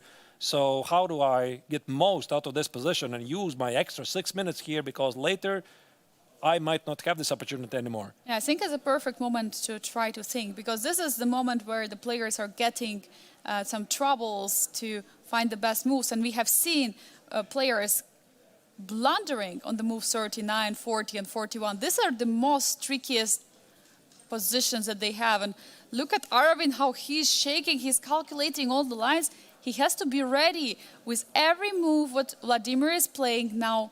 He has to be ready to respond in 28 seconds. And I recall the same situation reversed when Frederick Svane was facing Aravind, where Frederick had seconds on the clock to play the last moves. And I think it was like 2 seconds, yeah? 2 seconds for the 40th Yeah. move, and he just blitzed it out. I mean, Yeah, pre-move pretty much, yeah. So actually much. pre-move is possible. Okay, here Arvind has a bit more time, but the situation is tense. It absolutely is tense. So I think that he is not happy the way he handled this game. Like he was doing really well in the opening, then he just missed everything. You know, he fought back and then he missed it again. He had a beautiful victory. He doesn't know it yet, but you got to develop the feeling there was something there and he missed it. yeah, now what all he has to do is try to forget, even if he realized at some moment, he has to forget what advantage he had before in the opening, in the middle game. He had a huge advantage in the position. Now it's about this position. Now he has an extra exchange, but it's for 3 pawns.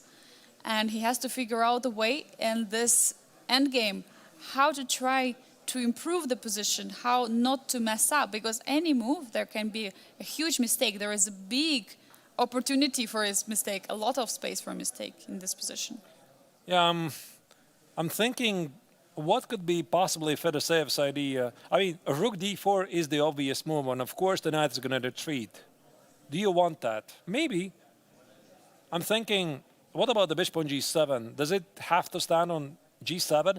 Because if I move this rook, let's say here, white's going to take this pawn and collect the other pawn. So can I set up some kind of trap?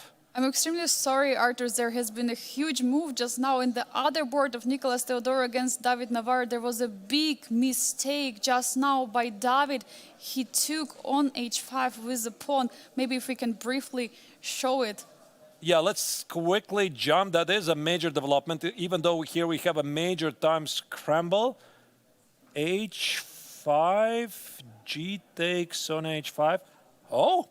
David has 47 seconds, and he still needs to play 5 more moves. Oh, actually, this is an even bigger time scramble. It's bigger. I would have thought David had figured it out already a long time ago, but no, actually, it's not so simple. And look at this. There was the last move, which was a mistake. So the last move after white's h5, g takes on h5 is a mistake because of g takes on h5, and this king is marching to the queen side, and the king is cut off. It cannot help this pawn. Oh my God. And rook is defending both the pawn on b5 and h5. How do you defend this endgame with black? Do you have an opportunity to target the pawn on e4 in some way? King will always defend. I think at some point the pawn is even not going to matter. So here for white, these are very easy moves. So black is just standing. The white king is marching. The pawn on e4 might drop. After this, white's going to play b6, rook b5, and it's winning. And you can also imagine, I mean, not only the reactions of David, but the reactions of Aram Jacobian, who's like watching it right now. And he's like, okay, these guys are definitely going to finish in the win. He's like, oh no! Like, unexpectedly, Theodorou from a drawn position, he has perhaps a winning position. By the way, here a big question, how do you deal with a pawn on e4? And this is huge. I mean, this is huge development.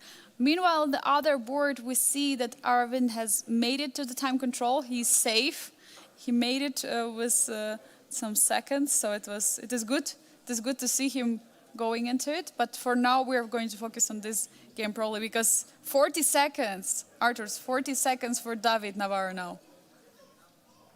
And this is move 39, yeah? So he needs to make 2 moves. So here I think white has a pleasant choice to play king d3, but ultimately you need to make a choice to give up the pawn on e4. So I would say play king c3, black takes the pawn on e4, and find a way to put your rook. Maybe rook. I was hoping this is going to be a win, but actually not. The computer somehow... Okay, let's play king d3. Let's say king d3, f6, and the question is, how do you make a progress here?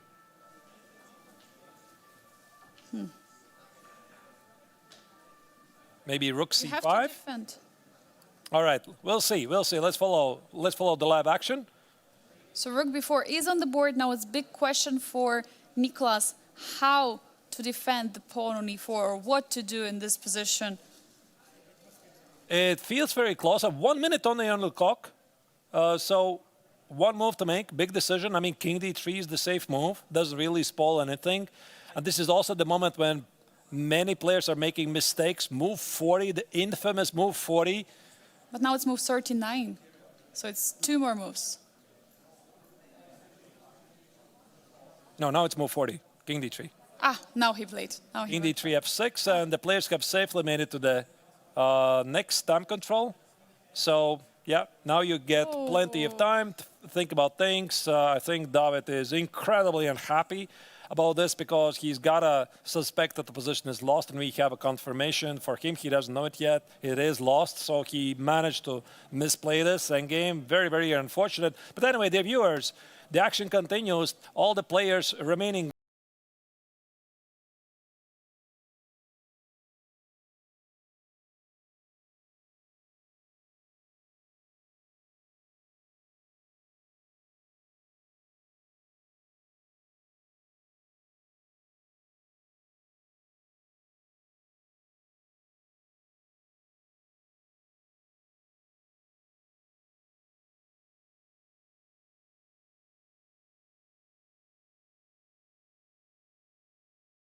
Greetings, chess fans. We are the official commentators of Biel Chess Festival. My name is Arturs Neiksans. I'm a chess grandmaster. This is Angelika Volkova, my co-host already for 4 years of the festival. And we have for you a very important message.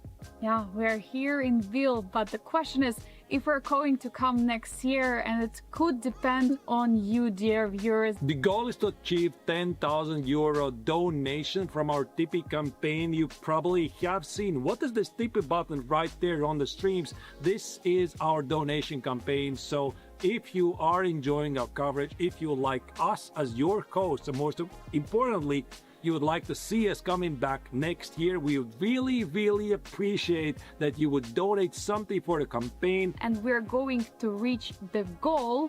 You will have this opportunity of having free entrance to all the tournaments at the Biel Chess Festival and also hotel accommodation. Arturs, I hope we're going to get some donation because I'm really looking forward for the next edition, and I would like to be here commentating with you. So do I. Being here for 4 years in a row, we make a really great team, so please make it happen.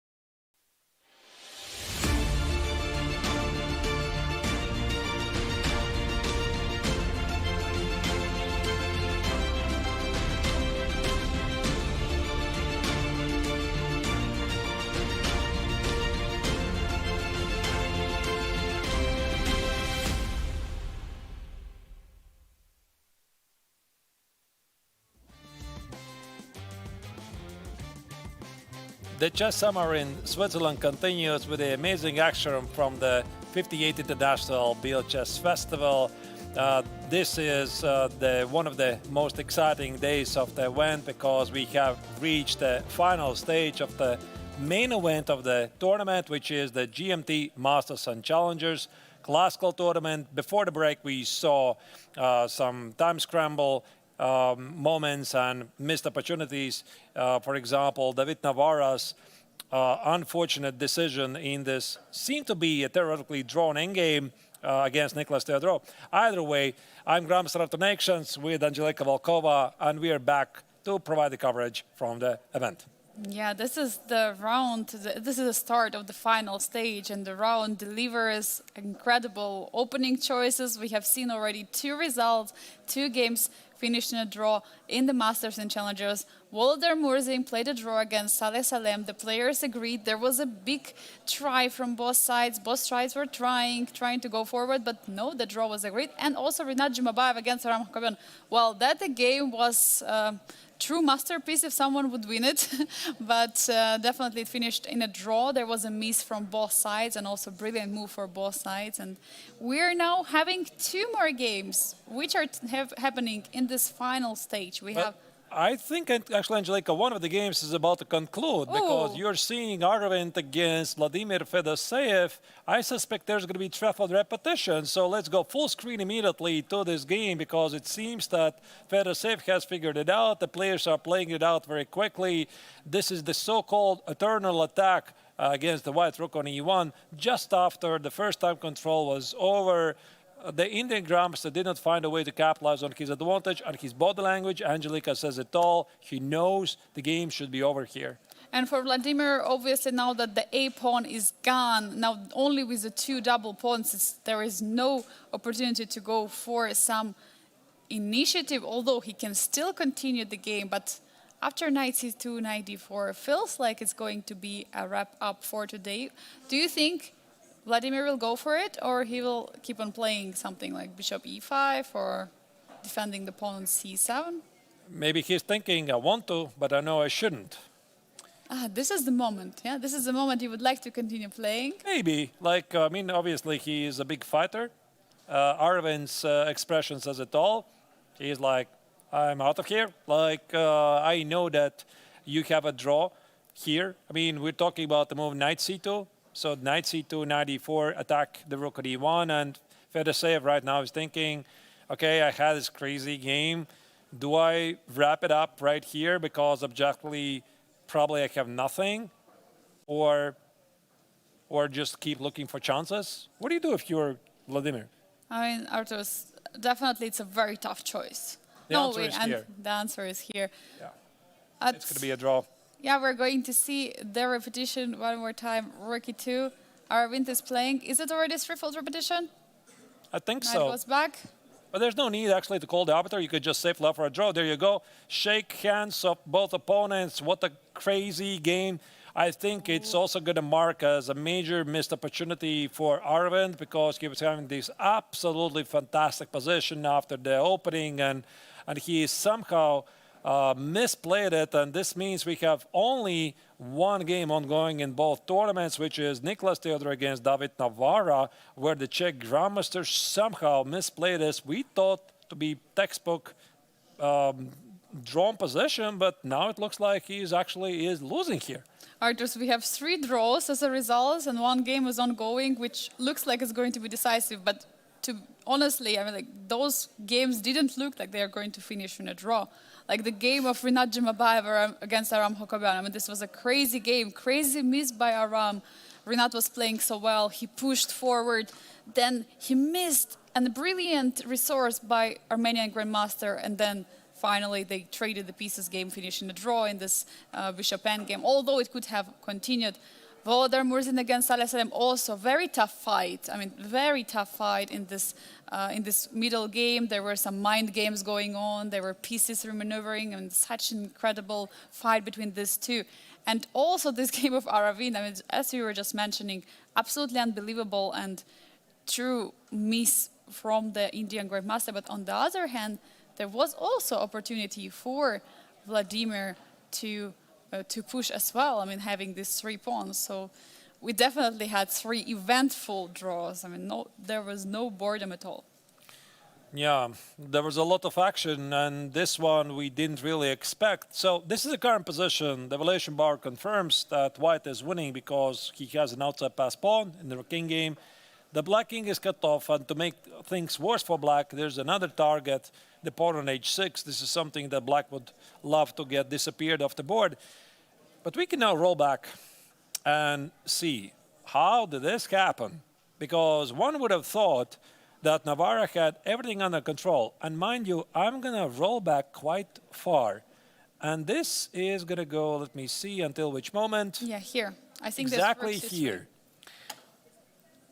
Well, I don't know what was going on here, because I think up to this moment, David was playing really great, right? So he solved all the opening problems, and Niklas was having some small pressure after the opening, extra pawn, etc.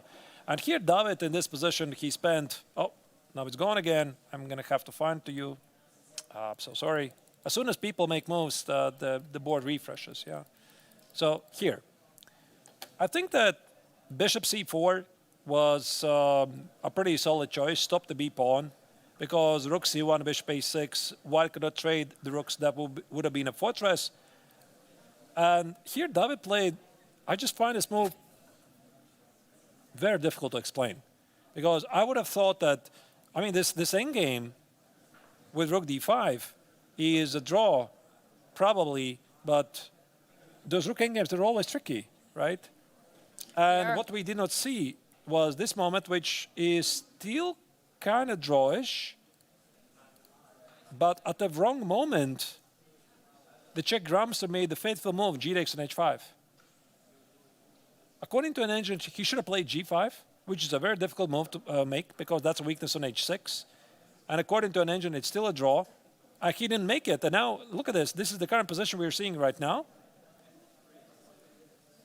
Eventually, I think the king is not going to make it, because if the king goes to the c7 for black, this king is going to make it to the f5. So king e7. And now I think white should find a way to break either the king on c3 or play king f4, king f5 anyway. Yeah, this is very important game for also for the overall standings in the challengers. Because if Nicolas is winning now, first of all, what we know is that Aram Hakobian played a draw, and he was 2.5 points behind. So what does it mean? It means that he's going to increase his lead by another 2.5 points. So it's 5 points in total with 2 games to play. That's a very big lead. Yeah, I mean, this is a huge lead. I mean, basically, if he plays 2 draws... So if he wins, like he has 30.5 points versus Aram's 25.5. And again, every single victory in a classical tournament gives you 4 points. So in a classical sense, that's like if he would be counting the traditional 1 point for the victory and 0 for obviously 0 loss and draw is a half a point, that's like more than 1 point for 2 games. And for Aram to catch Nicolas, he would have to win both games tomorrow, day after tomorrow. And he's playing tomorrow against David Navarra. But even if Nicolas wins tomorrow, he's unstoppable, of course. If Teodorov wins tomorrow, he's a winner. But if he loses or draws, there is still a chance for Aram.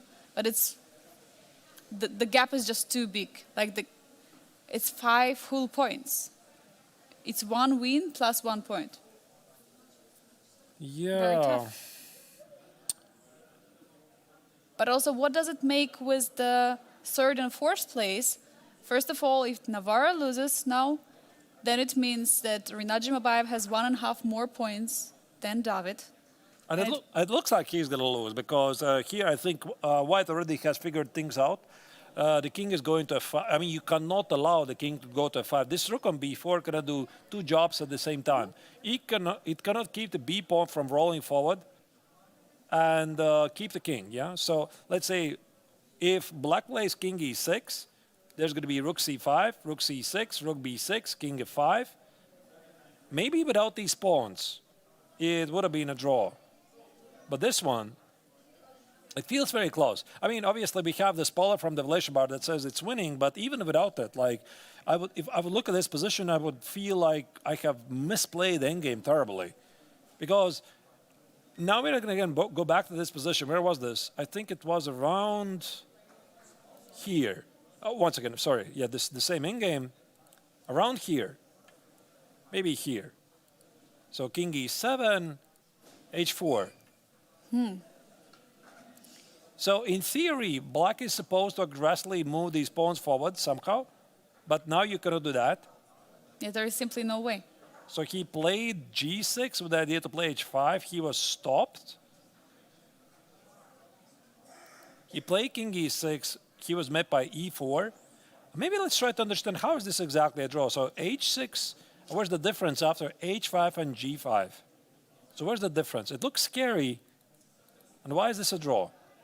That's what I also try to figure out. Why is with a g5 pawn suddenly, is the f4 square is such a key square in the position that he shouldn't have given up? Because h6 does look weak in both scenarios. In the current position, h6 is a weakness. Here as well, h6 is a weakness. If you bring the rook to h8, suddenly it looks like a great game. Yeah, let's say I tried to move it here. You need to watch out for rook g3. And we have a first donation from TP. Thank you very much for Gelho. Thank you. Appreciate Thank you so that. much. Every single support really means a lot. So you're amazing, officially amazing. Confirmation. That's a confirmation. Confirmation. Yeah, actually, this maybe rook g3 could be the difference. And also, I was thinking black could maybe stand and do nothing. Let's say f6. No, f6 is wrong. So it's got to be strictly rook g3. This counterplay against the pawn on g4. And if you play b6, then you go back. Ah, then you cannot defend the pawn on b6. Of Right. course. I could still go here. You take the pawn. b6, you're not in time. Takes. Rook b5. Rook b5. I give you a check and put the rook on d8 and b8. It's tricky. Like actually, I think that Theodore chose a very practical choice. This was a good choice. Like initially, we were discussing that rook b5, rook b8 probably is the idea. I think that this maybe was a nice try. This h4, h5, g4, e4 to push the pawns really far from the second rank and then march with the king to the king side. It's a rather unusual position. It should be a draw. An engine says it's a draw. But as you can see, when you're in time scramble, you can misplay everything. It's very tough. It's very tough to defend such position. It looks easy, but it is not. Absolutely not. And maybe the key difference to this position is this pawn on h5 is defended all the time with a rook. There is no pawn on g4 which could be targeted potentially by the rook. And we see rook b1 is on the board. So what David Navarre is trying to do, he's trying. Wait, there has been one more move played, Arturs. Yeah. There is one more. Oh, sorry, move. my bad. So rook c6 and king e7 was on the board. Yeah, but now it's just b6, I think. Is there some way that black could give some checks to the king, or? Ah, wait, after b6, rook b5, you need to watch out to drop the pawn. But Wait. then you. But then I march with the king. Then you march with the king. And I just misplayed it. I thought it's winning. Apparently it's not. Ah, because there will be always check if king c5. King c5. What is your threat with king c5? Rook c7, right? Yeah, I want to play rook c7. I'm seeing the bar, of course. Yeah, so, okay, I've misplayed it and black has the counterplay. Okay. Oh. Okay. So apparently it's not working. And what if I try the other idea? Rook b6. Yeah. Immediately. Okay. Let's think about this.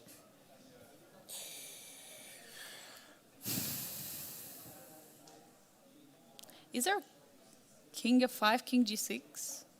Or you got to play b6? The pawn is under attack for the moment. So I think you need to protect the pawn on b5. I think it values more than the pawn on h5.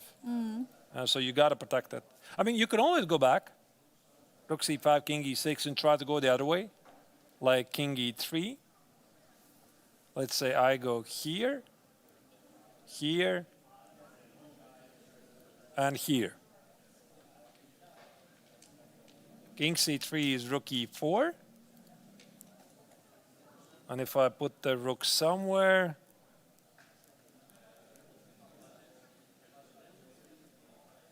oh, look at this. Rook d5, you are in Zugzwang. King e6, rook f5. Oh, maybe that's like the cleanest way, because the rook on b4 cannot stand. I mean, you would love to knock on the table, say, I'm not moving. Okay, and king e7? King e7, then I'm playing king c3, and the rook is not under attack. It's a different story. Major difference. Wow. And then you put the rook b5. So what if king d6, rook b5, rook King e8, d6, rook b5. rook e8? Oh, wait, sorry, wait. First, I can just take it here. Oh, of course, you can just capture. Yeah. So just take at f6. Look at this. So once again, this is the current position. White can go here. I mean, the rook was there before, actually. So let's say... There was b6 played. b6 is on the board, which was... It's still good. For some reason, it says it's a mistake, but it No, looks... but I mean, this is actually very instructive. Look at this. So they have this position right here. So you play, I think the king also was on d3 at some point. There you go. So they had this position. So king d3, f6. It's just one move. It's just rook Oh, f5. wait, there's rook a4 still. Rook f5. There's still rook a4. Wait, maybe it's not so simple. Maybe there is not a Zugzwang. Maybe not. And if I play Okay. king c3, you Rook take the e4. pawn on e4. So I cannot do that. And if you go back with rook, then we repeat again. Rook c5. And now the rook maybe is disconnected, like it's wrongly positioned, like rook b4. Now I'm going to play king c3. Okay, this makes sense. And if you play king d6, I'm giving you a check, and the rook is not where it's supposed to be. Yeah, so the Yeah, this Oh, is this is tricky, tricky. actually. It's very tricky. I thought it's actually easier. No, it's very tricky. look at that, making black to play rook a4 to remove the rook from the b file, which was standing right behind the pawn. Yeah, I mean, this is very, very nice. This is very so nice. deep. This Yeah, is king extremely d3, deep. f6, so rook f5, black is in a Zugzwang, king e7, king c3. You take the pawn on e4, the b pawn advances.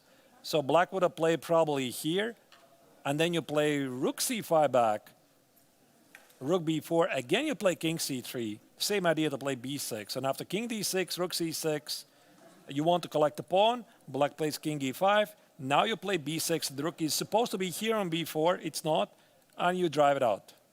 And this has got to be a win. Oh my God, Arturs, you made it work. Yeah, but with with an engine, yeah. with an iron friend, yeah. with help. Yeah. To be honest, I thought it's definitely easier.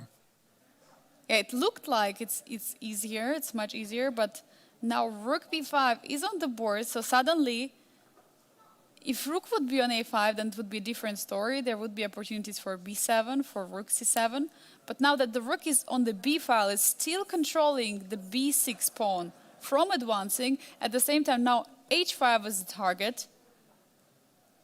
Is rook in time to take on h5 and return back? I think it is. Like, I think it is. If you play king e3, I'm going to take it. You play king d4, I play here, and there's my counterplay. Yeah, but probably white is not going to stay still. I was thinking maybe rook c7 to try to push the pawn. Yeah, maybe like this. But then my king might not make it. Like king d6 something, rook goes here. King goes here, I go here. It's very close. Engine says now it's a draw, actually. King e5, I go here. How on earth is this a draw? Ah, maybe this is the position. Like I have no moves. Oh. So the pawn on e4 is a target. The I pawn on cannot b7 is a target. Yeah, I cannot move the king. King e4. Okay. Yeah, as you can see, I'm making the moves, making the mistakes easily. Ah, because probably... I mean, this is again supernatural. Why is this losing again? Yeah, because white's going to be faster. Yeah, white is simply faster. Collect this pawn. King c7. There's a long line, but white is faster. Ooh. Yeah, study rook games, ladies and gentlemen. What can I say? Yeah, including me. Oh my god, incredible. Rook b5. I mean, this is what you can study pretty much the entire life. Like I would show you this position. It felt like even without an engine, it's very close because that's a weakness. The king is cut off. The b pawn is barely holding the b pawn. Of course, we have the confirmation from the relation bar, but I just didn't realize how difficult it is. Yeah, it's incredibly tough. I mean, this rook endgames. Phew. So he tried to go the other way. Rook d5, king e4, king e6, rook c5, rook go here.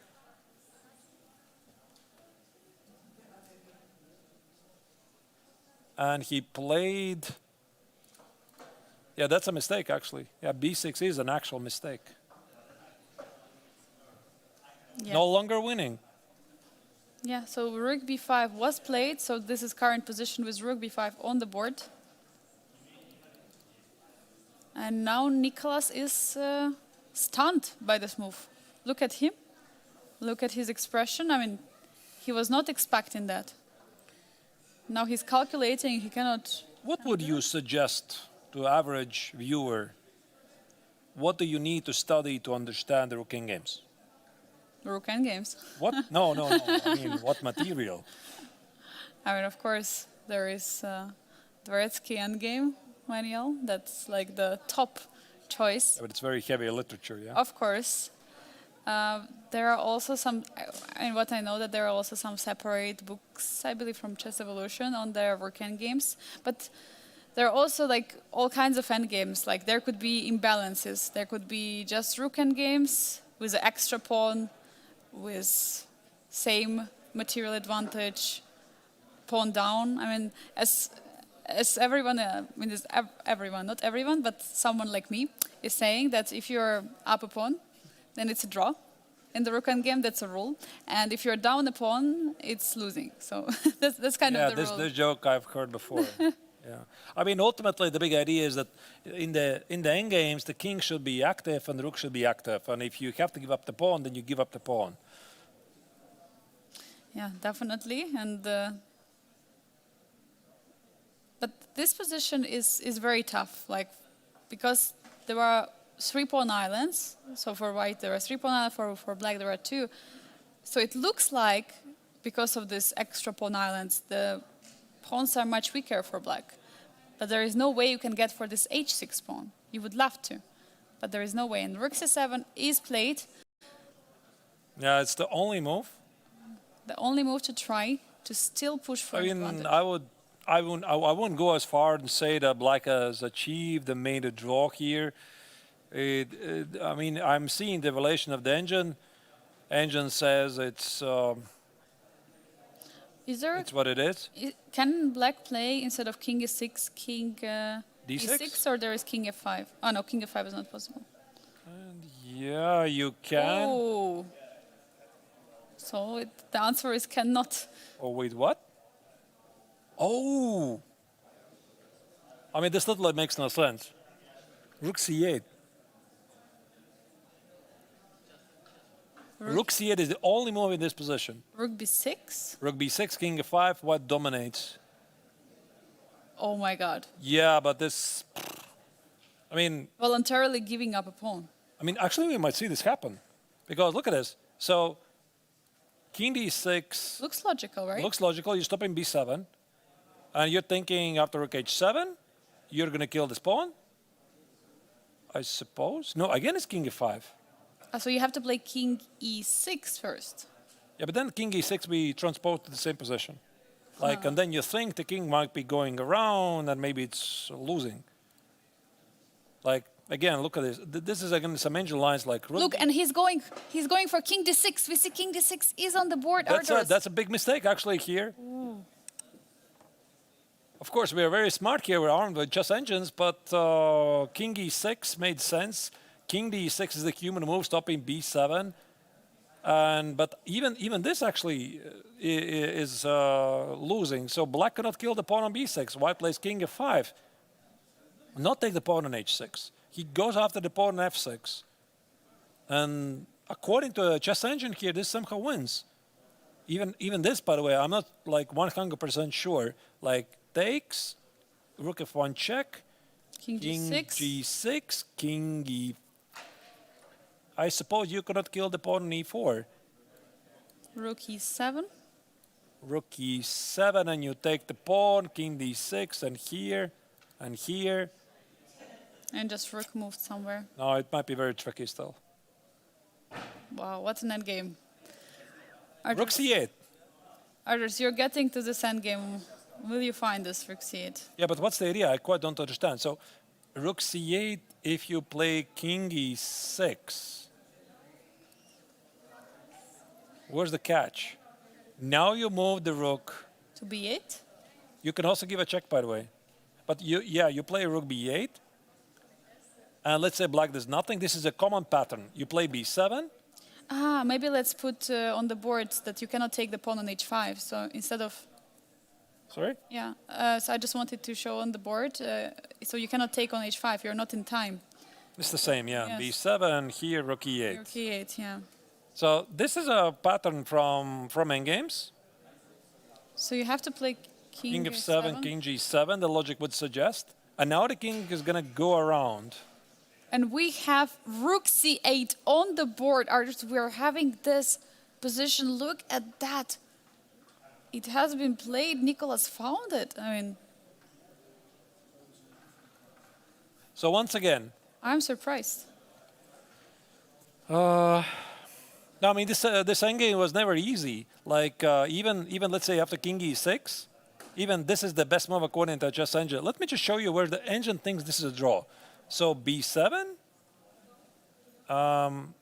let's say rook b3, rook h7.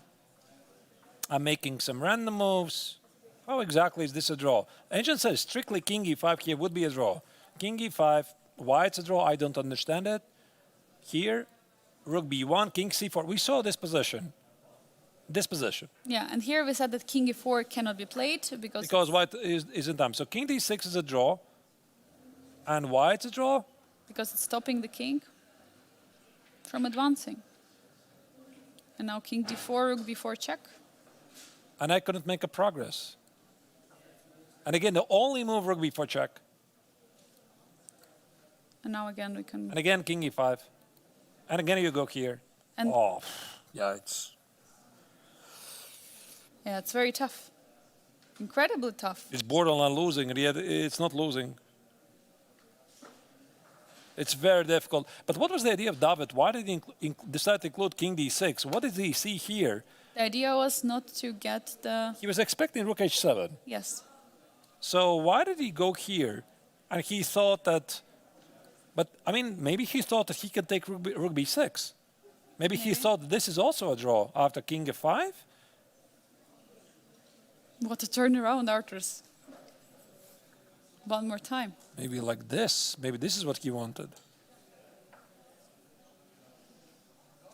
And now suddenly the king is too active. Yeah. Yeah, I have a help here, but I mean, I can easily imagine him sitting there like thinking this might be a draw. And rook c8, a very powerful move. So rook takes on b6. I think right now David realizes there's going to be king f5. And let's say I still play king e7. It's still not over, by the way. Rook c7, and this is winning. King g6. Yeah, I would. King g6 looks like. Looks a very logical move, but agent says it's a mistake. Oh my god. Because of rook e6, you organize counterplay against opponent e4. So it's rook h7. But now there is also. Is there rook b5 check? Ah, there's king h6, of course. Rook b5, king f6. This has got to be a win. I mean, there's a mate. Now, I was even looking for the e5 idea. Yeah, like the rook is very misplaced. And if you go here, takes, here, check, here, e5. Well, it is collecting both pawns. Oh. I just That's all. realized something, that if this e pawn was an f pawn, we might have seen a defense of this h against f. Oh, But since it's a e pawn, yeah, different rules apply. a bit too far from the. Very difficult endgame. Yeah. Yeah, absolutely incredible. Like, also this find of rook c8. I'm surprised that Nicholas found it. It's the only move. And it's also understandable why David missed it. Like he was like probably thinking king e6 loses, at least king d6 he gets to kill the b pawn. So he didn't think about this defensive setup. Every single time when you think you know the rook endgames, there's always a new endgame. And we see There today. are like million of these endgames. Like Absolutely. you could keep learning them. Yeah, and also in Biel, every year there is at least, I believe every round there is always some end game which is lasting very long. And we always learn, like starting with this rook and two knights against rook and knight in the first round. Here we go already to the finals and we have this rook end game with crazy ideas, Arturs. I'm impressed. I think we still might see some crazy swings here because I think both players are pretty tired. They've been playing a long, difficult game. Nicholas unexpectedly got some winning chances. Then David managed to equalize. Then again, David made a mistake, and now Nicholas once again is winning. But I think that we might still see some surprises here in the viewers. I think this is also for us a perfect moment to make one more final short break, and we'll be back after several minutes to see if indeed Nicholas Theodorou is going to manage to win this game or David Navarra is going to save this difficult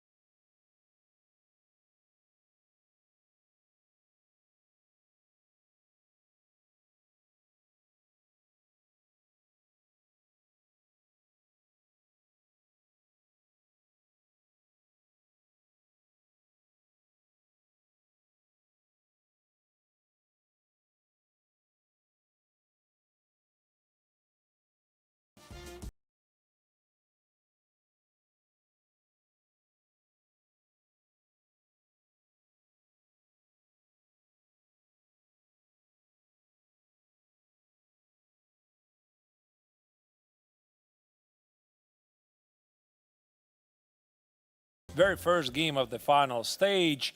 That's the game Nicolas Theodorou against David Navarra. Very difficult rocking game. And we are now jumping back to the game to see if there's more moves. And as we're watching it, no moves. But Angelica, I mean, this is a very, very complex endgame, isn't it? Yeah, it is absolutely something very, very complicated endgame. We have seen that the evaluation bar was jumping up and down a few times. We've seen that there was a mistake by Nicolas Theodorou made according to computer, which was completely logical move. It is very tough to play black this position, and it's very easy to make a mistake for even such a top player like David Navarra. Angelica, I have one very serious question to you. I've been thinking about this all day. Ever since we had this pub quiz, which was 2 days ago? Yes. Yeah, so 2 days ago we were having this pub quiz here in Biel Congress Center. We had teams of 5 players, I think, in one team. We had 4 teams in total. And one of the questions was, how many legs does Kakapo have? Yeah, when I got this question, I was first asking myself, what is Kakapo? So what is a Kakapo? Can you explain me? Because I've been thinking about it all day. I didn't really check it. So what on earth is it? So it's like we're like divided in teams, and in my team was Voldar Murzin, with his mother and coach, also one of the tournament organizers. You were in the team with David. This is David Navarro, who is currently playing. Who's currently playing also. Tatiana, I think. Her husband. Her husband was here. So And my mom. what is Kakapo? So first, when I got the question, when I got the piece of paper where it was written, I thought it was it was spelled wrong, because I thought it's kakadu, because I know there is a bird kakadu, and originally we also thought it's like kakadu, but then we realized it's kakapu. Like, what is it? Like, obviously during the quiz there was a rule we were not allowed to use our phones. Yeah, I didn't really use it. That's why I'm asking you this question. Yeah, yes, but since the quiz already, I use my phone a lot. So. You checked it, yeah? Yes, so I checked. I looked for a photo. So it's if you Google for kakapu, it's a bird. It's a bird. It's a very cute bird. Yeah, it looks very cute. Some kind of a parrot-like bird, and the baby of kakapu are very cute also. You can check those. I know it's completely irrelevant to this position. Completely you know. I'm so sorry. random. Yeah, but like I've been thinking about the entire day. I just couldn't forget. And now that you reminded me of this, I want to ask you. So, who won the pub quiz? The friendship, of course. The friendship, yeah. Right. Yeah. Yeah, your team won, of course. It was very tough. You know, it was pretty amazing because we're doing this. There's a team member, Tatiana. She's very happy. Of course, she was one of the winners. But we had this final quiz. We had to make anagrams of people that we didn't really know who they are. All we knew is the city they were born. You were the one who figured out that, what was the name of this Finnish city? Something also with Kuokala. Kuokala, yeah. Kuokala. So there was like a Finnish city, Kuokala, a very long anagram. I don't remember the anagram. They were pretty It was funny. bikini something, I remember. Yeah. And you would have to guess that those are probably chess players. So from Kuokala, there's a famous chess grandmaster coming, and apparently his name is Michal Botvinnik. Yeah, and it was the last name, because we were trying to figure out for a long time. This was the last name we figured out, and we were thinking, and I was suggesting to David, by the way, I was saying, look at the letters, because I was already not caring about where he comes from. I was like looking at the letters, and I was like, it looks like Michal Botvinnik could be it, because according to the letters it works. He's like, what, Botvinnik from Finland? No, it cannot be it. And then after 2 seconds, he's like, oh wait, you're right. I mean, it's working with letters. And it was, I believe, 1 minute left till the end. So we were like, okay, so we are going to go for it. And apparently we got all anagrams correct, which was absolutely shocking. And David is really knowledgeable mostly in these things, right? As I understand. Because our team, we were discussing this.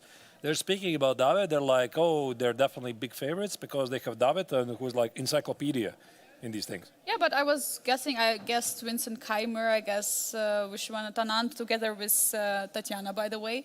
Alexandra Bottas, I also guessed, and who else? Pintalu, Halikrishna. So I also contributed a lot to the team. But since we didn't have so many chess players, it was just me and David trying to figure out. But it was really fun. And maybe just a shout out to Arne, who is also doing social media here, also doing the interviews and all the clips that you can see in the on the socials of the Biel Chess Festival. So it's really nice that he organized such a cute evening, which we had on Sunday after the Blitz, and it was really nice to spend the time and see also the grandmasters from the Grandmaster Triathlon coming and participating. It was really nice. And we had also one arbiter team that I remember, and I remember that they broke a rule because they said, please don't yet turn the paper, and they turned because, okay, they probably misheard it incorrectly, but as arbiters of chess, they are doing their best here in Biel. Yeah, now you know what we did. One of the social events here, and there's many more. But anyway, the game continues, of course. Pardon us, remembering some of the amazing things we're doing here in Biel. So there's some moves being played. Rook b5. Here, I think that white can take the pawn on f6, and the e-pawn should be very strong. So king takes an f6, and David probably see something here. I think this rook takes on h5 quite doesn't make any sense. There's going to be a check. Here the king's going to be cut off, and this looks like, engine says, like, no, you're wrong. Rook d5. Rook d3 for some reason. What, why? Like I played rook d1, and it's, okay, that's ridiculous. Like rook d1 is a draw, and rook d3, no, rook d2 is a draw, and rook d3 is a win. That makes no sense to me. But I think, what if you can include king d7? yeah, that's what I was thinking. Oh. That's what I was thinking. Sorry, So after yeah. king f6, first out with king d7. And now you go here. You want to win a pawn. And now if you take, If you On take it, this probably is losing immediately. So no, I don't think you can take it, but I was thinking if I give you a check, king f7. if you go here, I saw this move. Oh, but rook e8, Rook e8, and yeah. then rook No, but e5. I think even this is winning. Oh, Takes and rook yeah. f6. Oh, The king is cut off with the h-pawn. Usually those positions are drawn, but yeah, here, king g7. Let me just show it to you on the board. I think it's a win. Yeah, you cannot stop this. yeah, the pawn is unstoppable. There's still some tricks. And by the way, notice that white hasn't made a move yet. He hasn't played king takes an f6. Does he even have a choice? Does he consider king g6 as well, or it doesn't really make sense? Because probably No, rook that e5. doesn't make any sense. Yeah. He has to take. So what was it? King d7. He's taking the pawn. He has just played king f6. It's on the board. We have it. Okay, let's follow the action. I think there's going to be a couple of moves incoming pretty fast. And David Rook plays. takes. Rook takes on h. He's not including king d7. Wait. Okay, now I'm really, really confused. So We might get this position we were yeah, we discussing. might get it. So what is the difference? Because this is the most natural move in the world. Go as far as you Check. can. Check is on the board officially. We have king c7. Now rook has to move. Where will Nicholas put the rook? I mean, I still quite don't fully understand why rook d1 would be a draw. Maybe that's the silly engine here. I think I can use the table base here. White is winning with 3 moves.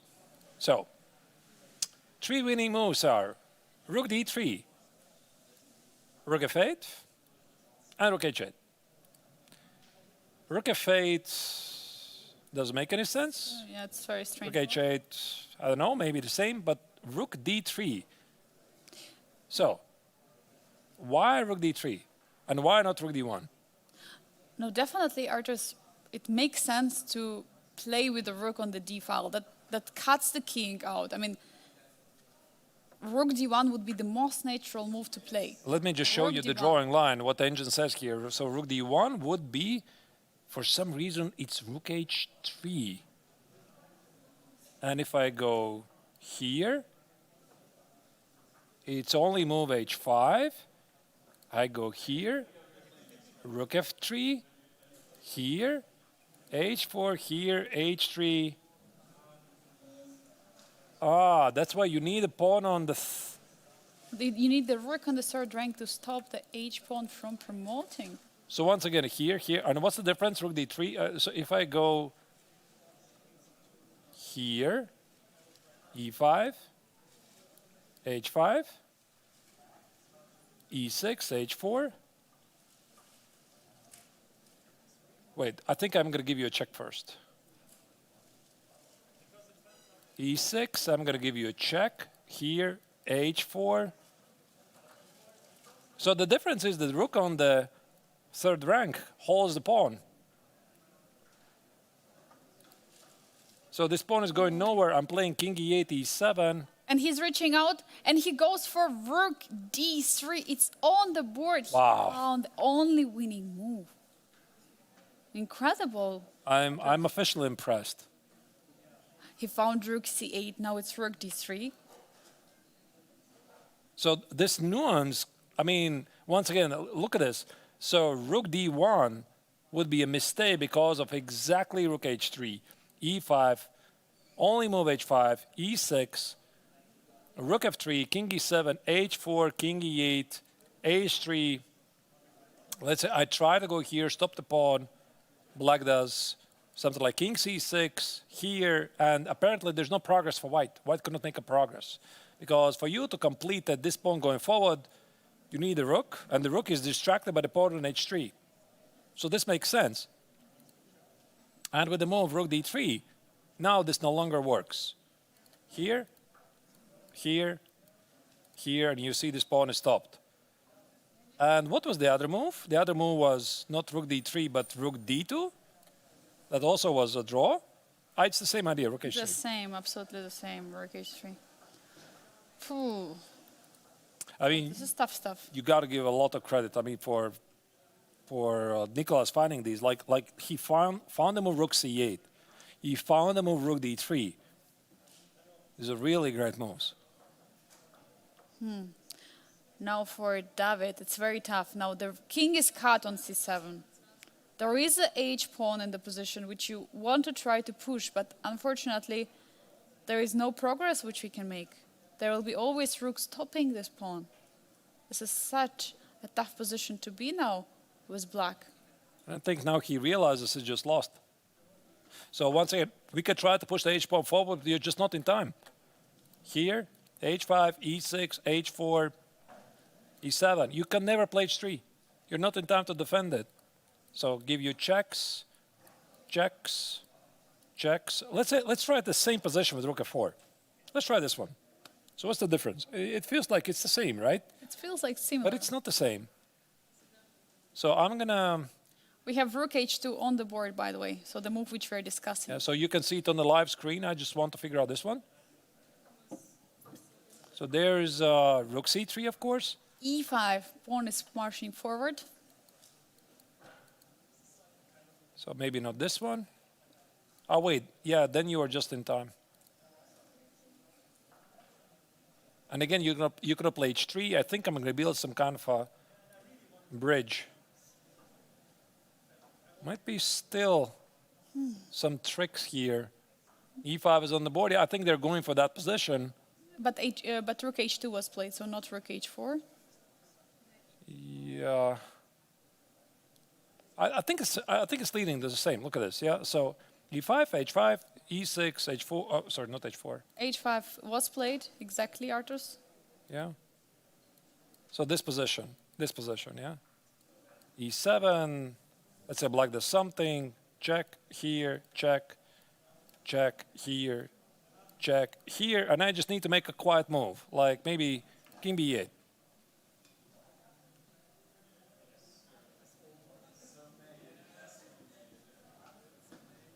Can I play rook c5? Yeah, of course, rook c5, h3, rook h5, I mean, of course, rook e5, of course, easily wins, of course, what I'm doing. Of course, rook e5. There's a check on b8. But even I was looking at some scenarios, rook h5, rook e3, I just take it. Or even promote, give a check on h8. Maybe that's a and bit then easier. pick up the rook. Yeah, this is a bit easier to give a check. But it depends really on the placement of the king. It could be standing on b7 or b8. So that's why I'm just saying it. There's always even this. Yeah, you could always just take it and promote. Yeah, so what we have right now on the board is e6. e6, pawn is marching forward. Now, what black is trying to think, is there rook f2, any move? Like rook f2 trying to attack the king. And of course, what's going to happen? It's a lovely devilish detail. Yeah, h4 is on the board. with the pawn on h3, maybe he can still do something here. So once again, let's say king goes... wait a second. Wait, e7 we were looking at, or? Yeah, e7. E7's got to be very accurate because king e7 maybe is a mistake. The Oxley engine says it's also a draw. But I was thinking that here you might misplay after king e8, there's going to be suddenly rook e2. Yeah. Suddenly now it's a draw. So I think it's accurate to start with e7. So now rook And I give you e7? checks, checks, checks, whatever. So we end to this position anyway. So the pawn is on 4th rank. That's again there. Oh, sorry. Oh, What just happened? decided to I don't start know. I from clicked the beginning. wrong button. So h4 is on the board. Nicolas is taking time. It's 6.5 minutes for him, 5.5 for David Navarro. Very tough to defend. He's still trying, he's still hoping. But for Nicolas, is it all figured out, or there are some practical tricks and nuances he has to take into consideration? Arturs, what do you think? Is it all figured out already, or is there It's a something? good question. Like, did he play rook d3? He knew for sure he's winning?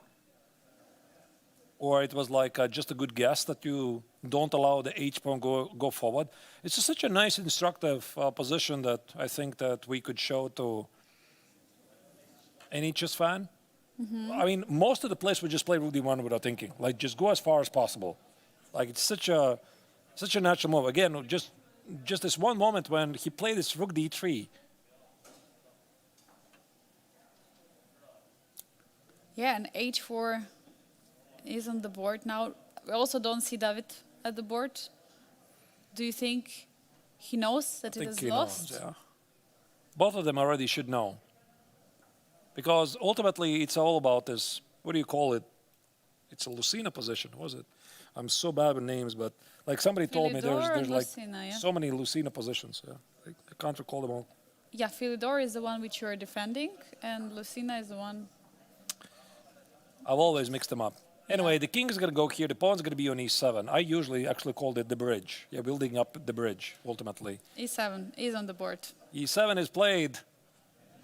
That's the best move. I think there's going to be a lot of fast moves. And players are check. getting extra 30 seconds. For every move. I mean, considering that, I mean, Nicolas basically played a flawless game. He made this one human mistake, b7, yeah? So, no, b6. b6 was the human mistake. According to the engine, he lost the victory. Apart from that, like, he played a flawless game from a small advantage in opening, nothing special. White, black is always somehow equalizing. And no, like, until the very end, this rook c8 move, rook d3 move, really powerful moves. But it was David Navarro who was making mistakes, starting with that rook c3 move, trading the bishops. He shouldn't have done it. Probably now that the game is approaching the end, he's realizing, okay, why did I go to this rook endgame? Why did I try it out? I should have left the bishops on the board. And we see. He's just gaining time. Yeah, he could have played immediately king e8, but he decided to gain extra minute. That's smart. Like, maybe this 1 minute is going to give him something extra to think about. It's very, very good approach that many grandmasters do. Also, for reaching 40th move, just repeat the position a couple of times, not the third time, but just 2 times, and then see. Just to get closer to the time control. In this position, just to get extra 1 minute on the clock. Yeah, these are small tricks that sometimes make all the difference. Couple of moves here and there, repeat the position a couple of times, you get extra 2 minutes on the clock, so you don't have to make a big decision increment. All of this comes with experience. Yeah, now David is taking time. He has 6 minutes, 40 seconds right now. He probably realized this is over because, I mean, there is no move right now in the position. I mean, he's definitely going to try something. Maybe rook f4 to protect the pawn and ask if you see the setup. Yeah, but this pawn is too far. He cannot make it. Maybe he can still try to go here. But I think now you can just give a check. And this is, I think, one of the easiest ways to win. h3, king goes here. Oh, There's no more course. checks. no more check. We could be seeing the final moves of the game. Yeah, definitely. And see right now, Nicolas is taking a sip. Look at his body language. He looks completely confident. It looks like he got it. Yeah, but it's a going to really get- great game. Like this is essentially how this is very high level chess. You play an opening, you play for small advantage. If the opponent equalizes, fine, it's a draw. But if he makes some mistakes, some inaccuracies, you get some chances. There's one mistake, and that's it. You're done.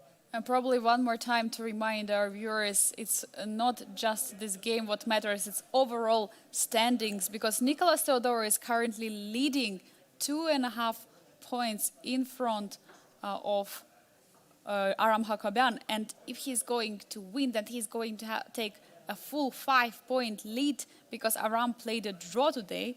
So this is really something what may clinch in the next rounds for him a victory in the challengers, which could be a potential ticket to the Masters group next year. And also talking about his recent experience in the tournaments, he has just won the Greek league, the team league, and also the very strong tournament, Chess Challengers, Chess Cup Challengers section. So he has been on the roll recently, and Biel would be another great success for him. Especially considering how badly he started the Chess 960 tournament. I still cannot forget it. So maybe due to the travel or something, he was tired or not a lot of experience. He started the Chess 960 tournament, the very first event, with 0.5 point out of 5. And after that, everything is history. He started to play really well and played every single part of the tournament in style. Also, the Blitz event, initially he was struggling, he fought back. And this is going to be a very solid claim to win the Challengers tournament, of course, and attempt to qualify for next year's Masters.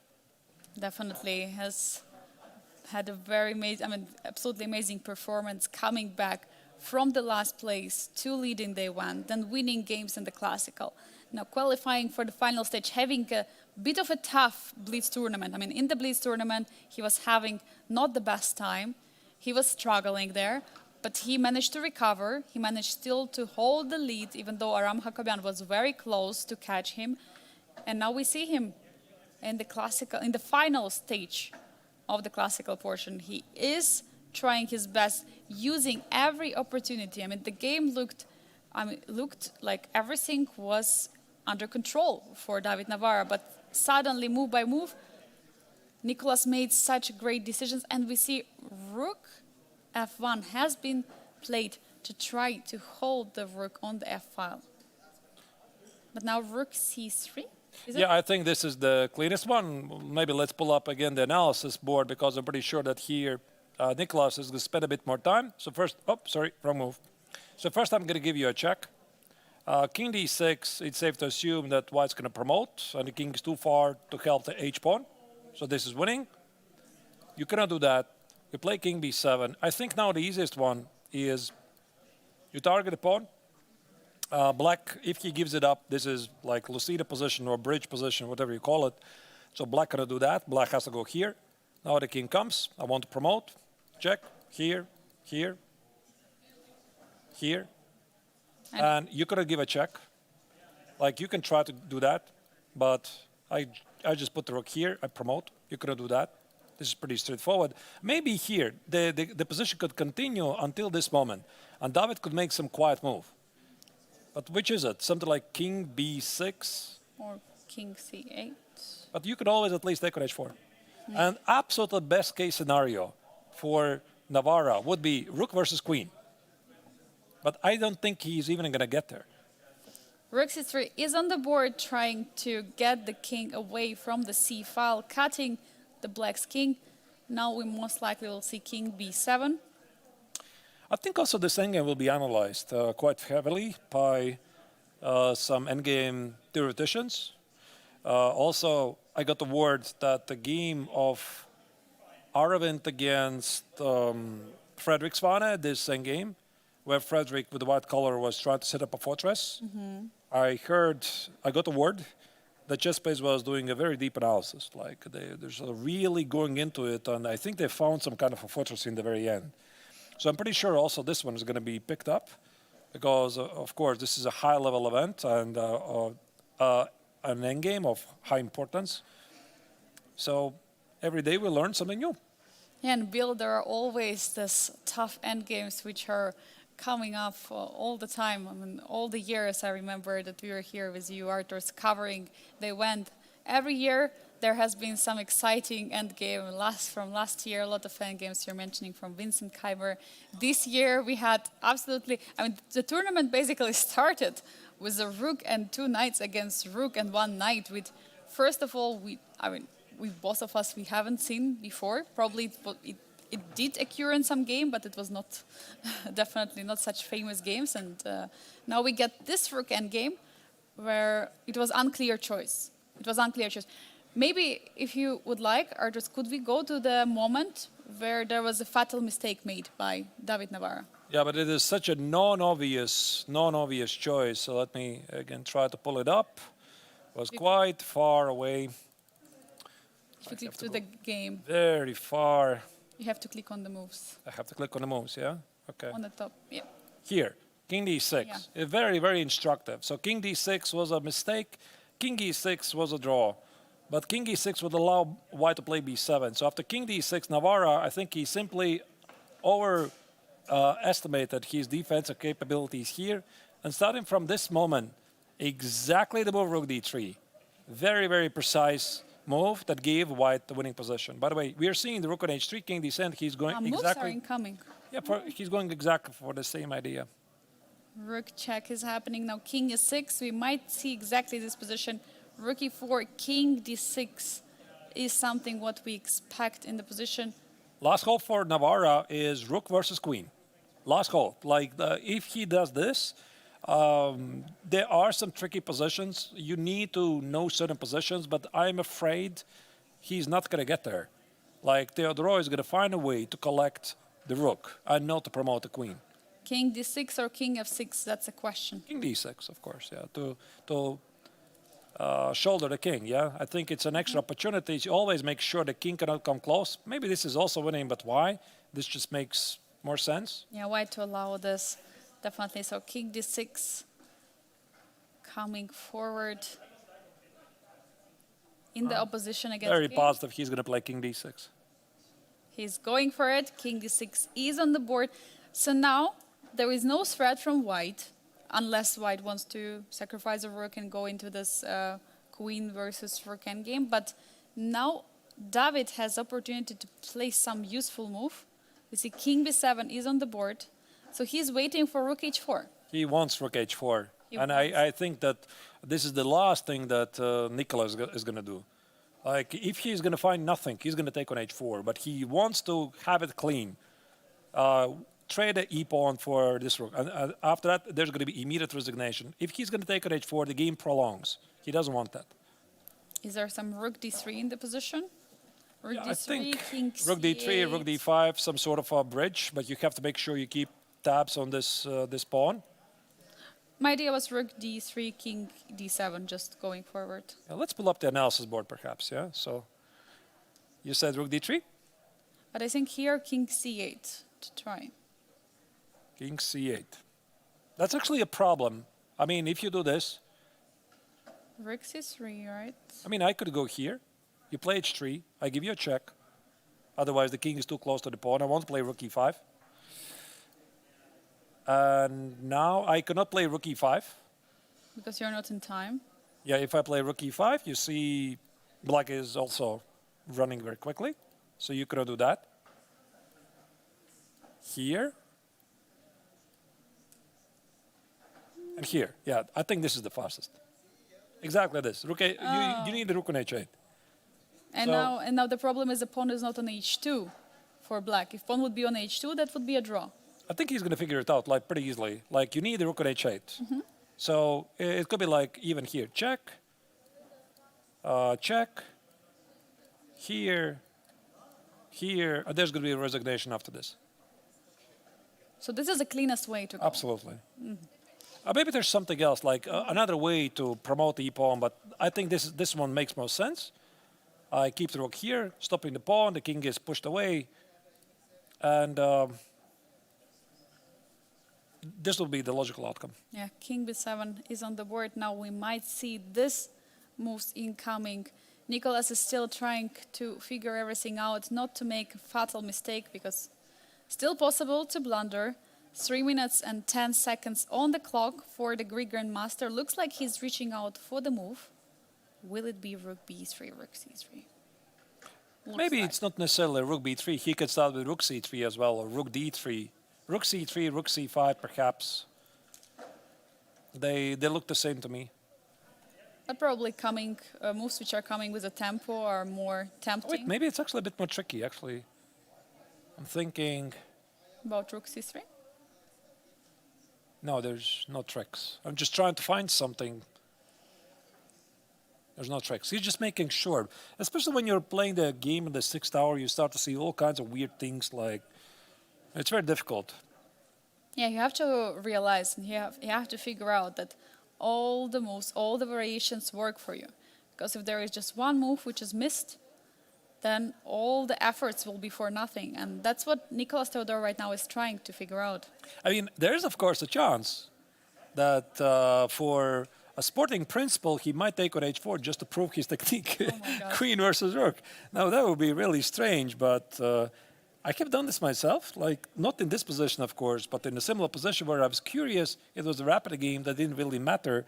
I went on a theoretical endgame on purpose just to see if my opponent is going to do it. And he's not doing it. He's going for rook b3 check. I remember in one of the rounds, Arturs, you told me that if the player is going for some move, you will explode. So rook h4 didn't happen, so you didn't have to explode. Yeah. Yeah, check happens now. Rook c3 looks like a logical move. And now rook b5. Oh, rook c3, Rook of c3 course. Yeah, first, yeah, yeah. You need to push the king a bit away. Rook c3, rook c5 is what we expect. Maybe rook b5 also wins, but now there's some checks. Yeah, but okay, this is still good. But why to allow king to be closer to the pawn? I mean, rook c3 looks like a... 2 minutes for white, but there's 30-second increment, so white is safe. And 5.5 minutes for David Navarra. He's trying to play all the moves fast, trying to still use the last chance in the position. Still, if there is something what he can do, the last pattern in the gun. So Rook b5 is fine, but he's going to play rook c3. Yeah. rook c3. First, cut off the king just to be sure. You never ever gamble in these positions. Just make sure. King d7. King d7, there is an e8 I threat. think he's just repeating the position a couple of times. Exactly. Ah, what he's doing, he's gaining extra time. Why not? And king on f6. Ah, so now he cut off the rook, the king. It's the same idea. Rook d3, rook d8. Okay, so he found a different way. Yeah, it is the same, but from different side. If black goes here. Wait, but is it the same? Rook c5. Rook c5. h3. Rook h5. Rook h5. And I start to give you a lot of checks. Wait.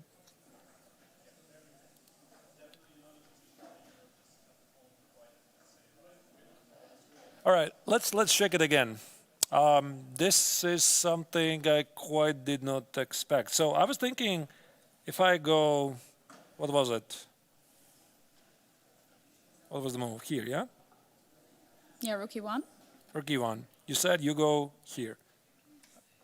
I play h3. You go here. I give you a check. You can't cover. I give you a check. King F. Or I give you a check, and now I protect the pawn. It's too complex, yeah, compared to that line. I see the engine says it's still winning, but a bit too complex. yeah, Rook white. e2 is same idea, or rook e1. I don't think it really matters. Actually, it does matter because he It might is maybe protect the pawn. Yeah, it is maybe even smarter from David. Okay, Arturs, how sure are you that Nicholas is going to win this endgame? I'm having Doubts? very tiny doubts, but no, he found it. Yeah, he found it. Okay, that's it. Yeah, okay, he found it. King Okay, f7, finally. he just found a different setup. Like, I mean, there's definitely several ways. Rook f3, king f7, rook e. Okay, no doubts. From here, no No, doubts. no doubts. Okay. No doubts at all. Yeah, so king c7, you king f7, king c7, king f7, king d7. There's always a check. There's going to be, I think, resignation right here. Yeah, David now is realizing at this moment there is no way to stop. King is too far on b7. Unfortunately, for Czech Grandmaster, it's going to be it. Would you Maybe really? it's actually even faster. Yeah, no, there's a couple of moves. h3 doesn't really change anything. He's trying. h3, rook takes on You h3. can take, yes. The king goes on e8. Maybe just to check if White has not completely forgotten how to set up the so-called bridge. Here we have a cheer in the bot. Meanwhile, we see that in the playing hall, there are some viewers who are watching the game happening. Rook takes on h3. No chance. Nicolas Theodorou is not giving any opportunities for black. No pawn on h file.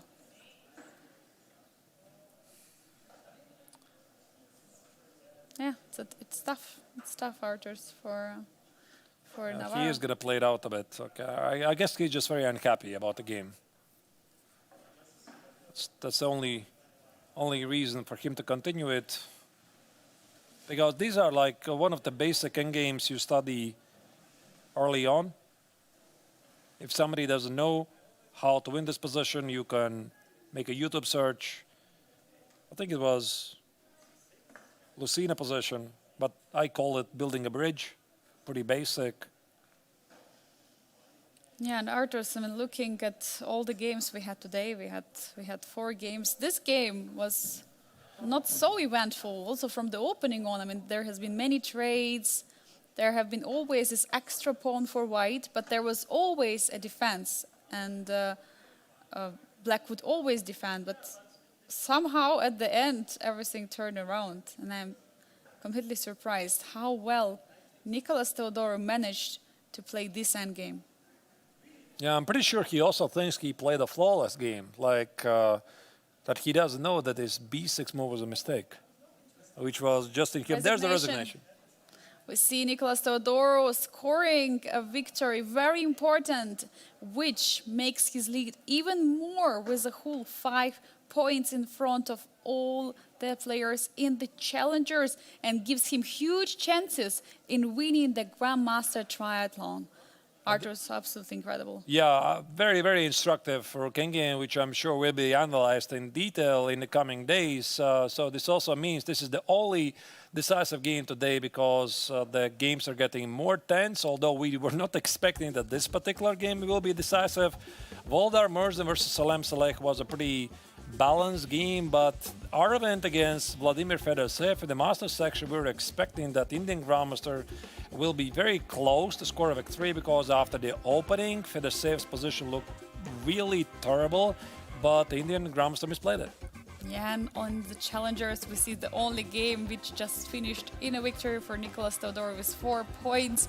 And Rinat Jimabayev game against Aram Hakobian. What a thriller that game was, this queen sacrifice, and it was absolutely incredible. Both players were trying to push, and Rinat Jimabayev was winning at some moment, but then Aram found a beautiful knight sacrifice, which finished in a draw. I mean, such an eventful day we had in the first round of the final, so to say, the round number 6 of the Classical. And here we see the current standings in both tournaments. So Salem Saleh and Fedosseyev still remain the co-leaders of the Masters tournament. Arvind again is within the striking distance, and Volodar Murzin, it's probably too far, but theoretically still can make waves. And thanks to this very impressive victory in the endgame, Nicolas Theodorou now is leading the Challengers tournament with a 5-point lead over Aram Jacobi, and Renat Jumabayev theoretically already cannot make it. The same applies for David Tavara, but anyway, the players are going to battle out the other prizes as well.